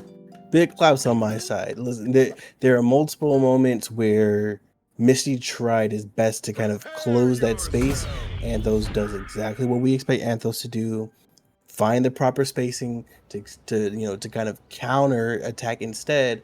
But nonetheless, Misty made this very competitive, right? Game one was very close. Okay, we're gonna go ahead and kind of put that behind us at this point though. Check out game two. Because right now Misty's trying to use that burrow to start some sort of combo there into the nair, into the up tilt, nair again, dodge read nair, rocket misses. Going into the save here, daring the save to just kind of get that nice little slow travel. Not really able to use it though in this current moment. Searing the hell out of him in this moment. Nair kind of somewhat connects, but not enough to start a combo here. Anthos kind of coming inside, but doesn't matter though because Nair is on him. Again, dodges the Nair off stage. Little chill breath here. Up tilt misses. Rocket setup. We know Misty's very, very good at setting up rockets for some sort of combo that you don't really see coming until it happens. So we're just gonna see what that rocket's able to do. As of right now, the jab missing. Anthos able to kind of hit. Safe misses as well. That rocket should be coming down pretty soon though. Still nothing happening at the moment. Both players just kind of whipping on each other. Safe misses. Rocket off the side misses. Sair again. Can't finish it up though. And now Bugs getting control over the edge, using that floating platform as well. Able to get that first stock finally. Honestly, this is the longest it's taken these two to get that initial stock, I feel like. 90 seconds into this matchup. Bugs trying to juggle Anthos a little bit now, trying to get that extra little bit of shit damage in, get a little bit of insurance before Anthos undoubtedly tries to even up that stock count. Sets up the save. Doesn't quite line it up here. Not able to hit the drop kick either.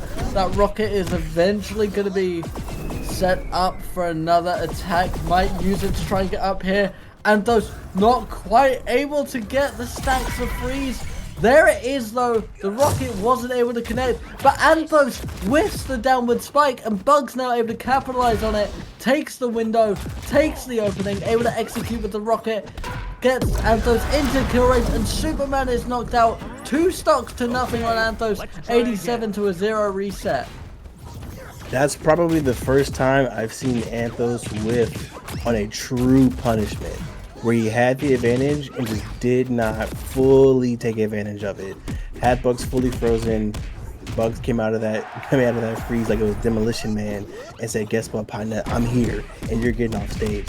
Now Anthos has the advantage here. This should be a stock. He does get a stock here, 70 to 0. However, Anthos is down 1 stock, so he's gonna have to play some big brain MultiVersus to get back in, and I lied. Caster's curse. I'll just shut up. Yeah, I'll just shut up. We are now 1 point apiece in our first series of the grand final. Anthos needs 2 more points to enact the champion's advantage, basically reset Misty's progress. Misty needs 2 points and they will walk away as our champion. Ladies and gentlemen, going back to Sky Arena for round 3. Superman vs Bugs is set up once again. Anthos immediately with the aggressive opening. tries to get control over the ledge, but Bugs is forcing them to back up a little bit, create a little bit of space. Incredibly well done on Misty's part, using that rocket and save to create a little bit of distance between them, set up a little bit of a barrier, able to set up the safe a little bit, but not connecting it on this occasion. Using the burrow to try and avoid that frost breath that Superman has. Gets underneath him, catches him with a rocket as well. An incredible pincer maneuver there from Misty. Now Anthos trying to answer back with pressure of their own, but Misty able to follow it up, just avoids the rocket though. 67 to 88. Misty trying to secure that elimination, bringing Anthos up to 93 on the heat. The save comes up from above, not quite able to get it with the horizontal attack, but enough to get the damage in. Trying to secure that execution. This could go either way. Bunk secures it. Misty able to get the first stop down at 98 heat with Anthos at 0 reset, immediately opening up with the rocket as well, and the burrows are set up ready to go. Bro, Misty is so slick with it, bro. Trying to keep cool, but Anthos is able to get the first stock as well. Listen, both of these players are absolutely insane with how they move around the map and keep their spacing. I mean, Misty just doesn't let you breathe. Jesus, brother, I mean, I don't even have the chance to cast, okay? Because the dials are happening so fast, brother. Like, what do we do here? Misty continuing with the nair, misses, catches the second one, trying to keep Anthos off stage, but Anthos is back on, brother. You can't quite finish him just yet. Nice jab combo. Oh, pushing Misty off stage. Almost got the kill, but did not quite work out in his favor. Anthos catching you with that down tilt. Breathe, baby. Breathe this cold air in if you can. Jab combo. Down tilt. Breathe it in. Breathe it in one time. Again, that bat, like I told you, when Bugs goes off the side, the up tilt can help him get back on stage if necessary. Misty misses, using the burrow to his advantage, but can't quite connect. Jab combo, missed, punish, jab combo, we're off stage, see it, brother. 2-2, 31-0, this is any person's game. And now Misty trying to secure that ledge once again, is able to connect with the safe on this occasion, but Anthos able to reverse it into pressure on the ledge from their side of things. A very, very even matchup currently, 57 to 53. Misty able to get a combo, catches them, and another pincer was the safe. An incredible minute. I believe that was a rocket actually, that's my bad. Another rocket play, and Misty is able to get a second point. Yo, the rocket confirms, bro.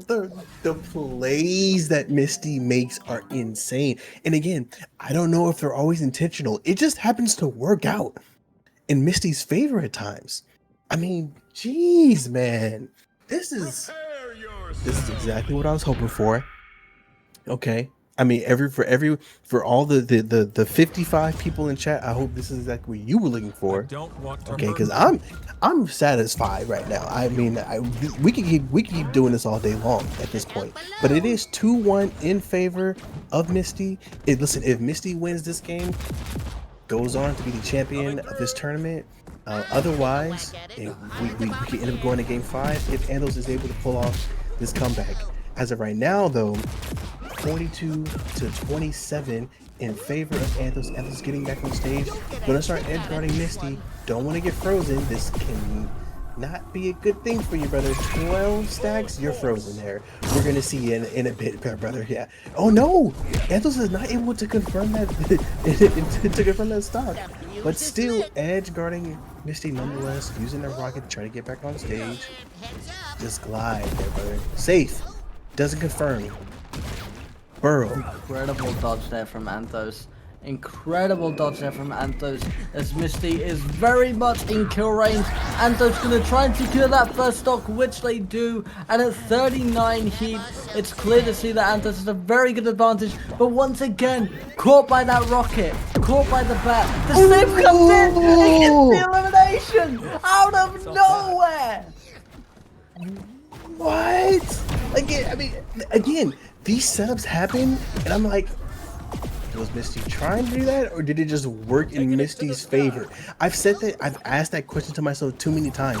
Where at this point, coincidences can't just be coincidences. Like, It has I'm to just be gonna have to assume. calculated. It Yeah, has to I'm be, gonna have to right? assume. I have to assume at this point it's calculated. The rocket into the Nair again? Hey brother, you can relax, okay? That's okay. You can just stop there for a little bit. Nice combo here from Anthos, but the ground tech stops the combo. Unfortunately, gonna try to interrupt this safe, but he cannot. Anthos again mixing it up, gets the stop here. Anthos in the lead, 2-1. Okay, Doc. This has been back and forth. I mean, at one point Misty's holding it down. The next moment Anthos is holding it down. Both players doing their very best to make sure that they stay in this. Nice nair from Misty, using the save. Can't quite do anything just yet, but that save will come back down as it does now. Hits Anthos, and Misty almost gets him off stage. Well done. Well done play. Oh, able to counter the bat there from Bugs.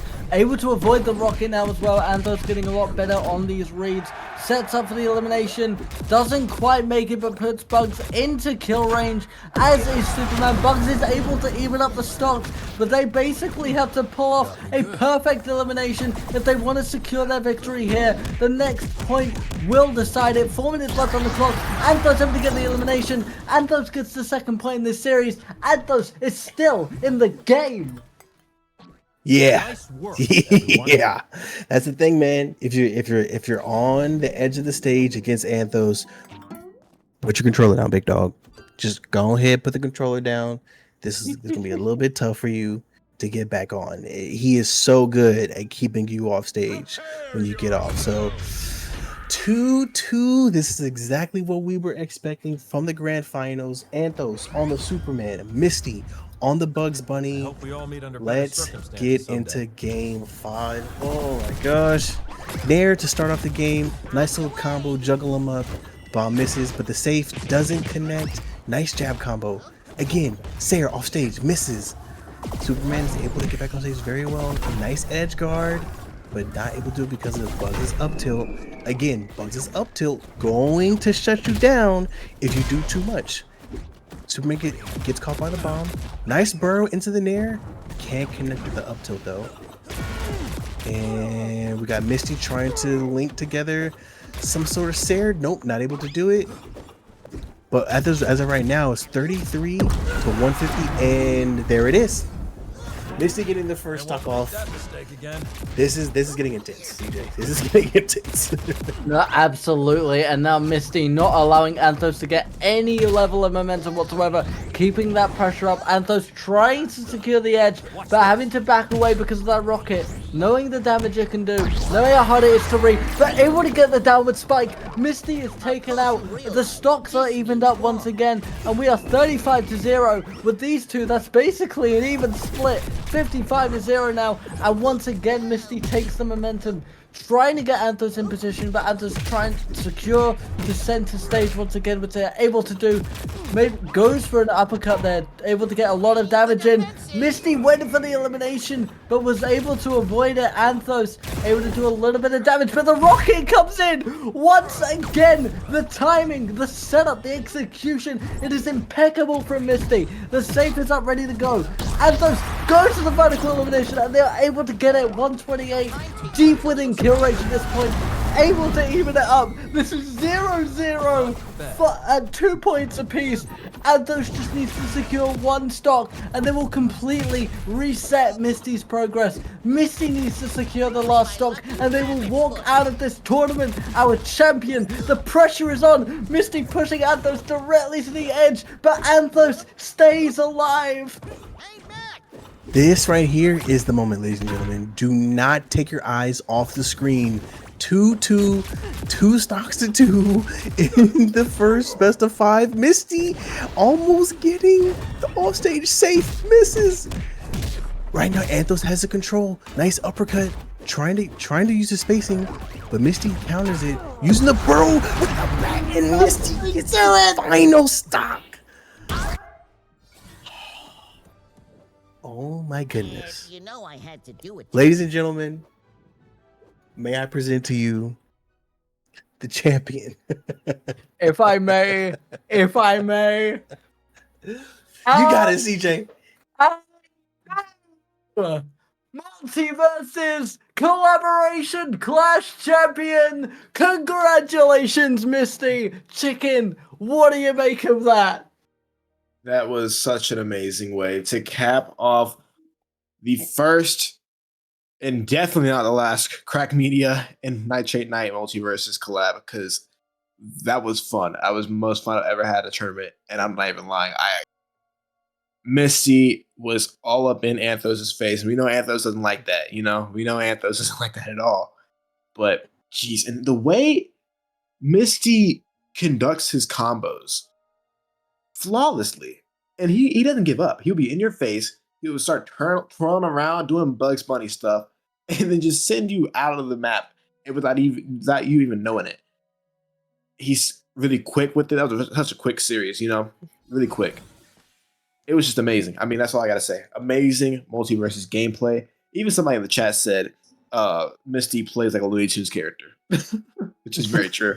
Very true. Absolutely an amazing performance, not just from Misty and Anthos, but from everyone involved. This was such a stacked tournament. The pressure was absolutely incredible.